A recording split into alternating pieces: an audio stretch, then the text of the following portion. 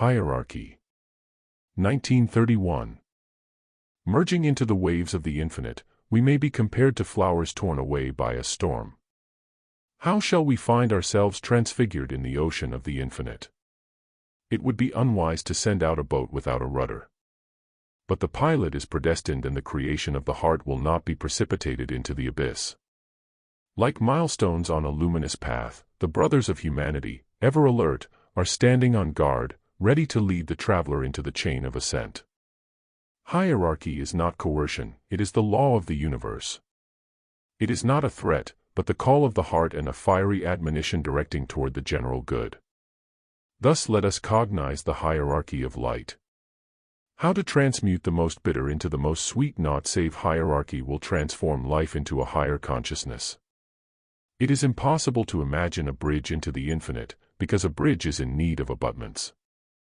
But hierarchy, like the abutments of a bridge, brings one to the shore of light. And imagine the entire effulgence that the eyes behold. And understand the song of light. Let us labor for light and hierarchy. 1. So much has been said about doctrines, yet humanity does not know how to accept the doctrine of the brotherhood. How many distortions have been accumulated about the truth? How many principles have been destroyed? They will ask, on what is the stronghold of the brotherhood built? Answer, on the doctrine of the heart, the doctrine of labor, the doctrine of beauty, the doctrine of evolution, the doctrine of tension, the most vital doctrine. We are votaries of the infinite. Where the all-encompassing striving cannot penetrate, the brothers of humanity do not affirm their manifestation. We suffuse space with the flux of evolution. The brothers of humanity willingly renounce parinirvana for the affirmation of human evolution, in their desire to lay the foundation for a better step. The goal is not divested of labor. The goal is not divested of sacrifice. Thus, point out the closeness of the manifestation of Maitreya. According to the prophecy of the most ancient teachers, when humanity loses the foundation of the teaching and sinks into obscurity, the epoch of Maitreya will take place.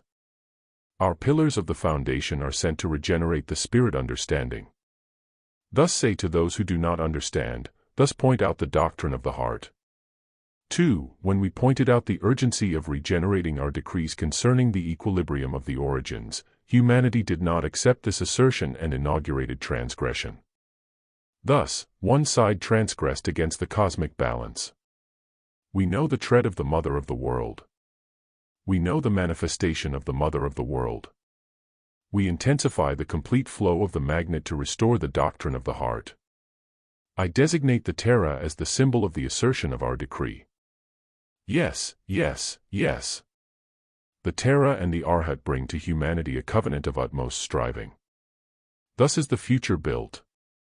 Thus we affirm our striving. Wondrous is the future. 3. The heart of an Arhat is like the heart of cosmos. The heart of an Arhat is like the fire of the sun. Eternity and the motion of cosmos fill the heart of the Arhat. Maitreya is coming, radiant with all fires. His heart is aflame with compassion for destitute humanity. His heart is aflame with the affirmation of the new covenants.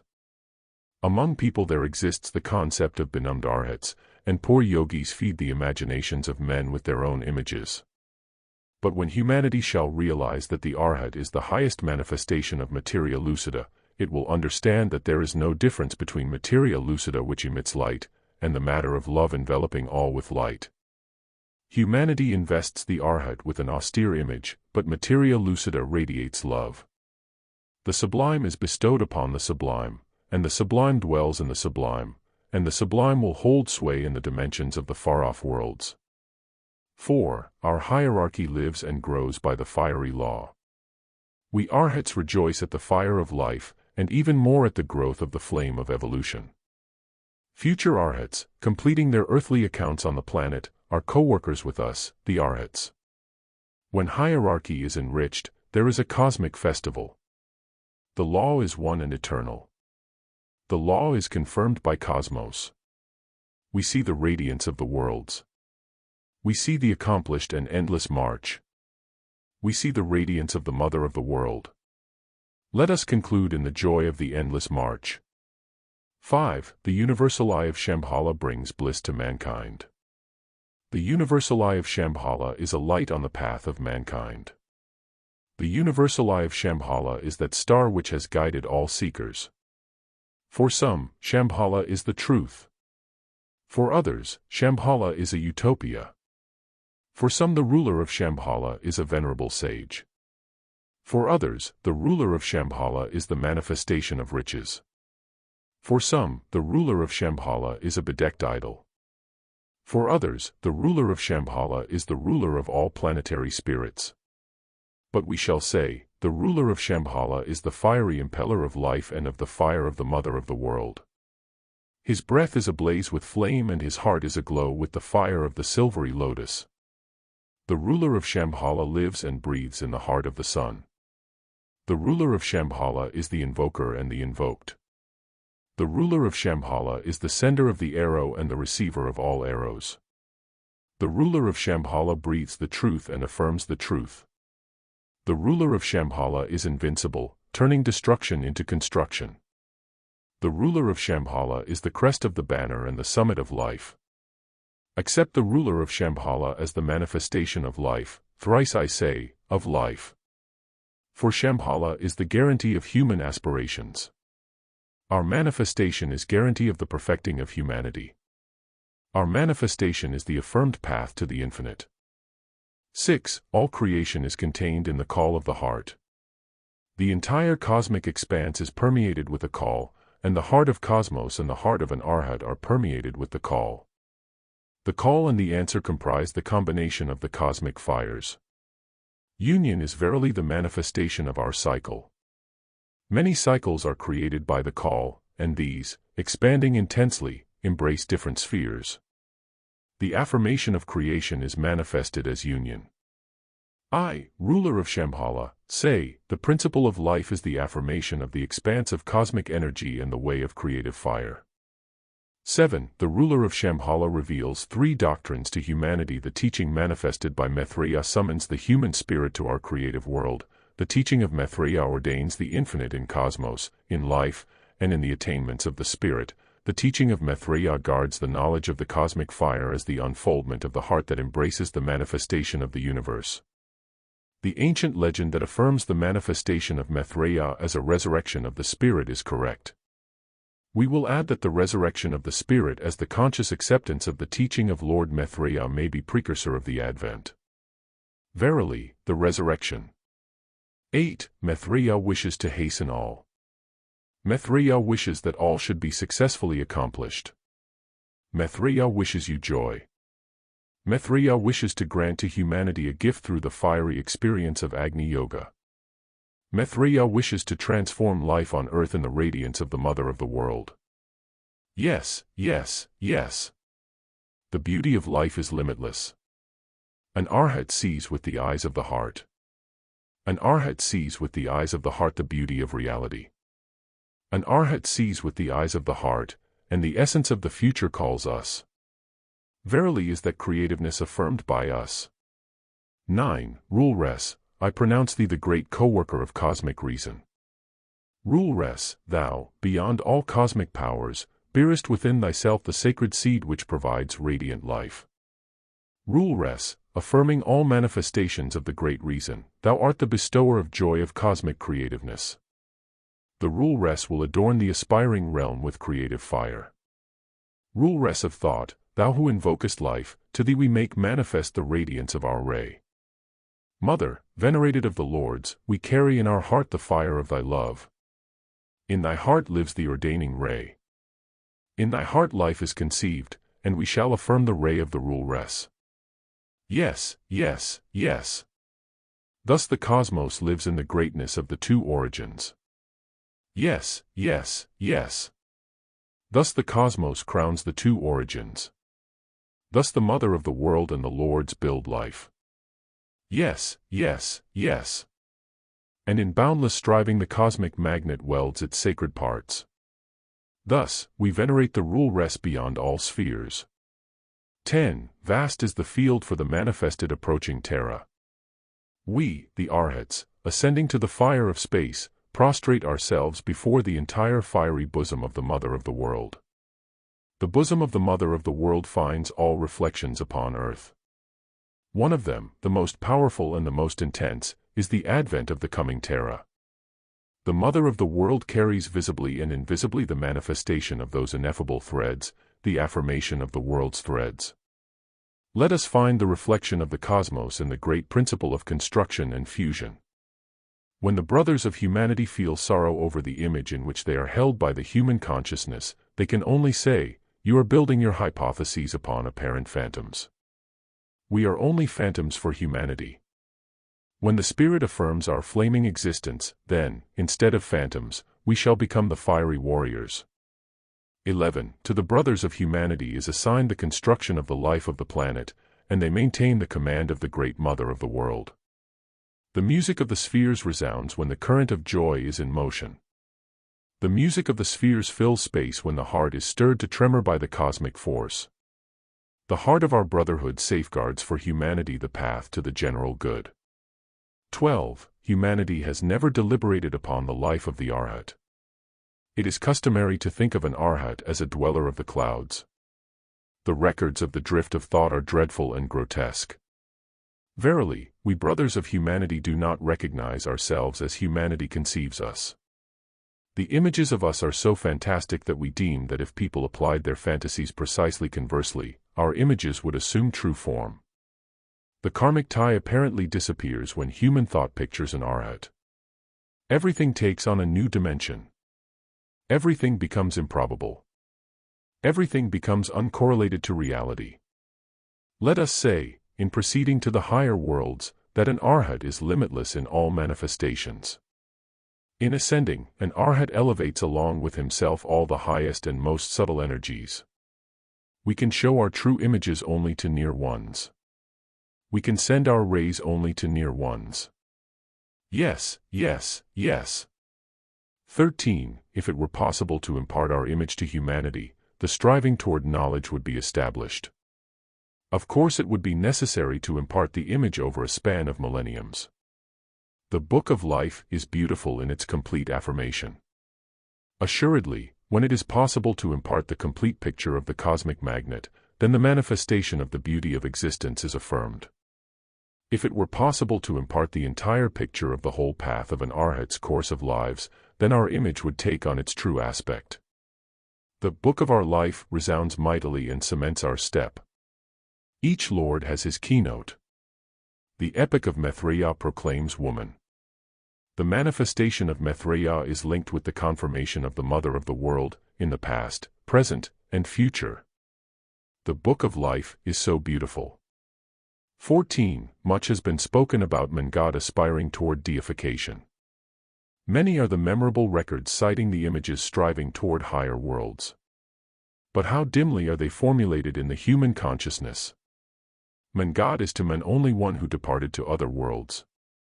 But we brothers of humanity seek and proclaim men God on earth. We revere all images, but none more than the great image of men God, who bears in his heart the full chalice, ready for flight, but bearing his full chalice on earth.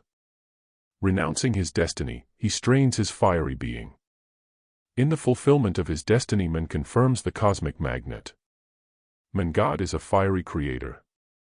Man God is the carrier of the fiery sign of the new race. Man God is aflame with all fires. Thus, inscribe in the records about Man God Arhat, Agni Yogi, Terra, so shall we inscribe. 15. Man God advances as an evident aspiring redeemer of humanity. We guard this sacred truth about Man God. I affirm that the Terra, carrying the flaming chalice of aspirations for the redemption of humanity, can proclaim our manifestation among men. The origin of the power of the cosmic magnet bestows striving toward the consummation. We brothers of humanity point out that the change will take place through the fiery principle. Verily, our new step is so beautiful. The currents of the higher spheres impel the currents toward the construction of our cosmic force. Great is the attraction. When striving hearts aspire toward consummation, the impetuosity increases, and the current of oneness is affirmed by the tension of the cosmic magnet. Thus the union resounds. 16. The prayer uttered by Christ when leaving earth was not heard by people. The prayer uttered by Buddha was not heard by people. The prayer that will be uttered by Maitreya knocks like lightning at the gates of the human spirit. Thus is earth stratified and the consciousness of the spirit created. When the dates approach, the work of creativeness may be entered upon.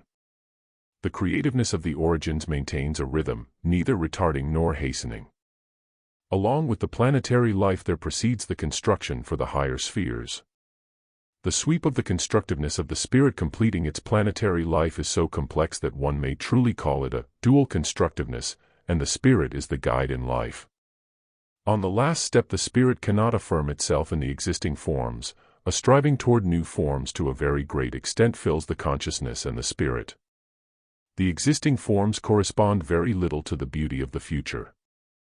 I testify that there are many mysteries in the life of an attained arhat. 17. How little does humanity ponder over the idea of responsibility, when the concept of Shambhala is regarded by people as a land ordained for rest. If people would only realize that the brothers of humanity bear all the burden of man's consciousness. If people would realize that we carry the responsibility for their schemes.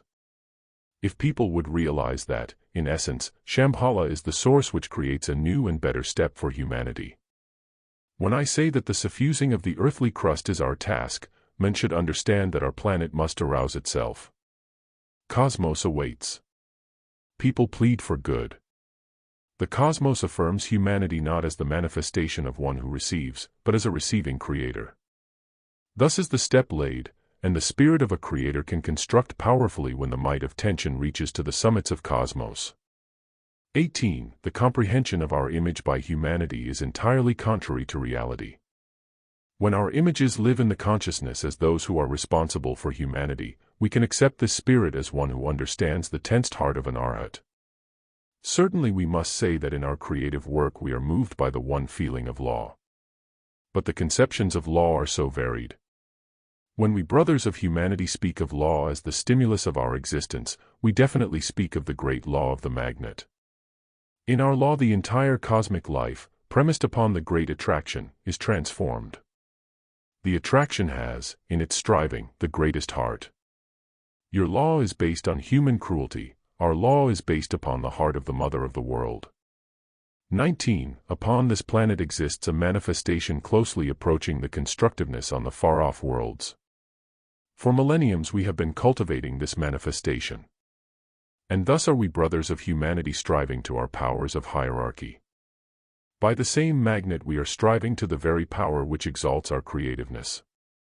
Wondrous is the predestination of our existence. Upholding the chalice of manifestations, one can be manifested as a power, both hands are outstretched to the chalice. 20. One may understand that page of our constructions as the intensified magnet. Humanity, in accepting the magnet and its intensified action, must also accept the ever-increasing power of the magnet as the evidence of the Lord's hand. Of the act of creativeness, I may say that each spirit creates individually. Spirit creativeness is so powerful that, even when the memory does not recall its actions, it can create an affirmation of the most difficult task. 21. We say, the arc of consciousness, because we term the consciousness of an arhat a complete circle. But there is a still higher step of cognition, we call it full affirmation. The cosmic magnet is our sacred power. Boundless is the immensity of this power. If only the spirit would manifest understanding, fearlessness would suffuse all hearts, and the spheres would resound with rejoicing. The arhat proceeds, carrying the power of the cosmic magnet in his heart. Cosmos creates, it creates the beauty of beingness. I can call striving a cosmic magnet. 22. In the creativeness of an arhat the heart manifests that striving which is attested by the cosmic magnet through educing intensified combinations. The actual creative tension of the striving heart of an arhat is so aflame with the fire of space. To bring about the advance of evolution, to bestow a firm truth and knowledge, and to link humanity with the currents of evolution, this stimulus inspires each move of an arhat. This tension sets into motion all feelings and subtle energies. Thus proceeds the manifested friend of humanity. These spatial strivings are the foundations of our cooperation. Similarly sustained are the centers of the fiery Agni Yogi as a friend of humanity. Yes, yes, yes. Thus we serve the progress of humanity. 23. You heard correctly about sovereign power. Verily, the hierarch uses the power for cosmic progress. We brothers of humanity possess this power of acting in step with the cosmic magnet. I attest, verily, that we create by a strained heart. Thus let us understand unity. The cosmic creativeness also achieves in being strained by the heart of reason. Yes, yes, yes. This law is the attestation of reason. Only thus does cosmos create. Yes, yes, yes. To thee, Mother of the world, the law of existence is made manifest. To thee, Ruleress, we brothers of humanity pay reverence. Thee, thee, thee. Thus the unified heart rules in the universe. Yes, yes, yes. 24. Man is merciless to himself. Bewailing his fate, he forgets that he inflicts upon himself a severe penalty. It is difficult for us to make people assimilate the thought of karma, but in a still more intractable state is the consciousness of a man headed straight for the abyss. People prefer self-destruction and self-deception to the enlightenment of consciousness. The quest for Shambhala varies widely in the spiritual domain. And is it possible that people believe they will attain the community of Shambhala through invasion or through fasting to him who is aware of the path to us? Let us say, walk by the path of love. Walk by the path of labor. Walk by the path of the shield of faith.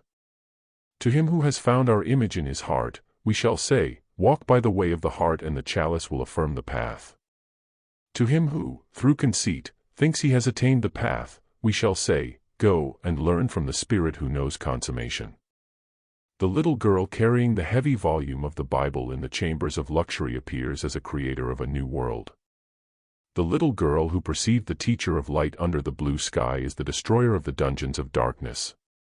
When the spirit of a small girl could feel the brothers of humanity, then the name of this spirit is a light-bearing sword. When, since childhood, the spirit could sense that the brothers of humanity regenerate that which exists, then this spirit holds the light-bearing name. We cherish the spiritual leaders among children. The evidence of enlightenment is the best gift to evolution. The command of cosmic life is a summons to light-sustaining achievement, and this mission is affirmed only by light. 25. The stream of karma rushes like a torrent, and consciousness may transform this tide into a repeated sacred union of beauty. But the way in which people understand the karmic stream is attested in human deeds. The evidence of the affirmation of karma and of union is attested by us as the greatest truth.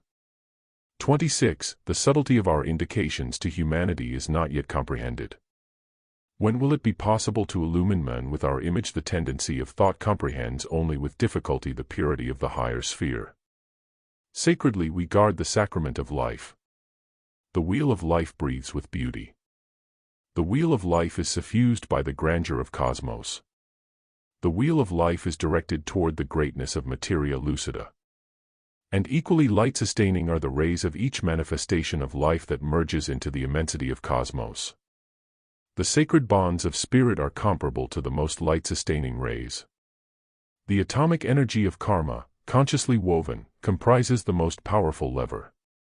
27. Verily, the tortuous line of the spirit retards its growth. A spasmodic striving induces an explosion which rends space. Each striving wave leads to creativeness. Each descending action induces an explosion. The most awful action is the rejection of the given decrees. On the way to the brotherhood one must understand that the highest hierarch has his entrusted ones. Therefore, none should deny that which is given through our entrusted ones, otherwise the higher steps will be inaccessible. Therefore I will repeat this until the consciousness is imbued with the greatest principle. Hence you, denying ones, guard this treasure that is given you for ascent. 28. Beautiful is the thought about brotherhood upon earth. Each disciplining of spirit produces striving. Only the will can give discipline to the spirit. But when the thought rambles, asserting selfhood, then verily there is no channel for true vital action. Every applied thought will bring growth to the spirit. Thus, each applied thought of the Terra and the Guru will further the expansion of consciousness. Thus, only the chain of hierarchy will give the possibility of ascent. Complete obedience leads to true creativeness, for when obedience guides the action, power increases, and the pledge strains all forces. 29. He who adheres to the teaching of infinity gains freedom of action first of all.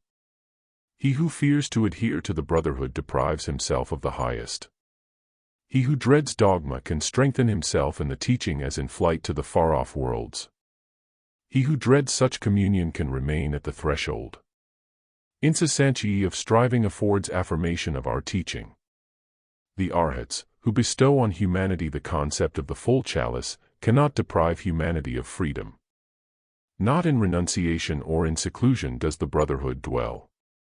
Each spark that kindles the consciousness is recorded, each striving arrow is recorded. Not abstraction, but fiery striving endures. Those who know the attainment of cosmic strivings may verily say, we create with fire. We strive with fire. We live in fire. Not miracles these, but the transmutation of life into the garment of materia lucida.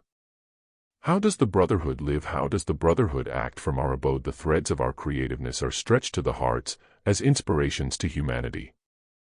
30. The thought of obedience to a teacher is foreign to humanity. But how can a spirit not succeed when the teacher is the leading beacon? How can the disciple lose his fire when the teacher is the kindler of all fires? How can the shield of the teacher be an obstacle to the disciple when it is the teacher who impels his fiery striving? In the consciousness of humanity lives a germinal desire to strive for a common work that leads all forward, in unity. But humanity must learn independent action, and must implement the affirmed thoughts of the teacher. Thus does human evolution achieve harmony with cosmic reason. Humanity must learn to create by the higher way. Truly, emulation of the teacher is the taking of the image of the teacher into one's heart. 31. The realization of goal fitness is a token of cooperation with us. How else can one gain an understanding of the magnets sent to different countries? How else can one approach the manifestation of the magnetization of human consciousness, which in silence attracts the eyes of an entire nation to itself? Thus one can trace how our commissioned sisters and brothers have attracted and revolved around themselves the consciousness of entire nations. But for this one must vigilantly understand the value of each step. 32. How can we achieve a comprehension of the magnet if we doubt the indications of the Lord? How can we conquer an enemy if we doubt the power granted to us? How can we expect to build anything strong if we do not accept the irrevocable indications of hierarchy? 33. How can one come close to the source? How will the higher understanding be affirmed? Only by the law of hierarchy. The guiding hand is the uplifting hand. The indicating hand is the hand revealing the path to the highest law. Thus is created the great step of the law of hierarchy. Truly. 34. Only matured spirits can burden themselves with the knowledge of exact dates. It is impossible to imagine how many strings have been broken by the presumption of dates. The efforts of even valiant spirits have often been impeded by the barrier of dates. It is useful to know the direction, but a limited date impedes the cosmic constructiveness. How can one speak of magnets when each date will divide the thread of a progressive movement? Only vigilance and goal fitness will lead without wasting energy. 35. How do people understand the law of hierarchy? How do they fulfill its laws in life? How do they intensify the best striving in themselves? Truly, the law of hierarchy is mistakenly understood as an individual's right. It is forgotten that a hierarch is a link in a chain, and one who fulfills the will of an even higher one. Only by knowing this is it possible to properly respond to the higher mission. Only thus can one validate the trust and build the fiery accumulations in the chalice. 36. Thus the appointment of a hierarch is the appointment of one who fulfills the higher will. When the spirit assigns to himself the affirmed right, he can achieve only through the fulfillment of the higher command.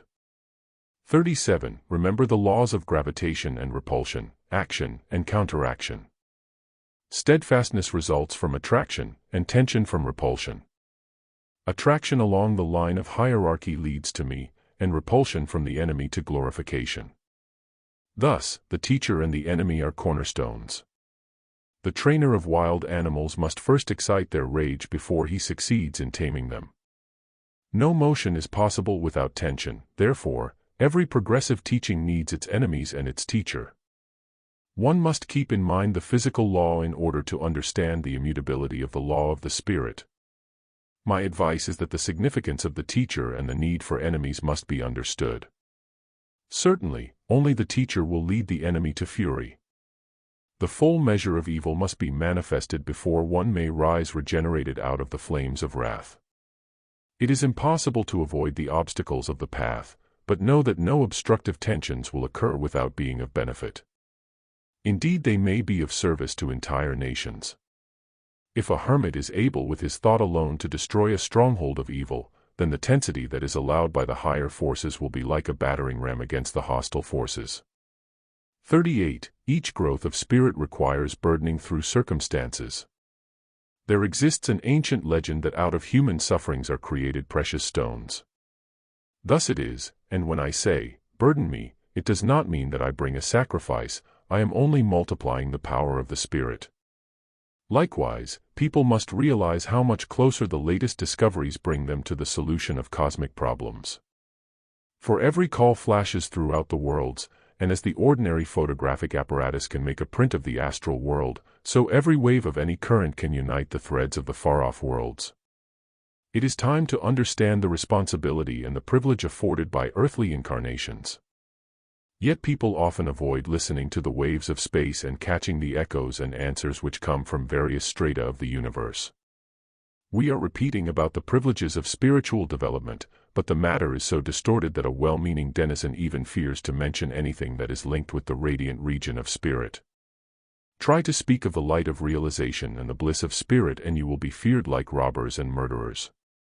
But even robbers were disciples of Christ and Buddha, hence do not fear human epithets, but hearken to the voice of eternity, which leads to bliss and light. Fear not, fear not, fear not. 39. The creativeness of cosmos is always built through the tension of all energies. For all achievements the quality of energy should be affirmed.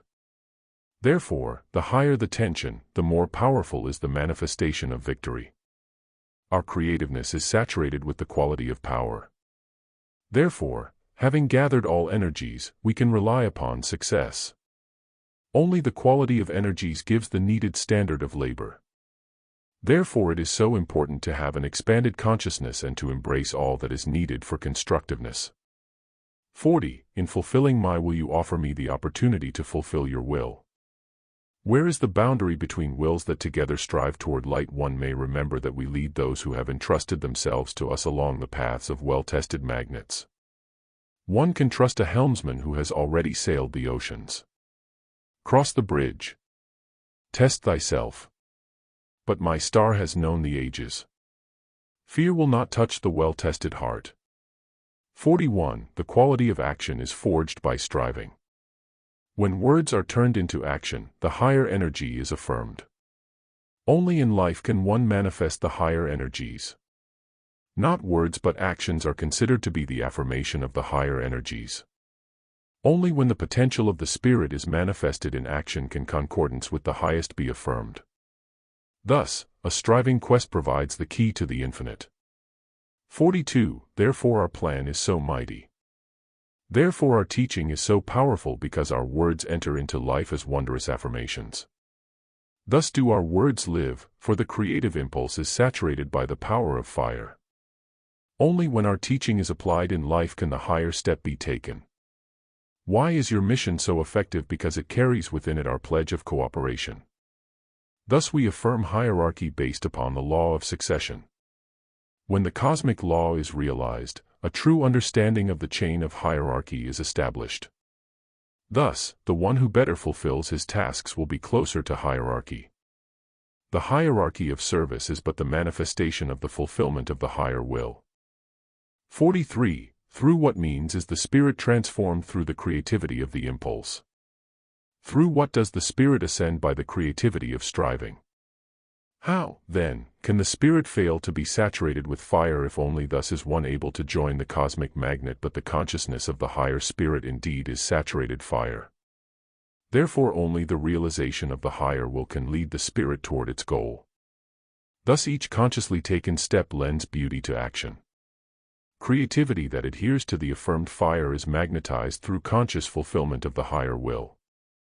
44. Therefore, each thought put into action is a contribution to the fiery creativeness. Each fulfilled thought is linked to our actions. How carefully must the disciples examine the quality of their thoughts? Has not the worm of egoism, or conceit, or the manifestation of self-love hidden somewhere? The ability to admit this honestly is something that each spirit must develop within himself. Only thus can one fulfill one's mission in the plan of the Lords. The chain of hierarchy is built by fulfillment of the higher will. 45. The quality of thought is so powerful that the fire of space responds to the tension of thought. The cosmic affirmation can take place only when a corresponding harmony is established. Thus each correspondence brings its consequences. The warrant of the broadening of consciousness lies in the development of sensitiveness. Hence, the quality of striving is the truest indicator of the growth of the spirit, and consciousness is manifested as the affirmed power of creativeness. 46. Thus, the quality of thought is intensified by the impulse of search. The creativeness of spirit is intensified by the power of fire. Therefore, our workers must realize the entire power of creative thought and kindle their fires. Thus, only the quality of thought can broaden the consciousness. Thus let our workers remember. 47. One yogi gained the reputation of being a practical joker because unnoticeably he moved various objects in people's houses, and when asked why, answered, "I am checking to see if you have become blind." Truly, there are few who notice changes in their surroundings. But the first sign of an eagle eye is the ability to notice the smallest changes, since on them depends the vibration of the whole. 48. Certainly the power of hierarchy is the most vital, and only by this bridge can one build. Thus, in the foundation of each great beginning is laid the energy imbued by the law of hierarchy. Only upon the principle of harmony and unification can one build. Only upon the basis of affirmation of the principle of hierarchy can higher possibilities be affirmed. The creative will proclaims that a united consciousness leads to harmonious decisions. 49. Attentiveness can be tested in a simple way. Move an object to a new place. If it remains unnoticed, do the same with a larger object and observe what elephant finally attracts the sharp eye. Test yourself and others. Test for fear, for irritation, and for laziness, and for all failings that cause the litmus paper to blush with shame. There is no need of complicated invocations, since simple attentiveness moves one many steps further. Thus one should begin to develop the eagle eye. 50. Harmonious sendings bring much usefulness, especially when one dominant tone can be followed, as for a musical key. A primary note may even be struck with a tuning fork. A magnet, a tuning fork, a ring, and many common devices easily enter into the daily life of the young yogis. The clearing away of accumulations of debris requires the use of shovel and broom. One should not fear everyday objects, as below, so above.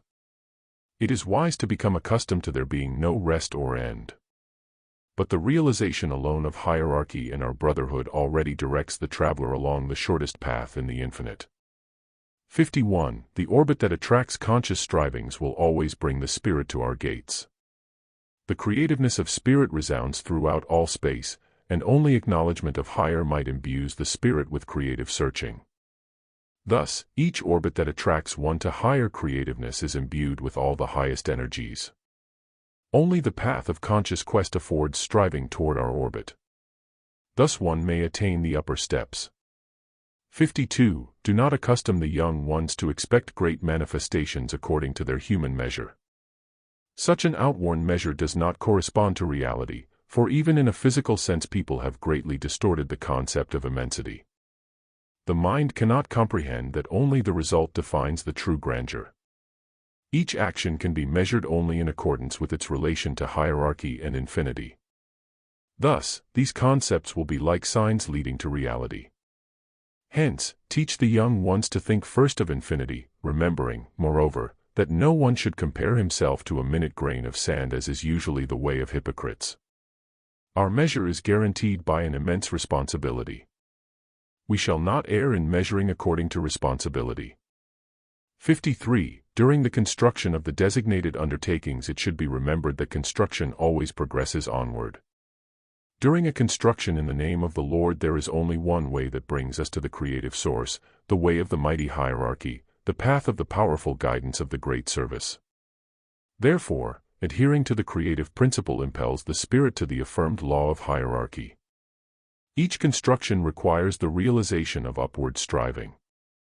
Hence, only the law of obedience to hierarchy can give a legitimate tensity.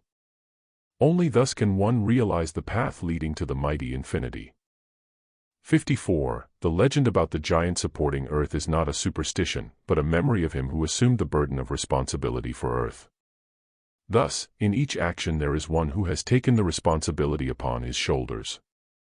The one in cooperation with others constitutes the balance. Like a spinning top, the rhythm of motion should be kept, thus mechanics is transformed into art. The display of simple attentiveness, which we pointed out first in legends and symbols, I now ordain in a simple command: merely open your eyes, because there are many signs around. 55. The filling of the chalice determines the quality of action. Each thought leading to the mighty understanding of hierarchy uplifts the spirit. Therefore, as striving grows, the broadening of consciousness leads the spirit to the understanding of the origins. Creativeness of the spirit can build a bridge to higher understanding only through the subtlest energies. Therefore, the accumulation in the chalice gives the best possibilities and attainments. Men must strive to fill the chalice and expand the consciousness. Thus, the subtlest energies are within reach of only the subtlest receptivity, and limitless striving opens the gates to beauty. 56. Certainly, when the spirit is accustomed to respond in service in conformity with higher predestinations, the link of the spirit with the higher will is established. Hence, one should apply one's striving to perception of the higher will. Only thus can a hierarch serve our task. Verily, adoption and fulfillment are the valor of a hierarch. Therefore, I affirm that the power of creativeness is in the blending of consciousnesses. Thus we create the predestined future. I affirm it. 57. Mean thoughts have been compared to crawling reptiles. Nothing is more analogous to this scum of the consciousness. Can one sit calmly in an armchair, knowing that beneath him crawl poisonous snakes and scorpions? One must free oneself from reptiles, and primarily on the path to hierarchy. Condemnation of and blasphemy against the Lord are irreparable. Thus, each one who condemns the hierarch must remember that his levity and crime will infect his karma for many ages. Verily, if there is only one way, through the Lord, to the one light, then only extreme ignorance will allow destruction of this single path.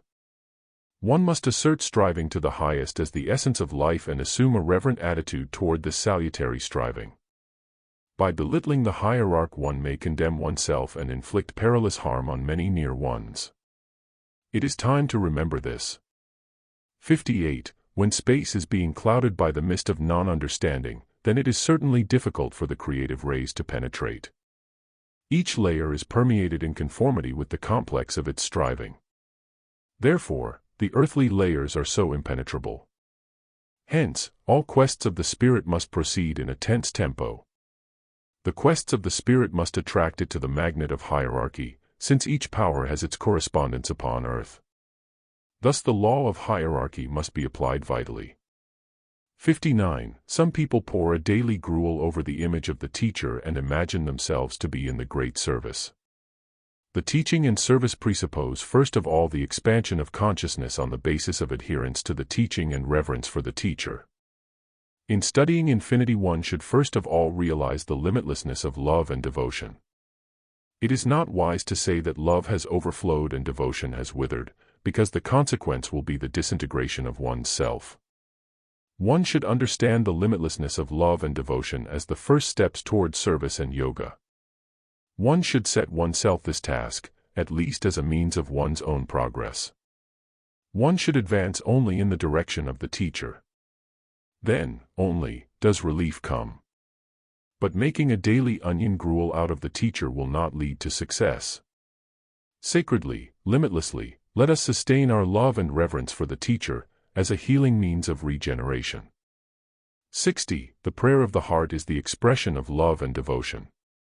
Let us fill our vessel of experiences, because inevitably we must come to it. Let us not waste precious time in demeaning and in dissolution. Each dissolution evokes unbridled elements, in other words, it opposes the manifested cosmos. The growth of consciousness is verily our festival. 61. When thought comprises striving toward the fulfillment of the higher will, a direct connection with the shield of the higher will is established. Can one reach an understanding of cosmos without striving to penetrate into the higher spheres? Only succession gives foundation to all strivings. All that exists proceeds by the law of succession. Hence, each isolation results only in the loss of the predestined. Thus, thought is generated as the carrier of the law of succession. Thus the law of the higher will creates limitlessly. 62. In all religions the one departing from earth has been accorded an accompanying intercessor in the aspect of a saint, angel, or departed relative. Thus was affirmed the existence of a world beyond the grave and the need of a guide. One should become accustomed to this thought of the need of a guide. Thus in all religions the guide and the teacher were affirmed. Hence when we speak of the teacher, we remind of that which is inevitable. The teaching can live, or turn into the embrace of death. But it is easy to enhance life by turning to light. 63. The assertion of a correct decision is the property of psychic energy. Then how greatly must men develop this property in themselves? Without this property one cannot assimilate the fire of space. Without this property one cannot receive the preordained treasure. Only contact with the higher can give the direction, therefore it is necessary to strive to an understanding of the higher principle. Only thus shall we approach the law of hierarchy. 64. Only the reflex of the reflexes of psychic energy can be perceived through physical sensations. The same may be said of subtle energies and the remote bodies of cosmos. But that should not discourage researches, because by the shadow and the source of light one can define the height of an object. All Western methods of ascertainment can also be applied, for I do not see any difference between the West and the East when we are at the summits of research. It is necessary by every means to dissolve all the conventional divisions of ignorance. Let us not be afraid to investigate by all methods, only learn to know. 65. The qualities of actions testify to the decisiveness of striving. Each action is imbued with its own essence. The impulse of motion compels one to ascertain the impetus of an achievement. The quality of the action determines the quality of the affirmation. Then how must the spirit strive to the refinement of the essence and quality of action? The entire pledge of creativeness and the direction of action are contained in the trend of thought. Therefore the approach to the chain of hierarchy directs the spirit toward the truth of creativeness. Thus one should seek to fulfill the higher will. 67. You can perform one of the most useful psychic experiments. If you accept all our counsels and it seems to you that something indicated was not fulfilled or was not transmitted in accordance with your expectations, then immediately study the counsel itself, applying the words in accordance with the customary human understanding. Then recall all the circumstances that have taken place and consider all your own thoughts, worries, irritation, and all accompanying hazards and blunders. It is very significant to observe the events that have influence over the cosmic waves. One may see that however ponderous is our human burden, it cannot be compared to the minutest thought. In this way you can observe to what degree the psychic sphere has its own laws, beyond our three dimensions. Beginning with such observations, one can arrive at valuable conclusions which, when accumulated, will bring great benefits to humanity. Because the time has now arrived for a specially keen application of the psychic laws. It is time to gather into the chalice of patience all the designs and to remember that each fluctuation of climate and atmospheric pressures also exerts its deep influence upon the psychic laws. Let us apply the most precise scale for weighing our thoughts, and let us remember that each oxidization of metals exerts influence upon the character and quality of thoughts. Smoke, and also the odor of burning refuse or meat, is always harmful. Let us not forget that dust, like particles of decay, penetrates the pores of the body. Let us calmly discriminate in all the details of life, not for self-vindication, but for the investigation of our nature and acceptance of the measures of perfection. 68. one more significant experiment: accustom yourselves to see without looking and to hear without listening. That is, you must be able to aim your vision into the spiritual realms to a degree that, in spite of open eyes, you will not see that which is before you, and in spite of open ears, you will not hear evident noise. Through such physical tests one can greatly progress in psychic vision and hearing. For this, it is useful to hold constantly in imagination before oneself the image of the teacher as that which is the most precious to bind you with the Supreme. Now, imagine for a moment that you have succeeded, with the help of chemical reactions, in creating a complete microcosm. For this microcosm you are the creator. Then why is it so difficult for people to imagine an endless chain of creators from the lowest to the highest, up to the inaccessible? Therefore, in speaking of the infinite, we will not imagine it as something void or measureless, but as something integral in its incessant ascent. And is not the entire infinite expressed in your consciousness? For where are the measure and boundaries of your consciousness? Thus, from the smallest to the greatest, proceed by steps, each link being visible and tangible. There the indicated experiment will serve you in seeing through the physical, impenetrable forms which stand before you. From the evident proceed to the reality that will enrich your path. 69. Another useful exercise: try to write different things with both hands at the same time. Or try to dictate 2 letters or conduct 2 conversations at the same time. Try to drive a motor car and carry on a conversation about complicated problems at the same time. Try to refrain from quarrels when the changeable mood of your companion invites your irritation. Try numerous examples of dividing your consciousness. Try to pour your energy in several directions without losing its value or weakening its flow. A one-sided effort is related to Kali Yuga. But the streams of all energies, like a salutary current, will enrich the discoveries of Satya Yuga. In past centuries we have had examples of the successful division of consciousness. But now we should especially affirm the action of all channels of Brahmavidya. Pay attention to the flow of thoughts and affirm the right waves of rhythm. People should not become like animals, who can think only in one direction at a time. The suns of light and flame should sparkle in full freedom and kindle the fires of space. Verily the time comes for the kindling of the fires of space, in other words, for their manifestation even in the nearest physical sphere. It is a difficult time when fires can flash out and, if undisciplined, can burn and annihilate. Accept these reminders as the lesson of the day. Do not consider that in heaven there are different laws and that we are still preserved through ignorance of lower matter. Indeed not. You know, and you will begin to apply all counsels. 70. Aerolites are not sufficiently studied, and still less attention is accorded to the cosmic dust upon the eternal snows and glaciers. However, the cosmic ocean designs its rhythm on the summits. If we begin to think of infinity, we should pay attention primarily to all that comes from beyond and links us materially with the far-off worlds. How, then, can one venture upon a distant voyage without paying attention to the guests from afar also? Symptoms of life upon the eternal snows should be compared with those upon the plains. Perhaps the excessive growth of certain glands is caused by the use of water from the snows, which causes a disorder resulting from the action of the particles of cosmic dust. So many useful observations are diffused around us, one must only stretch out one's hand.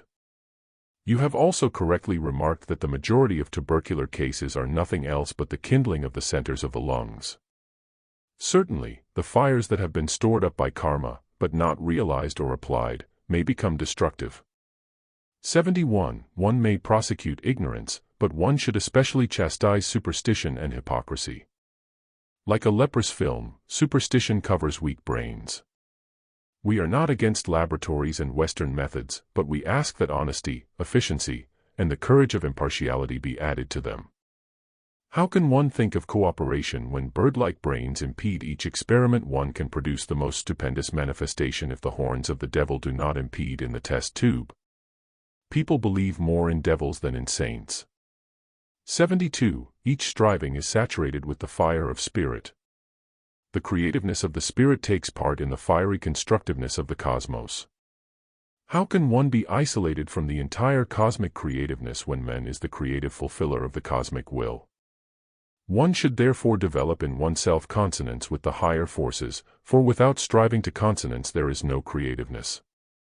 Thus, humanity must be affirmed in the understanding of the higher forces and adhere to the higher will. 73. Certainly one can attain only through adherence to hierarchy. Only the understanding of the great law will open the eyes of humanity. How, then, not to penetrate into the might of constructiveness? Therefore, our disciples must be imbued with an understanding of the affirmation of hierarchy. Therefore, one can build only when our carriers of fire carry our will and the disciples accept that which is sent. Each builder knows the law of hierarchy. 74. Upon investigation, the quality of thought belongs to the category of subtlest energies. It is impossible to measure the fluctuation of thought, therefore we have established the probation of disciples by the refinement of thought. Every 3 years we give the disciple the possibility of expressing himself in regard to the same event. Only according to these dates can one see the fluctuation of selfhood, cooperation, patience, and devotion. Similar experiments can be applied to other manifestations of energies, the more so since people have completely forgotten about probations. One can also test oneself, directing one's attention to old objects and observing the reaction of the influence of remembrance. Likewise, one can test oneself upon flowers, music, upon a book read long ago. One can scientifically observe the influence of surroundings upon an object long since familiar. How many steps could be counted forward or backward? Besides, one can ponder why a step crossed for the second time is always much more difficult. 75. Certainly, an experiment upon oneself is always useful because it reminds one of probation. Probation is the sign of creativeness. One must get accustomed to the thought that men create unceasingly. With each glance, with each breath, with each motion they change the course of the cosmic waves. Since there is no vacuum, how, then, are the worlds linked? The cells of life grow like the leaves of a tree. But we forget that the mold of each of our motions remains. How beautiful it must be in order to be worthy of the great builder. 76. Cosmic creativeness is based upon conformity. Without the law of conformity it is impossible to affirm creativeness and the development of fiery receptivity. Hence it is so important to apply this essential law to life. Verily, without the power of conformity and fiery receptivity it is impossible to bring about the predestined. 77. Each step requires new circumstances. Each new step brings its affirmed power. Therefore in the midst of the difficult time a mighty step in conformity with the difficulties is being laid. Hence the creative activity of our co-workers will bring the manifestation of success when thoughts shall be affirmed upon the might of the future. Thus we build a wondrous step. Thus we build amidst the dissolution of the countries. Thus our power enters into life. The manifestation of a new step is so close, but the world decides its fate. 78. Nothing is neglected in the world. Sometimes we measure by great scales, but often experiments with small units should be performed. The trend of thought should likewise be observed. The giants of thought are as instructive as the small leeches. One may see someone who has overcome a tremendous obstacle stumbling over an insignificant puddle. Rancor, offense, thought of self destroy the possibilities just as do treason and fear. One must discriminate the circumstances, whereas the new touchstone thus, with sharp-sightedness we reach the realization of joy for each probation. We shall say, Lord, send thy will, give or take. Together with thee, we shall examine my pitfalls. Together we shall deliberate my decisions of yesterday. Today I am satisfied, and thou, better than I, knowest the quantity of nurture needed for the morrow. I shall not transgress thy will, because only from thy hand can I receive. Thus, one must watch oneself in the great and in the small. 79. Already you know how tense is the time, and to those who are seized with fear, say that when the Lord lives within the heart, no hair will fall from one's head, and to each one a palace for body and spirit is allotted. But preserve your heart in purity, in order that I may enter there and surround you with armor. Remember that if you give in spirit to the Lord what has been taken from you, he will reward you 100-fold. Thus, direct your thought to the Lord and let the Lord enter your heart.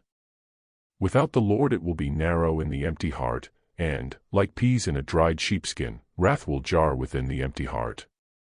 Fill your heart with the Lord so fully that no enemy can force his way through. Peace unto you. 80. The attraction of corresponding forces is saturated with striving which unites the forces. The affirmation of all shiftings is intensified by energies which function according to the law of correspondence. Therefore each creative force is subject to this law. Cosmic creativeness depends on these correspondences.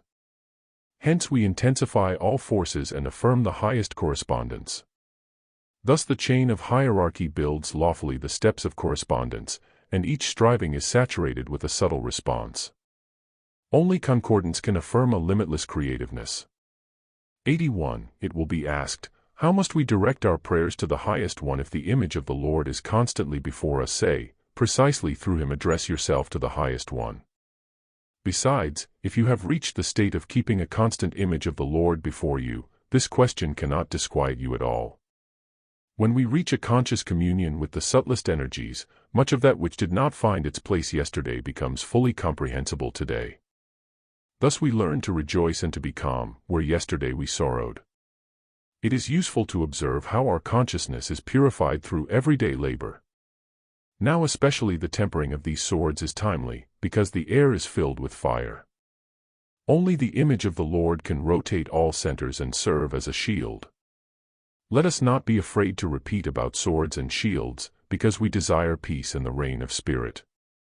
As victors cease to remember their enemies, so we do not count them, and a forest will not suffice to liken them to trees.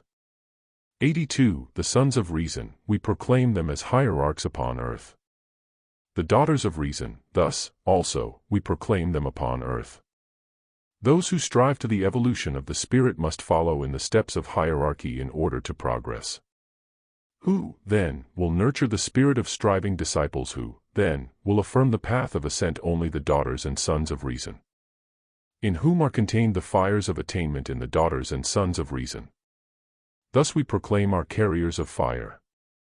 Each realization of our will proceeds, revealing the fiery law of hierarchy. Only the conscious adoption in life of the law of hierarchy affirms the right path. Verily, space resounds with the affirmation of hierarchy. Thus the wondrous life is being built. Thus the predestined enters into life. The sons of reason, the daughters of light can make manifest the power of the higher laws only by obedience to the hierarchy. Thus our hierarchs manifest our power of reason and heart, thus unto infinity. 83. Thus the higher reason creates upon earth through the power of hierarchy. Our creativeness requires the affirmation of hierarchy in its entire scope, in its entire understanding, in its entire beauty. The understanding of hierarchy reveals all possibilities. It is correct to view the law of hierarchy as the summit of cosmic creativeness. Light pours from it, thoughts strive to it, thus one should direct the best strivings to the summit of hierarchy. Only when the highest affirmation enters consciously into life, can the highest be given.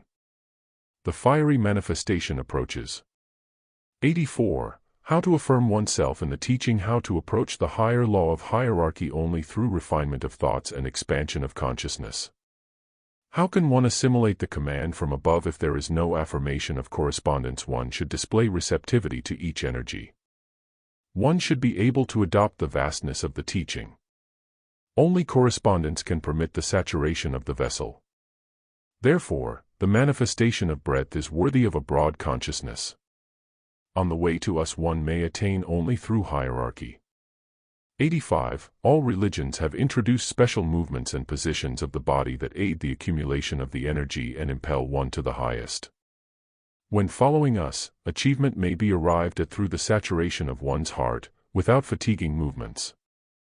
He who succeeds through this means has an advantage, because the source of the heart is inexhaustible. The image of the Lord, impressed upon the heart, will not grow dim and at any hour will be ready to help. This way of the heart is the most ancient, but it requires a considerable expansion of consciousness. One should not speak of the heart from the very first conversation, for then one may overburden it aimlessly. It is likewise aimless to speak of love if the heart does not yet contain the image of the Lord. But the hour strikes when one must indicate the power of the heart. I advise addressing oneself to the heart, not only because the image of the Lord is already close but for cosmic reasons. It is easier to cross an abyss if the link with the Lord is strong. 86. Thus, it is not easy to be without the Lord. Repeat the name of the Lord not only with the lips but rotate it in your heart, and He will not leave it, like a stone pressed into a crevice by the mountain waters. We say cor regale when the Lord of the heart enters into the predestined chamber. One should shield oneself by the Lord. 87. The omnipresent fire imbues each vital manifestation. The omnipresent fire intensifies each action. The omnipresent fire impels each striving, each undertaking. Therefore, how is it possible not to be imbued with the omnipresent fire? The cosmic might, which underlies each impulse of man and each creative force, is directed to a conscious constructiveness. How carefully one should gather these identical energies for the construction of a better future. Only a conscious approach toward mastery of the power of co-measurement can manifest creativeness worthy of a better step. Therefore, each one on the way to us must strive to creativeness, consciously directing his perceptions. 88. How greatly, then, must the disciple realize the power of perception and the comprehension that there exists only one law which governs the entire cosmos, the higher will. Along this line the evolution of the spirit is created. This law unites all related and manifested magnitudes. Striving toward fulfillment of the higher will leads to sensitiveness of perception. Only this path affords a decision in correspondence with realization and fulfillment of the higher will. Thus, we also offer our creative striving to the higher will, and thus the arcs of consciousnesses blend in the one flaming heart. Yes, yes, yes. Thus the great cosmic step is created. 89. When your consciousness prompts you to the necessity of possessing the constant image of the Lord, retire to a quiet place and direct your sight upon the chosen image. But remember, one must decide irrevocably, because in case of treason the constant image will be a constant reproach. After gazing intensely upon the image, close your eyes and transmit it to the third eye. Exercising thus you will attain a vivid image, and you will feel a special intensified tremor of the heart. Soon the image of the Lord will remain inseparably with you. You can test yourself before the sun, and you will still see the Lord before you, sometimes without color, but afterward vividly and even in action. Your prayer will lose the need of words and only the tremor of the heart will suffuse your understanding. Thus one may reach in life much that is useful, but the consciousness must be in conformity with it. 90. One more useful exercise: become accustomed to not being astonished or surprised at anything. But this should not be understood as the stifling of the spirit. On the contrary, in the complete readiness that gives birth to foresight, stand vigilant in the entire tremor of realization. Many wondrous things are approaching. One can understand them in accordance with one's own desire and one's own consciousness. But it is still easier to receive them through the image of the teacher. If you can visualize the image of the teacher in your consciousness with the most complete clarity, you can transfer your consciousness into his, and thus act, as it were, through his power.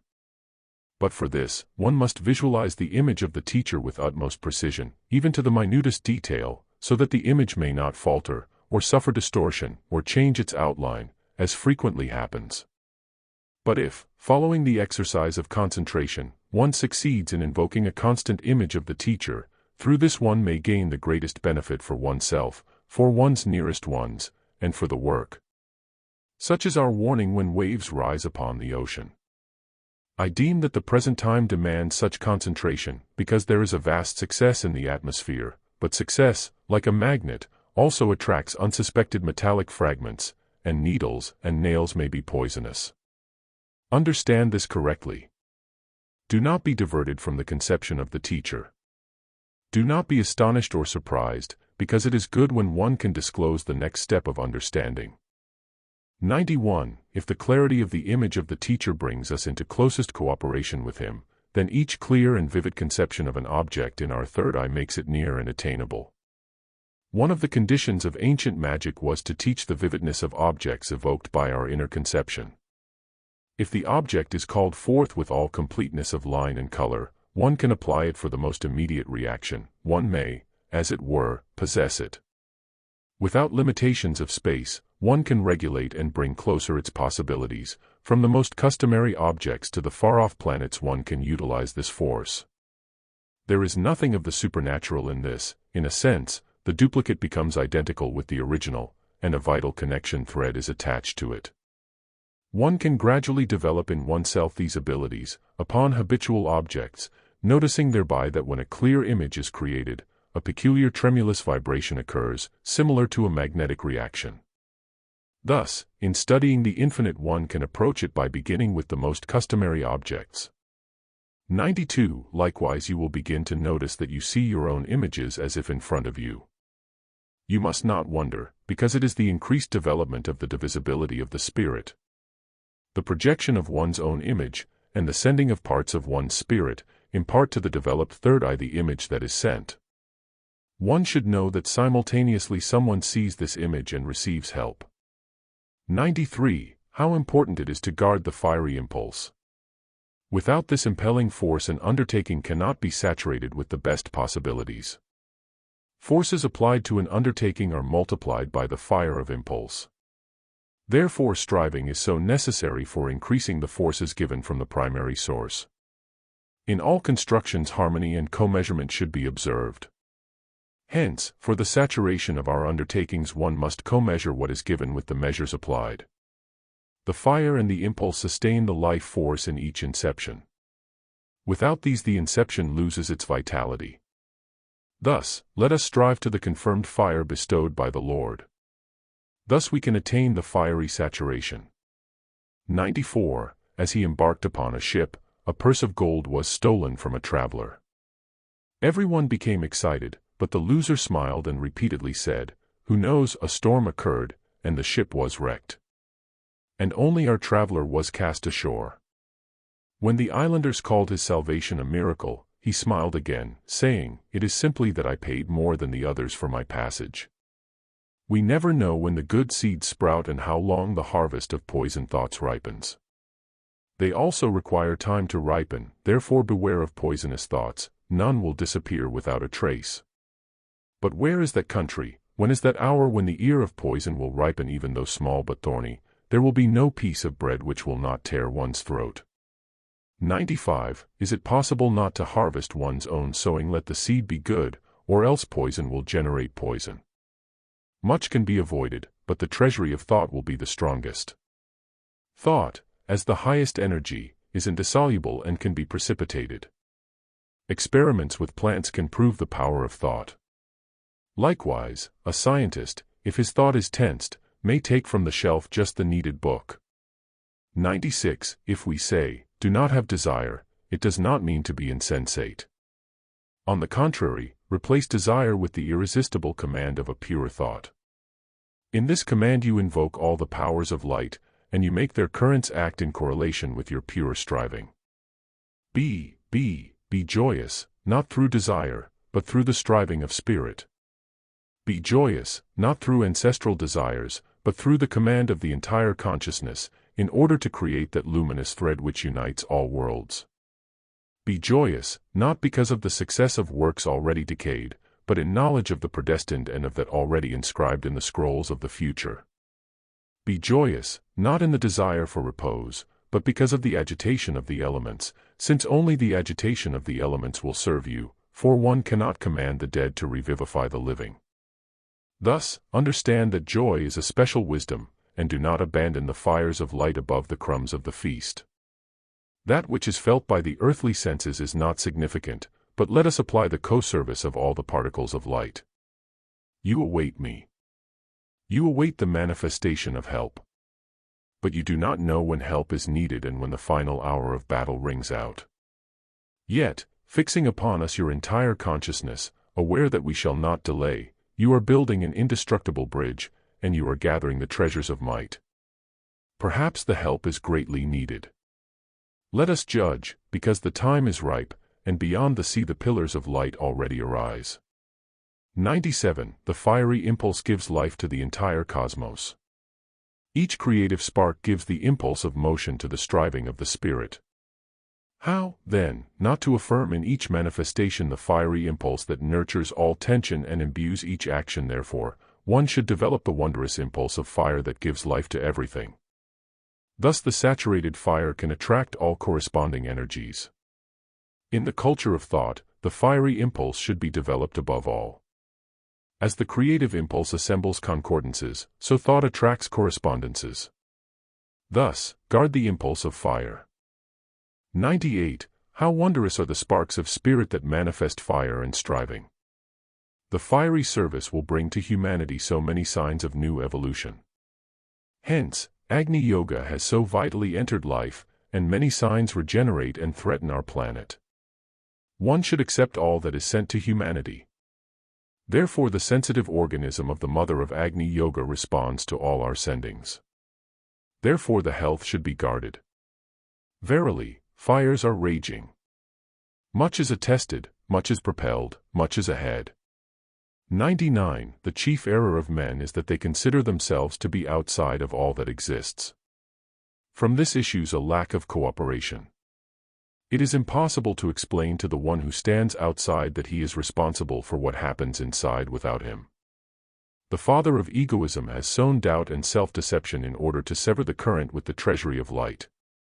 Nobody wants to consider that light is the effect of thought, but the multitudes that inhabit the interplanetary spaces will willingly acknowledge the power of mental cooperation. They realize cooperation and understand responsibility. One can enroot oneself in a universal thought and thus acquire wings in heaven and on earth, the foundation. Many valuable reminders about the link with far-off worlds are spread everywhere. 100. The spark of the Spirit kindles the heart, hence our teaching is in need of spreading through the fire of the heart. How can one kindle the torches of spirit without the fire of the heart? Only fire uplifts creativeness and imbues each action. The energy that impels to the vital impulse must possess vital fire. Hence, in this law are contained creative powers. The tension of each energy calls to life the surrounding energies. Thus all materializations take place, gathering around them all energies. Therefore, the kernel of the spirit is a mighty accumulator. 101. How majestic is the law of hierarchy! How constructive are all laws of hierarchy! Verily, the ladder reaches heaven. Thus, each one striving to hierarchy can fulfill the higher will through a task given from above. Thus, we build through hierarchy, hence each indication should be fulfilled as given by the hierarch. Only thus can one fulfill the higher will. Therefore one should truly guard the wish of the hierarch. As pearls of the spirit one should guard the entire affirmed source. 102. The self-sacrificing heart of an Agni yogi contains the pain of the world, but it is a rare manifestation. As is said in a most ancient psalm, I shall encompass within my heart the sorrow of the world. I shall incandesce the heart as the womb of earth. I shall saturate it with lightnings. The new heart is the shield of the world. I shall inscribe upon it the sign of the Earth Mother. The cross of the Mother will be the sign of my fire. Thus knew the ancients. And again a loyal heart is in the service of the world. Therefore I say, health must be guarded. A vessel filled to the brim must be carried with caution. One may rejoice at the kindling of the fire of the heart. Let us not forget how unexpectedly new fires are kindled.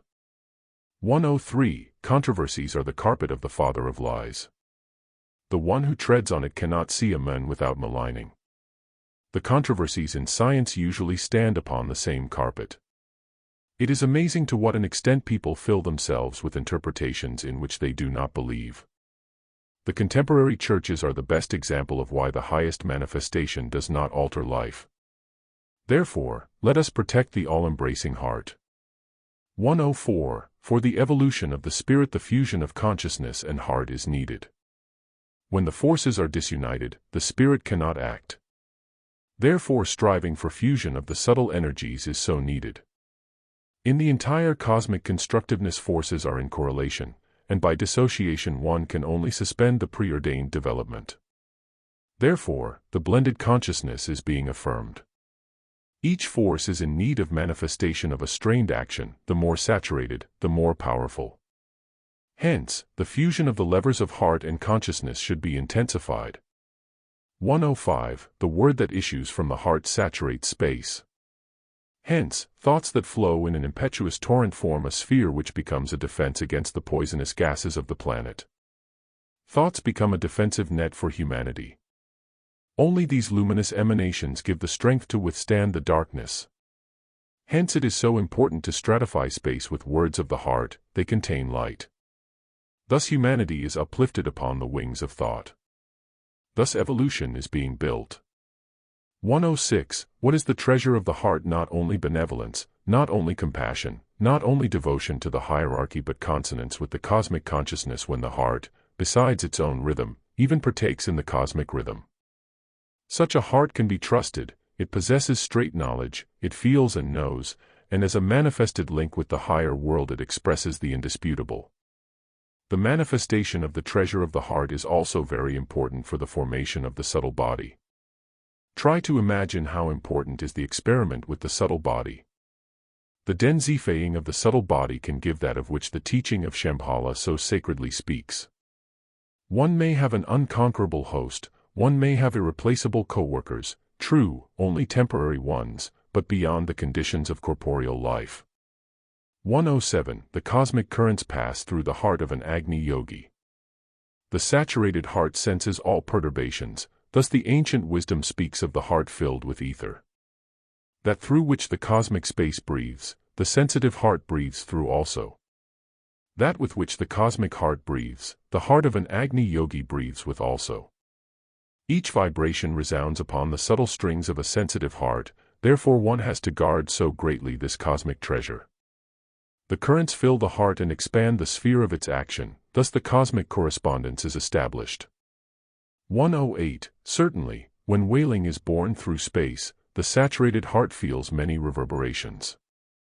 So great is the spatial battle and so tense are the waves of light. The great epic approaches. How, then, not to overcome evil? Hence, the dark ones are so much on guard. When the great laws of beingness enter into life, how, then, shall the dark ones not be frightened? Thus I affirm our might.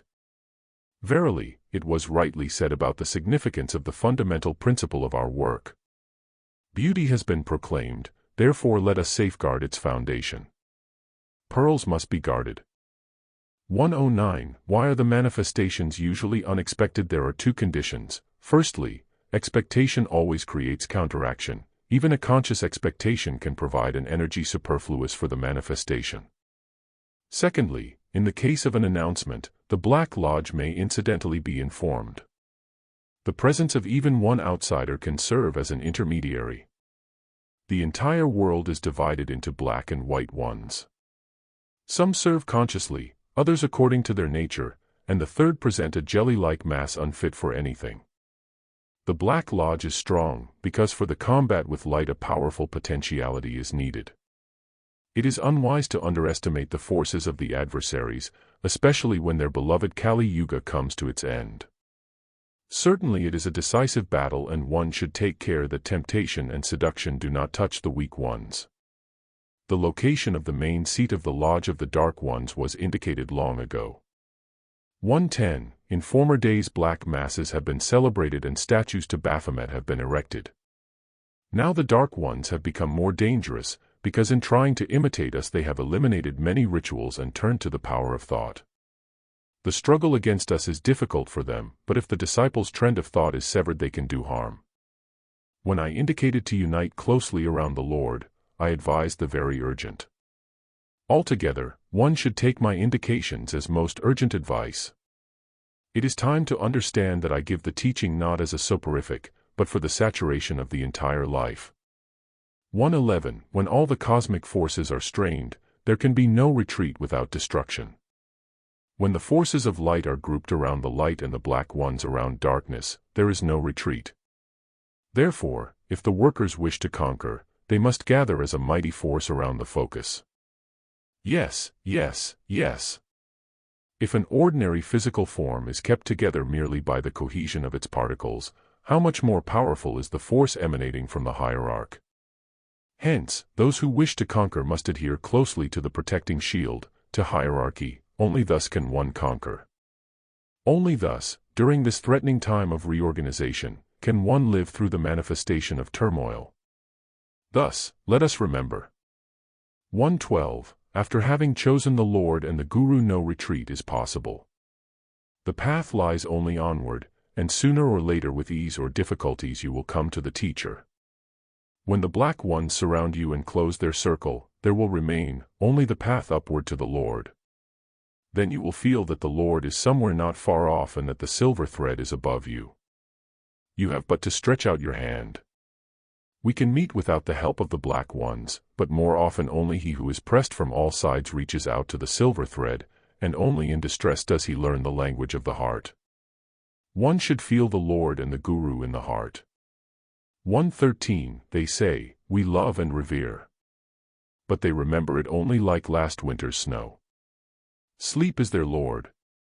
But the hour strikes, and the Lord will become their life and nurture. As lightning pierces the darkness, so bright will be the image of the Lord. As a treasure they will guard each word from above, for there will be no other way out for them. And few will be those who, having perceived light, will be polluted by darkness. There is much of darkness around, and the path to the Lord is one. Remember about the Lord. 114. When the cosmic tension is so great, one should gather all strength for the defense of light, because each uncertainty in light gives access to darkness. Therefore, each foundation should be protected. When the forces are collected around light, how can one not adhere to the leading one? Only in this lies strength and victory. When the cosmic magnet is being shifted, certainly the course of light must be followed, because only upon this crest of the wave can one swim over the manifested torrent. Thus the thought of light will be like the image of the Lord. 115. If people would only remember that they are always walking upon the edge of the precipice. For so it is. At any moment they can be saved or swept away by a successful or unsuccessful change of course. Therefore, is it not possible to have in mind this link with the cosmic course, in order to look into the precipice without a tremor while hourly remembering its existence? 116. Certainly the sensitive organism of an Agni yogi contacts the cosmic current. Each wave is reflected upon the centers, and the receptivity of a sensitive Agni yogi affirms the cosmic waves. That is why all cosmic and earthly waves contact the fiery centers in this way. Hence, the health must be so protected. Certainly it is difficult, but the cosmic consciousness is so wondrous. Who will decide better, and who knows better? Only the hierarch. Therefore one has to guard every pearl. Thus, let them guard the treasures. Verily, I affirm that only thus can one conquer. 117. Earthquakes, volcanic eruptions, storms, fogs, shoaling, changes of climate, sicknesses, poverty, wars, revolts, heresy, treason. What other signs does humanity expect of the threatening time? Prophets are not needed. The most insignificant scribe may testify that never as yet have so many dreadful forerunners of earth's disintegration been gathered. But deaf is the ear and obscured the vision. There has never been such an hour of disintegration as this planetary year. It is as if a path were being laid for the waves of fire, and the obsolete monsters of other days creep away unwilling to realize the price of that which takes place. Verily, the world is sustained by magnets as imperceptible as the air and the flame of space, and just as indispensable as light. The magnets sent by us for our manifestation are like the anchors of a ship tossed in the storm. 118. Thus one can see the end of Kali Yuga. It depends upon humanity where will be the beginning of Satya Yuga.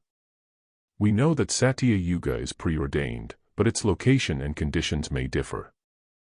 My warriors, I can assemble you according to usefulness and devotion.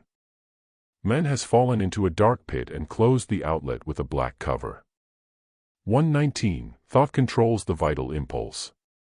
How, then, can one display so little of striving toward purification and development of thought? Consciousness attracts all vital expressions, and the creator of thought saturates space. Therefore it is so imperative to strive to broad thoughts and to the understanding of the foundations of life. Each life is built upon its own orbit, and each life has a foundation upon which all actions must correspond to the highest. Hence each thought must be directed to true achievement and must guard the highest striving. The quality of striving depends upon the impulse. Therefore one should develop all thoughts leading to the refinement of consciousness. Thus one can build a higher step. 120. Hence, when the highest striving toward the Lord is offered, the manifested orbit and focus should be guarded. Therefore, all our abutments should be protected, because clouds are all around. Victory is predestined, but all foundations should be protected, and the highest striving can bring all possibilities. The time is severe but wondrous. It is a time of consummation and construction. It is a time of highest tension and of earthly battle. It is a time which inscribes a great page and which is building a great future. Therefore the enemies rage, for the highest law enters into life. 121. Our shield is one, therefore we value full realization. Partial glimpses are often extinguished. Hence one should be able to discern complete devotion. Only thus can one attain and broaden the consciousness. One should proceed by the higher path. 122. Chiefly, do not become dwarfs. For a dwarf even the threshold of a door is more difficult to overcome than a mountain. The thoughts of a dwarf will lead to shallow-mindedness and afterward to disintegration. It was correctly remarked that one should observe the influence of the basic aura. Those who have accepted it can cooperate, but its denial will be an actual sign of unfitness. One does not have to be persuaded about foundations. If they are not within the heart, nothing can explain them. Therefore, do not observe the motions of life as dwarfs. Likewise, the teacher should not be adopted by the brain of subterranean dwarfs. 123. In Kurdistan there is a ruin called the Castle of Errors. It is said that the castle was built by error, its location was chosen by error, the owner married by error, conducted wars by error, had counselors by error, gambled by error, fell ill by error, and perished by error. Only a certain amount of errors can be tolerated. 124. When various currents are gathering, measures should certainly be taken against them. Various currents are governed by counteractive measures. All hostile currents require bridling. Thus each arrow aimed at the shield will be turned against the enemy. Thus the boomerang acts, and the currents of our reactions will be powerful. Thus one must act, protecting all foundations and all the highest indications of the hierarch. Verily, only thus can one attain. 125. Observe how people read the teaching. Observe which passages they avoid and try not to notice. People especially often close their eyes to everything referring to betrayal and psychic murder. They do not even wish to consider that they can harm at a distance by their thoughts. Thus people avoid that in which they are most often guilty. One does not have to be a giant of thought in order to harm. Even a mediocre thought poisoned by the crystal of imperil will be very effective. To conceive treason means to accomplish an evident half of the whole, because an already poisoned shell will be receptive to the slightest impetus. Verily, poisoning by thoughts is even more harmful than narcotics. Likewise, one can remind about infection through thought transmission. One may be weakened to such an extent that each infection can easily approach. Thought is like a key with which to open. 126. How can one avoid harm from the thoughts sent? Follow the one and same advice, intensify the striving toward the Lord. Along this direction one can acquire immunity. Therefore, I advise realizing hierarchy from the highest spiritual striving to even the smallest bodily requirements. The silver thread is needed everywhere. Obstinacy and the Black Lodge will seek in every way to divert the thoughts from hierarchy. Although subservience is highly developed among them, they keep it for themselves, knowing the immutability of this law. 127. The spatial fire dissolves all accumulations. But what a damn people build, and how they encumber space with non-understanding and a consciousness which so little comprehends the cosmic constructiveness. How can one create without acknowledging a higher leader? How can one build without sensing the thread that binds one with the hierarch? How can one expect sendings when the spirit does not unfold to meet the light? Only through adherence to hierarchy and by fulfillment of the manifested will can one be truly successful and attain everything that is affirmed. Yes, yes, yes. 128. Therefore each striving leading to the unification of the disciple with the teacher leads to cognizance of the higher laws. The disciple in rejecting the teacher acknowledges his own ignorance, because he arrests his development. Each force attracting the spirit upward is a force of development. How shall we broaden our consciousness and uplift the spirit if we do not accept the hand of a hierarch? Conceit very harmfully retards progress. Hence it is urgent to point out to all those who speak against extreme devotion to the teacher that only by the force of devotion can refinement of consciousness be achieved. The culture of the spirit and thought are to be followed, thus manifesting an unconquerable devotion to hierarchy. Only thus is the spirit uplifted, only thus can one be affirmed in the evolution of the spirit. Hence, the beauty of service is contained in the blending of consciousnesses. When the arcs of consciousnesses are blended, light reigns, and the highest ordainment is affirmed. Only thus is the highest law attained. Thus we create.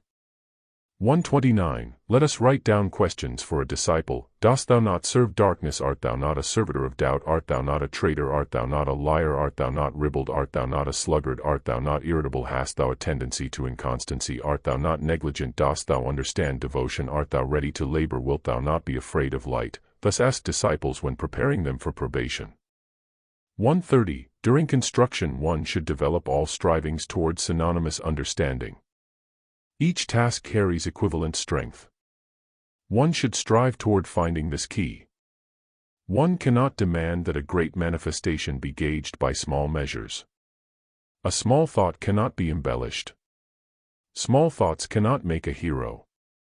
Only a subtle identity affords correspondence. Therefore the highest to the highest. The higher, the more affirming, only thus can one grow and introduce the predestined into life. The highest plan requires application of the highest measures. 131. Therefore, when we proclaim hierarchy we are aware of the spatial battle which summons to the realization of the highest law. Creativeness requires the affirmation of the consciously accepted principle of hierarchy. Thus we build, thus we summon to the subtle understanding of hierarchy. Verily, the revealed law enters life. Thus is affirmed the highest step. 132. I call attention to the saturation of the heart and the prayer of the heart for two reasons. Firstly, it leads to a blending with the higher world. Secondly, it does not require a special time and can be performed during any labor. One may easily become used to a special sensation within the heart without fearing any ill effect. The heart will not be overtired by the Lord, on the contrary, only surrounding thoughts can ill affect the heart. Thus, someday men shall finally realize the significance of thoughts, at least for the sake of their own hearts. Let them ponder upon the poison of sendings. It is time to pay attention to the amount of sicknesses generated by thoughts. During each sickness it is not bad to make a suggestion against negative thoughts. Magnetic passes over the affected organ can also be made. Nothing special is needed beyond a prayer of the heart, which creates a magnetic link with the highest. During the laying on of hands one should not think of sickness, but should try to unite oneself with the highest. 133. What benefit can be derived from small experiments and observations? Without wasting time, the disciple can pay attention to a multitude of small manifestations. Every day amidst your usual occupations pay attention to the various sensations of your organism. Each one in his own way reflects the cosmic manifestations, but one should fearlessly notice each sensation. Similarly, one can even observe the life of the usual household objects under the influence of a definite hand. Repeat this to those who forget the impact of personality and contact. 134. The cosmic magnet attracts all energies that are shifted to a new center. Thus all outworn energies are shifted, yielding their place to the new ones. Therefore, at the change of forces all divided forces are lost in the cosmic process. Only light and darkness are in opposition and are intensified in the cosmic conflict. Hence, striving should be saturated precisely with the fire of attraction, and one should seek light against the black lodge with the entire impulse. It is necessary to shield oneself with devotion to, and realization of, hierarchy and to dare against the darkness with all the levers of spirit and heart. 135. Thus each attempt of the dark ones will be a new possibility for us and a boomerang for the adversaries. Only thus will the path be cleared, and each step of the enemy will turn into a trap for him. Thus we conquer. The time is great, the time is tense. 136. Only by the tension of all strength will you conquer. This must be remembered and applied. We have decided on complete success, it depends upon you to accept it. The entire garden of doubts, suspicions, fears, offenses, condemnations must be cast aside. If you desire to accept victory, every treason must be avoided, because the consequences of doubts and lack of respect for hierarchy will disrupt all threads. When the ship is holding by only one anchor during the tempest, it is stupid to begin to change the chain. Guard the foundation, and ascend only through its growth. I shall be tireless in repeating about hierarchy until you realize it. It is not enough to nod your head, it is time to think and to apply. I have reasons for repeating this. 137. The purple star is the sign of the highest tension, for tension and the continuous transmission of energy is the manifestation of co-creation. Let no one take lightly my warning. When victory is weighed and defined, there can be no excuses or haphazardness. Remember, there is one anchor, there is one light. And when the greatest battle takes place, it is unforgivable to disturb the formation. I shall be very severe, because the time is at hand, and already some successes have been postponed. The burden is caused only by you. Guard the foundation. Many fires are introduced into action. Remember, the purple star indicates the highest tension. 138. Let us become accustomed to that which can be a true preparation for significant actions. Already, decisive dates approach each day. Wings are growing for the ascent that was already foretold in small coincidences as well as in decisive events. Again, the words of the command shall be pronounced. It means that the fruits are again ripe. Again the dreams, the visions, and the hopes shall be gathered into a knot which will mark the next immutable step. Out of coincidences, imperceptibly minute, again are woven the tangible facts, and that which seemed unrealizable or postponed is again molded into a bonfire of events. Recall much that was told and apply it for the present day. I do not fear, for the enemies are serving, and our adversaries are bringing precious values into the treasury of the Spirit. Thus, think benevolently, and aspire to the new step, to the new attainment. 139. The thread binding the teacher with his disciple is the most powerful current and provides an evident defense. How, then, can one manifest one's striving without the teacher? Those faint-hearted ones who say they will go alone do not know the significance of the protecting net. Hence, the non-acceptance of the chain of hierarchy gives a result equivalent to destroying the principle of construction. Thus, only with a powerful hierarchy can one be affirmed in construction. 140. The sparks of causality fly in space, and each spark brings its effect. Thus, the non-acceptance of a teacher leaves the disciple without guidance, and each action of such wandering spirits has no constructive importance. Thus, each spiritual striving must lead to the search for a guide. Causality produces its wonderful sprouts when the disciple understands the significance of hierarchy. 141. Certainly you do not doubt that I shall reiterate about hierarchy. We shall insist, until we establish a firm understanding of this panacea. But each time we shall stress a new feature, for we do not repeat. Someone may say, I address myself with all my strength to the Lord, but it does not reach the Lord. Ask, was it sincere? This quality of invocation is as necessary as light. Each one may cast his eye into his heart and inspect the small corners of a decrepit world. Without sincerity there will be no current. Therefore strain all your forces and elect pure striving of the heart. 142. You often hear about the battle waged by the powers of darkness. Now you are in its very midst. Truly the hierarchs themselves participate in the combat. The more glorious will be the victory. But hold my hand as an anchor. I would not speak of the terrible danger without reason. Therefore, let us not lose the moment to unite, and, rejecting the past, let us strive into the future and hold fast in battle. It should be remembered that great is the honor of confronting the giants of evil. I know your tension, but accept it as a sacred ascent. Drive away all that is evil and dark. Invoke me often whenever the manifestations of light are threatened. Remember hierarchy. 143. When the intensified magnet convokes all forces, each energy should be discriminated. Therefore, one should know which forces are admissible for construction and which can bring harm. Discrimination can be attained only through adherence to the highest consciousness, because only the scope of pure striving can reveal the affirmed covenant of service. Hence, one should learn to acknowledge all the higher laws, constructing life upon them. 144. Certainly, the cosmic manifestations reverberate against the feelings of a tensed Agni yogi. Obviously, the course of human deeds evokes subterranean storms and supermundane fires. Similarity is evidenced everywhere, and all that occurs has a like connection.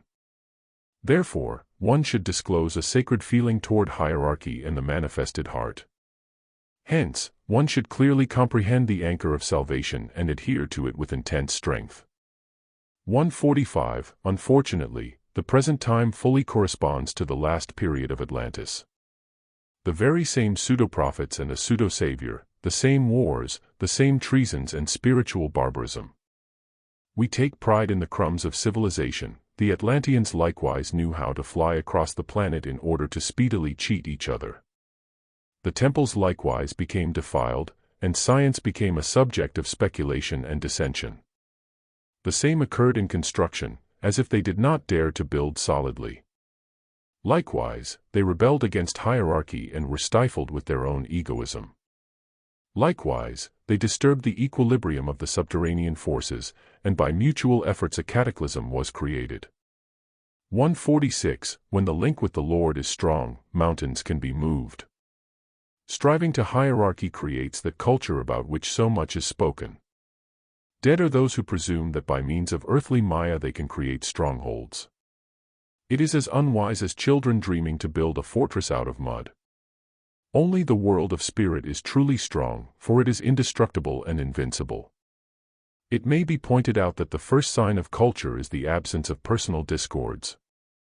147. When the fate of the planet is being determined, the forces are distributed along the poles of light and darkness, therefore, each spirit must guard itself from faint-heartedness.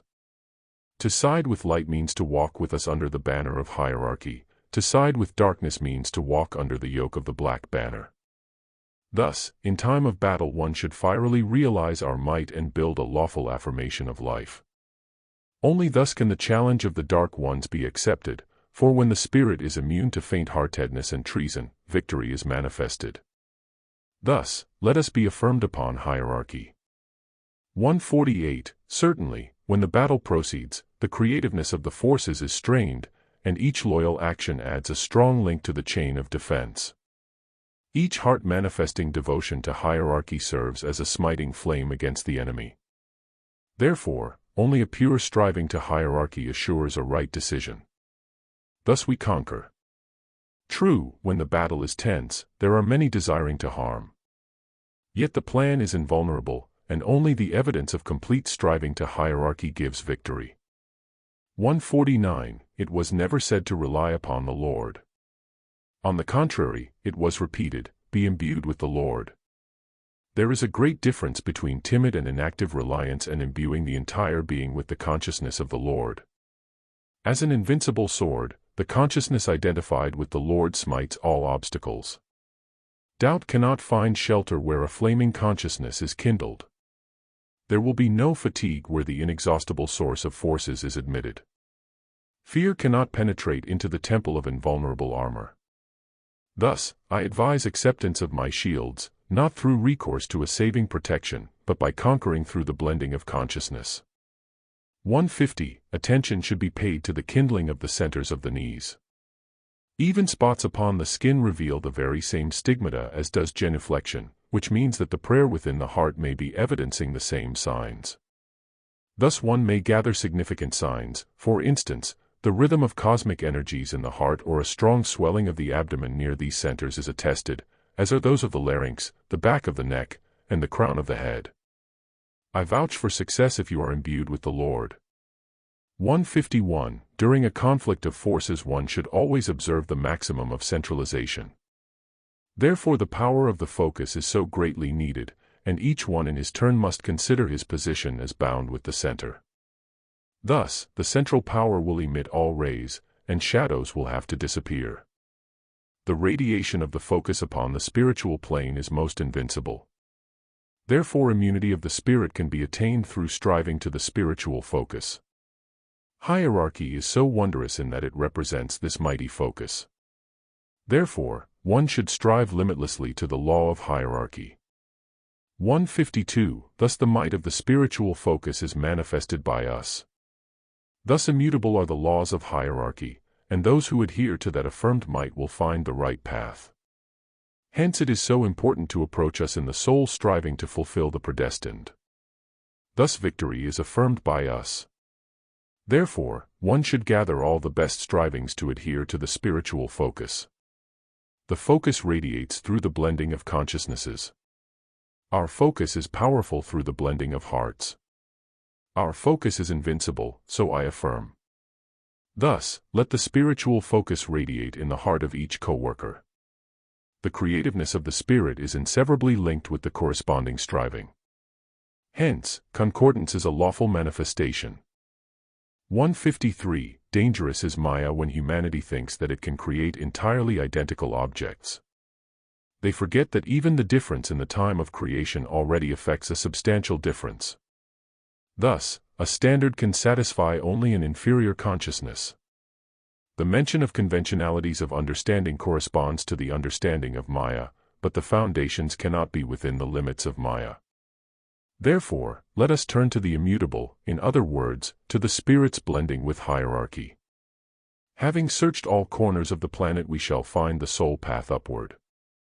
Thousands of hymns may be composed to this ascent, yet at its foundation will be the same identical striving of the spirit to the same spheres where its granulation takes place. One may study the idioms of all peoples, but nowhere will a word dare to express the immutable and unutterable foundation of beingness and the path to the Father of all existence. However, the heart in the hour of tension knows the unutterable and feels the higher path. 154. In the dark the watchful voice of the watcher directs one to the tower where the Lord holds his vigil. He who watches cannot carry out his service if he does not feel the Lord. And the world cataclysm is only the result of transgression against hierarchy. Transgression against hierarchy means the shattering of all causality, all lawful effects. 155. The consciousness not blended with the Lord cannot strive to the law of accumulation in the chalice. Only the power of the cosmic magnet can bring the spirit close to the teacher. Verily, the one who adheres to the higher consciousness receives the power of thought. Only when a spirit accepts all transmissions from above can he broaden his consciousness, otherwise the power concealed within the chalice cannot be awakened. Thus, the thread of the bond is the ladder of spirit upon which the power of the spirit ascends. Creativeness is affirmed by way of this wondrous thread. Thus the ascent of the spirit proceeds through its bond with the Lord. 156. This bond unites us and creates the best results. Thus, the most wondrous thread is the silver one uniting the heart of the hierarch with his disciple. The light of the Spirit is nurtured by this might. Therefore, when we speak of a united aura, we have in mind the actuality of the bond. Thus, the counsel should be guarded as the source of light. Thus one can attract the best opportunities. Hence the sacred union of the hierarch with the disciple is evidenced when the disciple's consciousness is striving toward the consciousness of the hierarch. Thus a wondrous step is built by a blended heart. 157. You understand what each apostate inflicts upon the teacher. If a special ray is assigned to each disciple, the severing of this thread must have a reaction. It is not without reason that the teacher insistently questions the knocking ones, "Art thou not a traitor?" The severing of the thread between the teacher and the disciple can be achieved only by a slow process, but impetuous betrayal is usually very painful to the teacher and to the traitor. Verily, the traitor's reason becomes obscured, and through the wound caused by the broken thread obsession occurs most easily. One should consider this process of betrayal as a physical danger, not to speak of the spiritual consequence. One should ponder how cautiously one must select disciples in order not to contribute to cosmic harm. Hence, each teaching gives strong examples of betrayal. For betrayal there is no need to be precisely a Devdatta or a Judas. Even without these prototypes, space is filled with fractured rays. 158. Without the bond with the teacher one may give access to a dark dweller even by one pinprick of denial.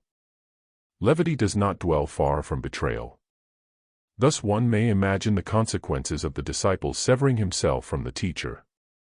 It is time to pay attention to insane asylums and to verify the causes and conditions of such illnesses, especially now when this scourge is more dangerous than the plague.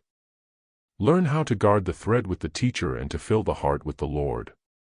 It must not be forgotten what is essential for an unswerving ascent. Neither works, nor circumstances, nor character, nor diverse reasons may erect barriers between the disciple and the teacher. The manifestation of the teacher signifies the initiation of the shortest path. To reject the Lord is to betray oneself. 159. One can see the unity of all manifestations when the spirit can reflect the best strivings. Space requires observations, and each manifestation is in need of conscious assimilation. Only when the foundations of creativeness are firm can one build for evolution. Akbar used to say, "A cross-eyed person does not see the center." Thus, each vital action requires stability. Before looking at two parallel lines, one should know which to choose. Hence stability is so indispensable, and only the closest approach to hierarchy provides the correct path and the higher solution. 160. Thus, each disciple must approach hierarchy and must affirm himself with the entire spirit on the closest approach. Striving to the Lord will give a full understanding of hierarchy and will reveal to the spirit the silver thread. The center is occupied by hierarchy. From the center emanate all rays. To the center converge all rays. Therefore, the stability of the spirit can attract positive manifestations. Thus, the power of blending lies in the heart. Verily, in the heart. Thus we create. Thus the higher step is affirmed. 161. Not only the direct link with the Lord but even an unconscious striving toward hierarchy gives a glimpse of the communion with cosmic forces. Where colored sparks appear, the door is open to the chain of benefaction. True, people seldom pay attention to obvious signs, however in merging into the life of the Spirit one can not only understand the significance of these fires but may even perceive their interrelations. One may notice entire battles between the black and the blue sparks, and be convinced that the blue ones will always conquer the progeny of darkness. 162. The science closest to spirit is higher mathematics, if correctly understood. Thus abstraction becomes reality. The mist of knowledge can be illumined through infinity. Certainly we must strive to all that can lead our consciousness beyond the boundaries of our planet. Only thus can the true values be understood. He who can understand synthesis will understand hierarchy. One may reiterate much about hierarchy, and we shall emulate the woodpecker until the knots of the bark are broken through. I repeat, if you do not understand hierarchy in spirit, understand it at least for the benefit of your health. Manifest reverence. 163. Conformity between an action and the factor that called forth the action is powerfully evidenced in the entire cosmos. All subterranean fires are called to the surface of the planet by the actions of humanity, which serve as a link between the worlds. Thus, the stifling gases call forth corresponding forces. Each human thought creates its own correspondences, hence it is impermissible to create without the action of the centers and attraction to the law of hierarchy. 164. In cosmic creativeness everything is built upon succession, since the roots of each structure are held by the law of hierarchy. Each task and plan is built in goal fitness, and they are affirmed by the great plan of evolution. Thus, all our affirmations bring beneficent manifestations. Only attraction to the chain of hierarchy can reveal the path to infinity. Thus, the power of blending verily rules the world. 165. The physician who has an opportunity to study the sacred pains and does not do it is guilty. In studying those pains and comparing them with the actions that cause them, he could prepare the steps for the coming evolution. In reality, during the spiritual development of the world, sacred pains should not exist, but the surrounding imperfections create these pains. Thus, in comparing the conditions and causes, one can foresee the direction of evolution. Certainly, much can be improved in the human consciousness if we know that even earthquakes are called forth by the spirit of humanity. One can gradually gather many manifestations of which man is the creator. Thus, the sacred pains are the indicators of the next race in the clutches of the underdeveloped. Hence, I say, guard your health. I say, do not burden others by unnecessary sallies and irritation. The echo of errors resounds not only around you, but is carried along the entire chain of hierarchy. However, each caution is beneficial not only to you but it also strengthens space unto far-off spheres. 166. Verily, humanity is a link between the worlds. One should be used to that thought and try to apply it in life. It is strange that physicians do not avail themselves of the opportunity of becoming carriers of health, applying the knowledge of nerve centers, because precisely these centers are the spiritual antennae and magnets. Even a physical magnet is placed in a special vicinity in order that it may not lose its strength. Do not the nerve centers deserve similar attention, and must not people especially protect the representatives of the next race? The bridge between the shores is especially protected. One may demand of man, friend, do not evoke earthquakes. 167. The center that lights all beginnings of our works is based upon the law of hierarchy. The impetuosity of creativeness is founded upon the center of hierarchy. How obviously humanity deviates from the higher path and higher striving. He who is afraid of the manifestation of the teacher will remain in ignoramus.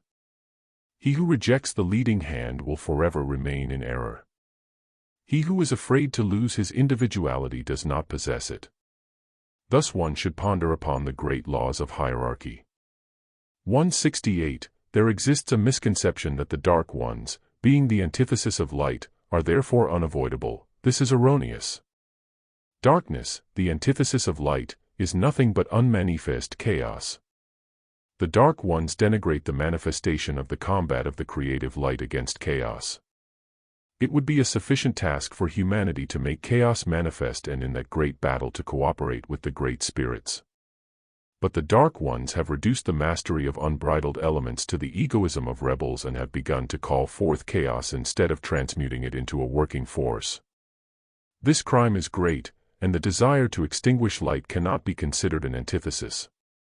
The creative vanquishing of chaos, or the dragon, is a constant achievement. But the battle with the dark ones is only a convulsion, impeding motion. The darkness of chaos may be considered as a means for mental creativeness. However, the combat with the hierarchy of the dark ones is only a lost date, so needed for construction. Moreover, the dark ones constantly arouse mighty elements, not knowing, of course, how to master them. 169. It should be remembered that it is not the dark ones as such that are dangerous, but the forces evoked by them. Verily, one should compare great light with great darkness, but it is unfitting to consider as great those who build upon egoism. Thus, it is necessary to co-measure even in great manifestations. Certainly, let us not forget the harm sown by the dark ones who are like a brood of serpents. Even during battle with reptiles, hierarchy is needed, because everything disordered must be annihilated. Hence, let us remember where is great darkness, and where the fierce enemy who seeks the annihilation of light, having forgotten that without light he cannot exist. 170. Construction requires intensified tension. Without this impulse it is impossible to build the steps of evolution. Each orbit is saturated with conscious striving, and each step requires its own affirming strength. Therefore, when creativeness assembles forces, identical energies are drawn to the focus. Therefore, the more conscious the attitude toward the focus, the greater will be the action of correspondence and the more powerful the attraction. Cause and effect are predetermined, and the creative impulse is saturated by the fire of conscious striving. Thus the entire cosmos is built. 171. Hence, when understanding is not founded upon hierarchy, the manifestations of the focus cannot be so vitally displayed, and each one who isolates himself cannot find his way to us. Thus, there are so many roaming shadows who cannot turn the affirmed key. Thus so many strivings are lost in space. Therefore, upon the blending of the arcs of consciousnesses, we build the future. Thus, our fiery law ordains the blending of consciousnesses. Thus, one should be affirmed in the realization of the focus. The spirit can approach the realization of this fiery law. The manifestation of hierarchy is the basis of constructiveness. 172. One more misconception. Often, because of ignorance or self-justification, people think that their thought is insignificant and can reach nowhere, whereas the potentiality of thought is great, and for thought there exists neither space nor time. But those who think chaotically are, like those who wave their hands in the dark, unaware of the object they hit. Moreover, thought accumulates in space. One can conceive of a mighty choir of harmonious thoughts, but one can also imagine a flock of chattering black jackdaws. Such congregations also fill space and disturb the higher worlds.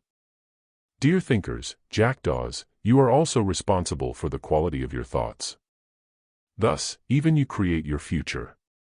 173. Therefore there is no way by which one can escape responsibility. Even the smallest thought enters into the megaphone of space and attracts to itself the same kind of locust, causing the smoky atmosphere of the planet.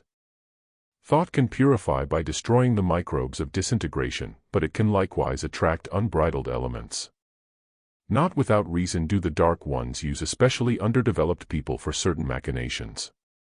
You often utter the word cult. It means the cult of light. I remind you of how great is the common responsibility before light if each thought can either obscure or purify space.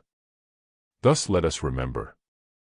174. Certainly the path of service can bring one to higher knowledge. Only ignorance could bring the planet to its present condition. Humanity has lost the understanding of the beauty of aspiration, and construction has been established upon the stupidity of isolationism. For this reason, unity of service has been revealed as salvation for humanity. The entire power of constructiveness is based on hierarchy. Thus the mighty thread unites the entire cosmos. Verily, only in full realization of great service can the beauty of spirit and the might of hierarchy be understood. Space summons to the fulfillment of the great law. Yes, yes, yes. Thus the steps of true evolution are built. 175. Therefore, only a full understanding of great service can give disciples the aspiration to the hierarchy. When the creativeness of the spirit can encompass great service, then all paths to us are open. Therefore, striving to fulfill the indications can be affirmed as an impulse leading to the highest gates. Thus, let all the pearls of the Guru and the Tara be guarded. Thus one can fulfill all given possibilities. The time is pregnant and tense. Therefore, let the disciples strive to keep step with the rhythm of events, and consciousness should be strained in unison with all that occurs. Only thus does one conquer. 176. Verily, if you realize yourself as being constantly in the solemn presence of the Lord, you are already on the shortest path to us.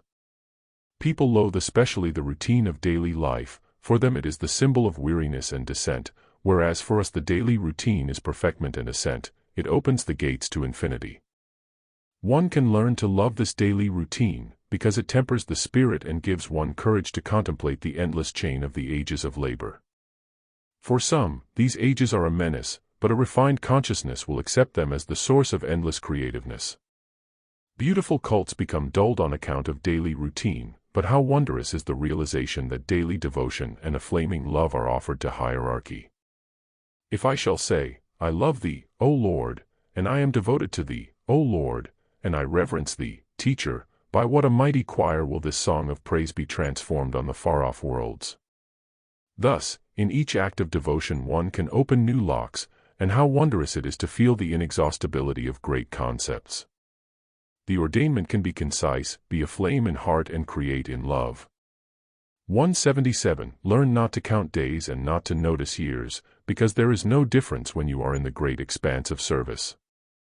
One should learn to feel oneself beyond trivial usualness and to adhere in spirit to the manifested world of beauty. Let us proceed together to where there are no boundaries or end, where one can transform each beneficent gleam into the radiation of a rainbow of blessing to the worlds. Through devotion one can reach all gates. Let us not forget this even for a moment. Precisely, let us be filled with the smile of devotion, and let us bless the daily routine. Each breath of ours contains a wondrous substance for the world's information. Ponder upon the treasures which are given to us and which belong to the one who brought us a tear and a drop of sweat for our liberation. Let us also daily thank the Highest One. 178. How necessary it is for everyone not to disunite his heart and mind on the path to us. Creativeness is affirmed by pure impulses, and it is most necessary to unite all the fiery centers. Thus, it must be realized that the matter of thought must serve as a link with higher substances, because only the subtlest thought can penetrate to them, and the refinement of consciousness can impel that force which controls mighty levers. Thus, only a united consciousness can fulfill the higher will. Thus the chain of hierarchy is affirmed. Thus a united consciousness rules the world. The higher will is transmitted to the closest spirit. Hence, the will of the hierarch must thus be fully executed. Therefore one must actively accept all that is given by a united consciousness. 179. The one who relies is dead, but the one who follows is alive. We did not promise to transport dead bodies, we vouch to lead courageous followers. One must ponder very attentively in order to discern the boundary between courageous following and faint-hearted reliance. Also, our indications must be understood without delay, for the sun shines differently at the morning hour and at noon. We should be accepted as daily nurture. And devotion will receive its answer if all forces are applied. Such must be the onward movement of those who follow the Lord. Our help, as you know, comes at the last hour, but the door should not be closed to our messenger. Perhaps our influence acts beyond the seas, nevertheless the striving toward us must not be severed. 180. Disunion from the guide stops the evolution of the spirit, because the disruption of the chain leads to isolation and impedes the creativeness of the spirit. Verily, only union with the source of light moves the spirit onward. Thus, striving to the highest hierarchy gives all possibilities and saturates the spirit with the power of service. The orbits of light are built by correspondence and by the power of fulfillment of the higher will. Thus is the path to infinity built. 181. Hence it is most important to realize the significance of fulfillment of the higher will. Therefore, the power of blending is so greatly affirmed, for only in the blending of consciousnesses is creativeness contained. The disintegration of humanity is so vast because there is no balance. And the events on the planet indicate disunity with the highest consciousness. Thus, it can be confirmed that disciples must strive to the realization of hierarchy. One can attain only through fulfillment of the higher will. 182. Gratitude is one of the main qualities of justice. Without justice one cannot reach the path of great service. Therefore, in pointing out the necessity for the realization of gratitude, we only assist the great service. How beautiful is gratitude! It so easily kindles the fire of the heart, and, as if in the presence of the image of the Lord, it fills the spirit with nobility. The ingrate is, first of all, ignoble. We term nobility the benevolent accumulations from former lives, while upon earth nobility is considered only according to one's birth. One should especially develop gratitude, because gratitude is the sister of loyalty. It is necessary to realize how difficult it is sometimes for the teacher to combine the best possibilities. One must know how to assist by the fire of one's own heart. 183. The blended consciousness affords striving to the highest solution. Why, then, should such disunion take place when the entire cosmos is affirmed upon the principle of blending? How can one be dissociated from the chain that holds the entire cosmos? Lives must be built upon the principle of a tense cosmic chain. Only thus can hierarchy establish the principle of fiery service. Hence, on the way to us one can attain only through hierarchy. 184. Truly, divisibility of spirit is attained when the centers create flamingly. Thus the harmony of creativeness is imbued with this flame of the spirit. Each creative impulse kindles spiritual torches when it imbues space with its fire. Therefore the torches of the spirit can kindle auras. Thus the flaming centers kindle spiritual quests at a distance. Verily, great is creativeness. Yes, yes, yes. 185. The words that comprise the concept of good are in great favor with us. But one of them is utterly opposite to our customs, that is comfort. Verily, investigate the history of humanity, and you will be convinced that nothing great was ever created in comfort. For a long time I have spoken repeatedly about the blessed obstacles, but there are few who love the struggle for achievement. However, it is inevitable to become used to the struggle, because otherwise it is impossible to temper the blade of the Spirit. For earthly progress, as well as for the far-off worlds, obstacles and the ability to conquer them are needed. To be at rest does not befit a hierarch. 186. Thus, we advise giving musk for strengthening activity, but we are definitely against narcotics which calm and deaden the intellect. How, then, will the quality of thoughts, so needed for the future life, be developed if we dull it with poison? But medical science is lavish in producing living corpses. 187. It is correct to understand the eternal struggle, and to prepare one's consciousness as if to face an explosion, for only this will correspond to reality. My hand will not tire in leading the combatants, but my eye cannot tolerate the sight of lethargy and the intoxication of comfort. Having infinity before one, yet not losing an hour and valuing the use of each minute, is yogism. When the spirit naturally adheres to the higher world and kindles a row of torches of the heart, one can call it a righteous path. 188. Spatial fire is attracted to the earthly crust, and many subterranean manifestations fill the records of the planet. Certainly all events are tightly linked with humanity as well as with ensuing actions. Thus the manifestations evoked by the spirit of humanity create the karma of the planet. How many of those perturbations are evoked by the spirit of humanity and the quality of thought? Therefore the coordination of the trend of thought with the created affirmations stratifies space, which is saturated with the manifestations of spatial fire. Thus the life of the planet is forged, and the striving of humanity must be directed to the purification of space. 189. Thus, thought can be commanded to direct itself to a benevolent intention. Humanity dreams of a better future, still it does not know how to pierce the depths of darkness, because the basis manifested by the cosmic fire is not observed in life. The laws of gravitation have lost their significance, hence only the law of purification can provide that which the planet has lost. Verily, only purification can provide the essentials for efflorescence. The key is within the spirit, and only this key can vouchsafe achievement. Hence, on the way to us, the entire beauty of spirit must be understood.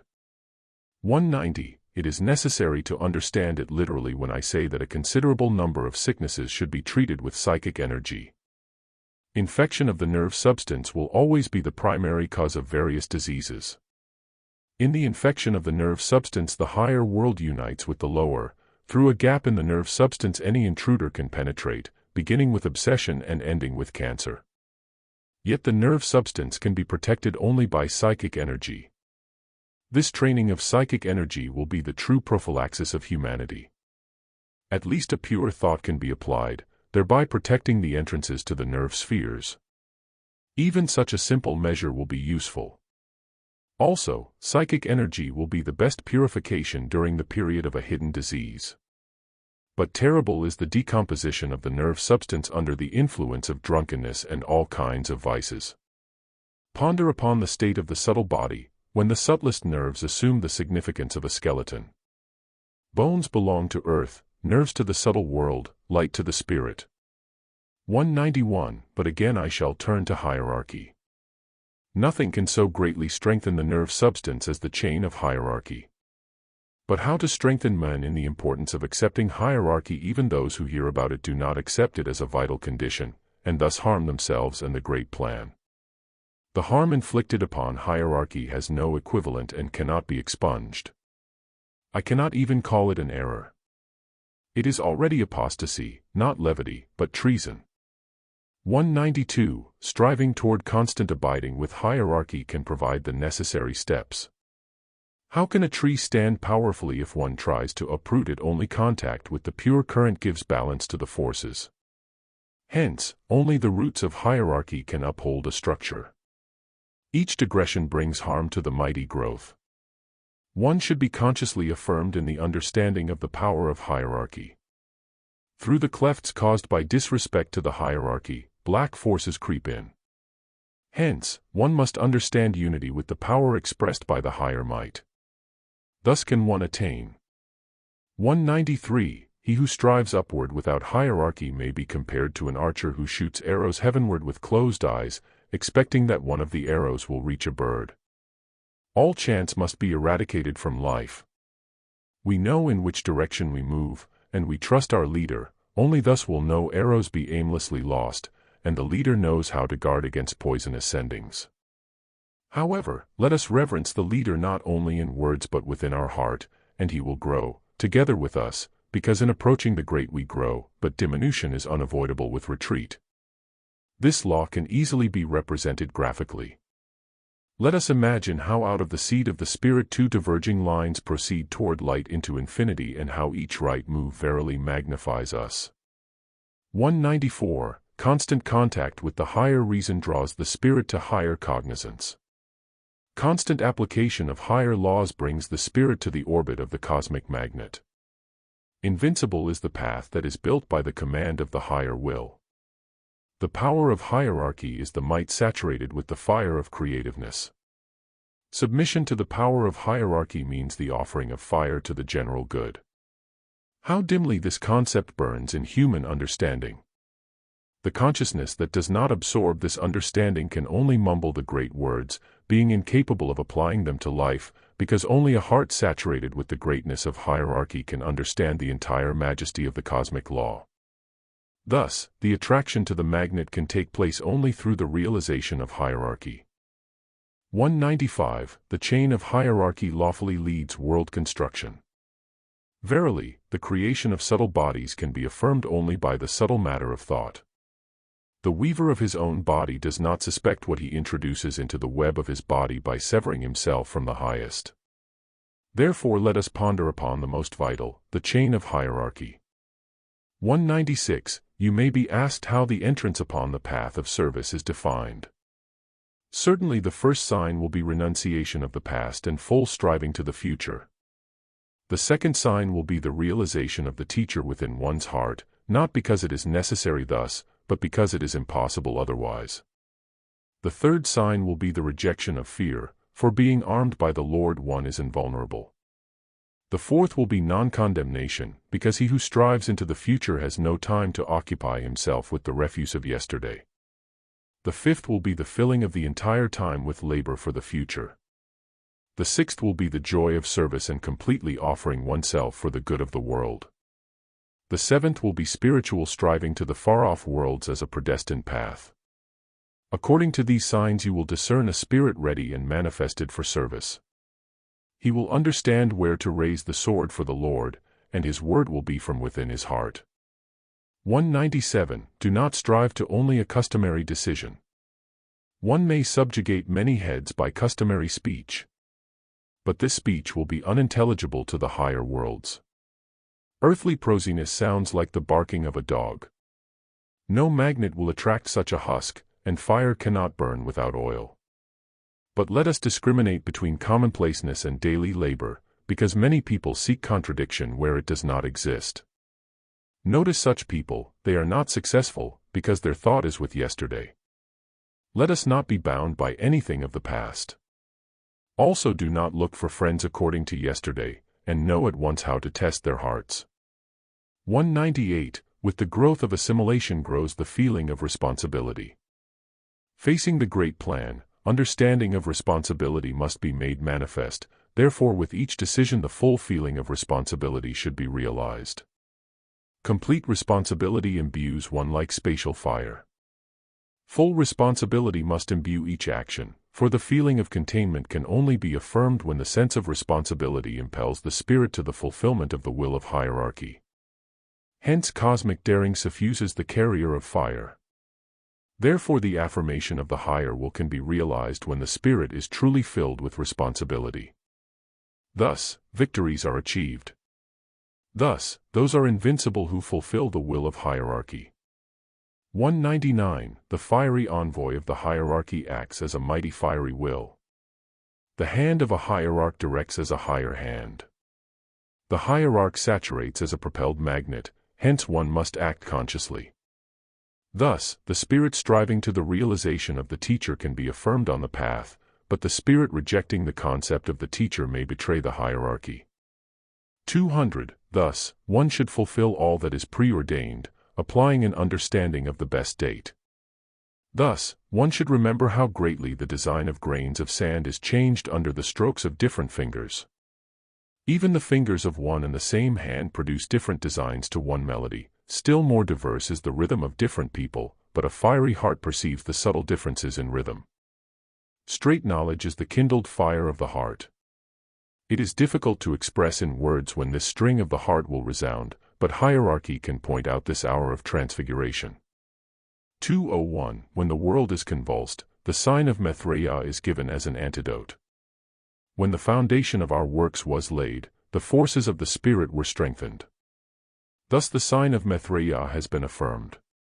And in our day, when the manifestation is affirmed, one can repeat how vitally the power of the Spirit has entered into life and how greatly this new power has been affirmed in consciousness. Hence, the consciousness must be applied to a mighty understanding of hierarchy, which holds the chain of all strivings.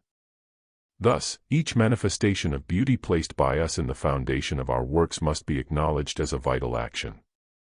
Thus the power of the foundation consists in beauty, and striving to the fulfillment of the higher will lead to the predestined victory. Thus our towers should be built, verily, in beauty. 202. It is premised that around good deeds difficulties always arise. What does this prove? Does it prove the weakness of light and the power of darkness? Let us remember, however, that with developed vision many things are perceived. Similarly, a refined spirit perceives much that is inaccessible to deadened senses. Besides, are we not in need of a counteracting force in order to become accustomed to withstanding the unmanifest elements? This benevolent force of resistance is apprehended only in action and is accumulated as an armor of the spirit. Can one complain about the development of resistance to evil? No, certainly not. This armor of the spirit is not only a defense, it is also a magnet which attracts allies. Therefore, bless everything that develops counteraction and resistance to evil. 203. You may meet people hastening with their attainments, and they may think that we are slow. But lead them under the night sky and point out the radiance of the countless worlds. Say, the Lord leads you toward this creativeness. Is it possible to be slow on this great path? We must prepare ourselves to be co-creators. It is necessary to preserve and multiply the seeds of consciousness, because the entire world is sustained by the power of consciousness. There is no power to withstand a consciousness purified of egoism. One can prepare oneself to cross all bridges with a fiery consciousness which is a tremor with the pulse of cosmos, and which, in the seed of its spirit, responds to all tremors of earth and knows the truth of the peoples.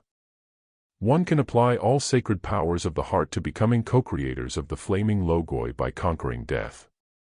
But so long as such daring is not instilled in the heart, the consciousness cannot grow infinitely in this direction. We call it via regale. Therefore, fiat rex is where the spirit, reverencing hierarchy, dares. 204. Into the base of an affirmed orbit there is always set a single will, which binds all manifestations. Therefore, the focus is the radiating source that imbues all with fiery creativeness. Beautiful is the will that imbues with creativeness and impels each energy of the spirit into the higher spheres. Hence, the orbit that is built by the manifested will is expanded by the spatial fire through assimilation of the saturated fires and by its correlation with higher spheres. Thus, a great thought brings the spirit to great attraction, and the will that radiates the highest fire attracts the spirit into the highest orbit. Thus, wondrous is it to be attuned with the higher will. Verily, only thus are revealed the orbits of the infinite. 205. Therefore the powers of the cosmos are so affirmed in space. Each center feels each vibration, therefore, during the changing currents the fiery centers are so sensitive. Therefore, the health must be guarded. 206. The experiment with the densified astral body, in substance, is not an attempt, but a plan-fitting inception of the sixth race. It should not be thought that a densified astral body will remain unstable for a long time. the preparation that can sufficiently densify it has already been found. Thus, amidst the earthly turmoil we assemble a new race. Certainly, means have to be found which will purify the lowest strata of the earthly atmosphere. But already there are some possibilities. The emulsion given to you pertains to the remedies for purification, destroying poisons through the pure film of the skin. 207. Let us not think that the next race will fall from heaven on rosy wings. No, here also one cannot dispense with a laboratory. We welcome it if now thoughts about the transformation of the race are strengthened. For this, we shall not resort to the help of monkeys, but shall turn to the foundations of human nature and add the accumulations of the vegetable and mineral kingdoms. Thus the human spirit will receive a regenerated garment. Precisely, man can and must think of the future, not with prejudices, but starting from the facts of the existence of bodies of different degrees. If such degrees exist, then no one can maintain that intermediate stages based upon mutual advantage may not be found. It is difficult to understand hierarchy if its continuity is not comprehended. Similarly, the various degrees of bodies exist when they are mutually nourished. 208. You can understand how the Black Lodges oppose humanity's perfectment, how they prefer the fate of Atlantis to the light of a new body. Let us be on watch, let us be vigilant, let us follow the Lord. 209. The affirmation of the teacher intensifies all creative forces. Without the teacher there can be no link in the great chain of creativeness. Hence all the forces of cosmos which manifest the course of evolution can be affirmed on the principle of hierarchy. How can one build without the focus of attraction? Each force has its own tensions, which call forth creative strivings from the source of cosmic fires that gathers light and spreads fire around itself. Verily, thus is the cosmic focus affirmed, and life must be built around a focus. Creativeness is limitless. 210. Therefore, only through broad realization of the focus can the best manifestation be attained. When we cognize the affirmation of hierarchy, then each action has its focus. Hence the realization of the focus is so important. The hand that hesitates after realizing the focus is in need of strengthening. Thus, let the consciousness expand in the direction of the focus. Thus the Guru and the Tara have brought the entire creative fire. 211. Thought is the basis of creativeness. It can be visible and measured. One has to regard thought as the creation of independent action. From this understanding issues a correct attitude toward the consequences of thought. It is often asked why we do not cut off the consequences of a thought. But thought is a newborn entity of the spiritual plane. Notice, thought is not an abstraction, not a substance, but an entity with all the signs of a self-sufficient existence. As an entity of the spiritual plane, thought cannot be annihilated. It can be opposed by a similar entity of greater potentiality. In this lies the essence of tactica adversa, when a monster is permitted to attain its complete ugliness in order that afterward it may be destroyed by a ray of light. Hierarchy will be the best pledge of the true might of light. 212. Call hierarchy your touchstone, upon which you can test the efficiency of quality, for if you do not admit the existence of the best and the most luminous, then there is no need to safeguard and perfect your own monad. The existence of hierarchy is the foundation of the entire life. Remember that hierarchy acts through the legion of service. Do not delay in assembling these legions, for there is no task more successful than service to hierarchy. 213. Power directed for the general good is always multiplied in space, and there results a link with the higher spheres. But that force which emanates from evil becomes a boomerang. The formation of affirmed emanations gives power for the saturation of space. The manifestation of evil arrows tenses the lowest strata, which become densified to such an extent that a rebounding blow is inevitable. Thus, each thought that is attracted to light draws after it a bright radiation, but an infected arrow can pierce the crown of the sender's head. There are many such manifestations pointed out upon the spiritual plane. Hence, space must be guarded against infection, and the quality of thought must be kept high. Thus, one may manifest conscious cooperation. 214. Certainly, when the Black Lodge directs its arrows against the White Brotherhood, the consequences are self-destructive, and the manifestation of a rebounding blow is unavoidable. What you heard is a consequence of self-destruction, because the aimed arrow returned to the sender. Hence, let each one be affirmed in the understanding of our power. Nothing can touch the one who evidences a full faith in our might and in the hierarchy. Our rays are always on watch and our hand is indefatigable. Thus the full might of hierarchy must be understood. 2:15. Thought is a spatial entity. Much attention is given to thought forms, but, except superficially, little acknowledgement is given to the effect of thought, whereas it is precisely the consequences of thought that most seriously strike the surroundings with their effect. Sound reacts upon the most unexpected objects. The reaction of thought is just as subtle. He who indulges in self-pity may lose money, or if he is wrathful, he may be subjected to serious incrimination. Thus, various are the effects of wandering thoughts. One should remember that no thought can remain without consequences. It may affect a person who is far away, but in this person the ball of fate will find its generator. Certainly there can be no accident in this, yet the design of the flight of thought is so complex. The consequences of thought should be observed as much as possible. 2:16. All physical tension should be eliminated, for one cannot play the violin with a broom. Also, laughter causes disturbance of the closest strata of the atmosphere. When the heart is aflame, it resounds like a bell upon the far-off distance. It is rare to hear a yogi laugh boisterously, for his joy is not in loud laughter, but in the saturation of the heart. Precisely, joy is a special wisdom, not only in its essence but also in its exterior. 2:16. All physical tension should be eliminated, for one cannot play the violin with a broom. Also, laughter causes disturbance of the closest strata of the atmosphere. When the heart is aflame, it resounds like a bell upon the far-off distance. It is rare to hear a yogi laugh boisterously, for his joy is not in loud laughter, but in the saturation of the heart. Precisely, joy is a special wisdom, not only in its essence but also in its exterior. 2:17. One of the mighty qualities of spirit is steadfastness. How can one develop and expand one's consciousness when steadfastness is lacking? How else can one verify intentions and actions if there exists no such mighty impulse as steadfastness for each one on the path? There is but one immutable might, hierarchy. Upon this sacred principle one may construct, from this sacred summit one may contemplate the world, upon this stronghold the spirit becomes winged, upon this summit can be built a mighty evolution. Therefore, when the spirit tries to create an illusory world of selfhood, it is certainly difficult to advance. Thus, in limitless creativeness there is the beacon fire, hierarchy. Thus, by steadfastness in service one can broaden one's consciousness and encompass the law of fiery hierarchy.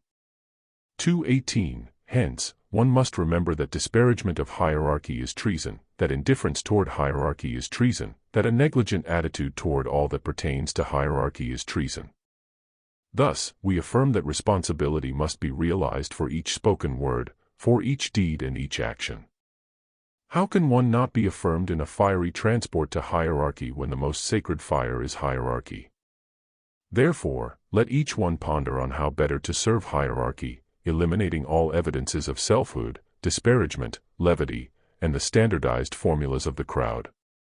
One should cooperate more fittingly, consciously accepting the fiery hierarchy.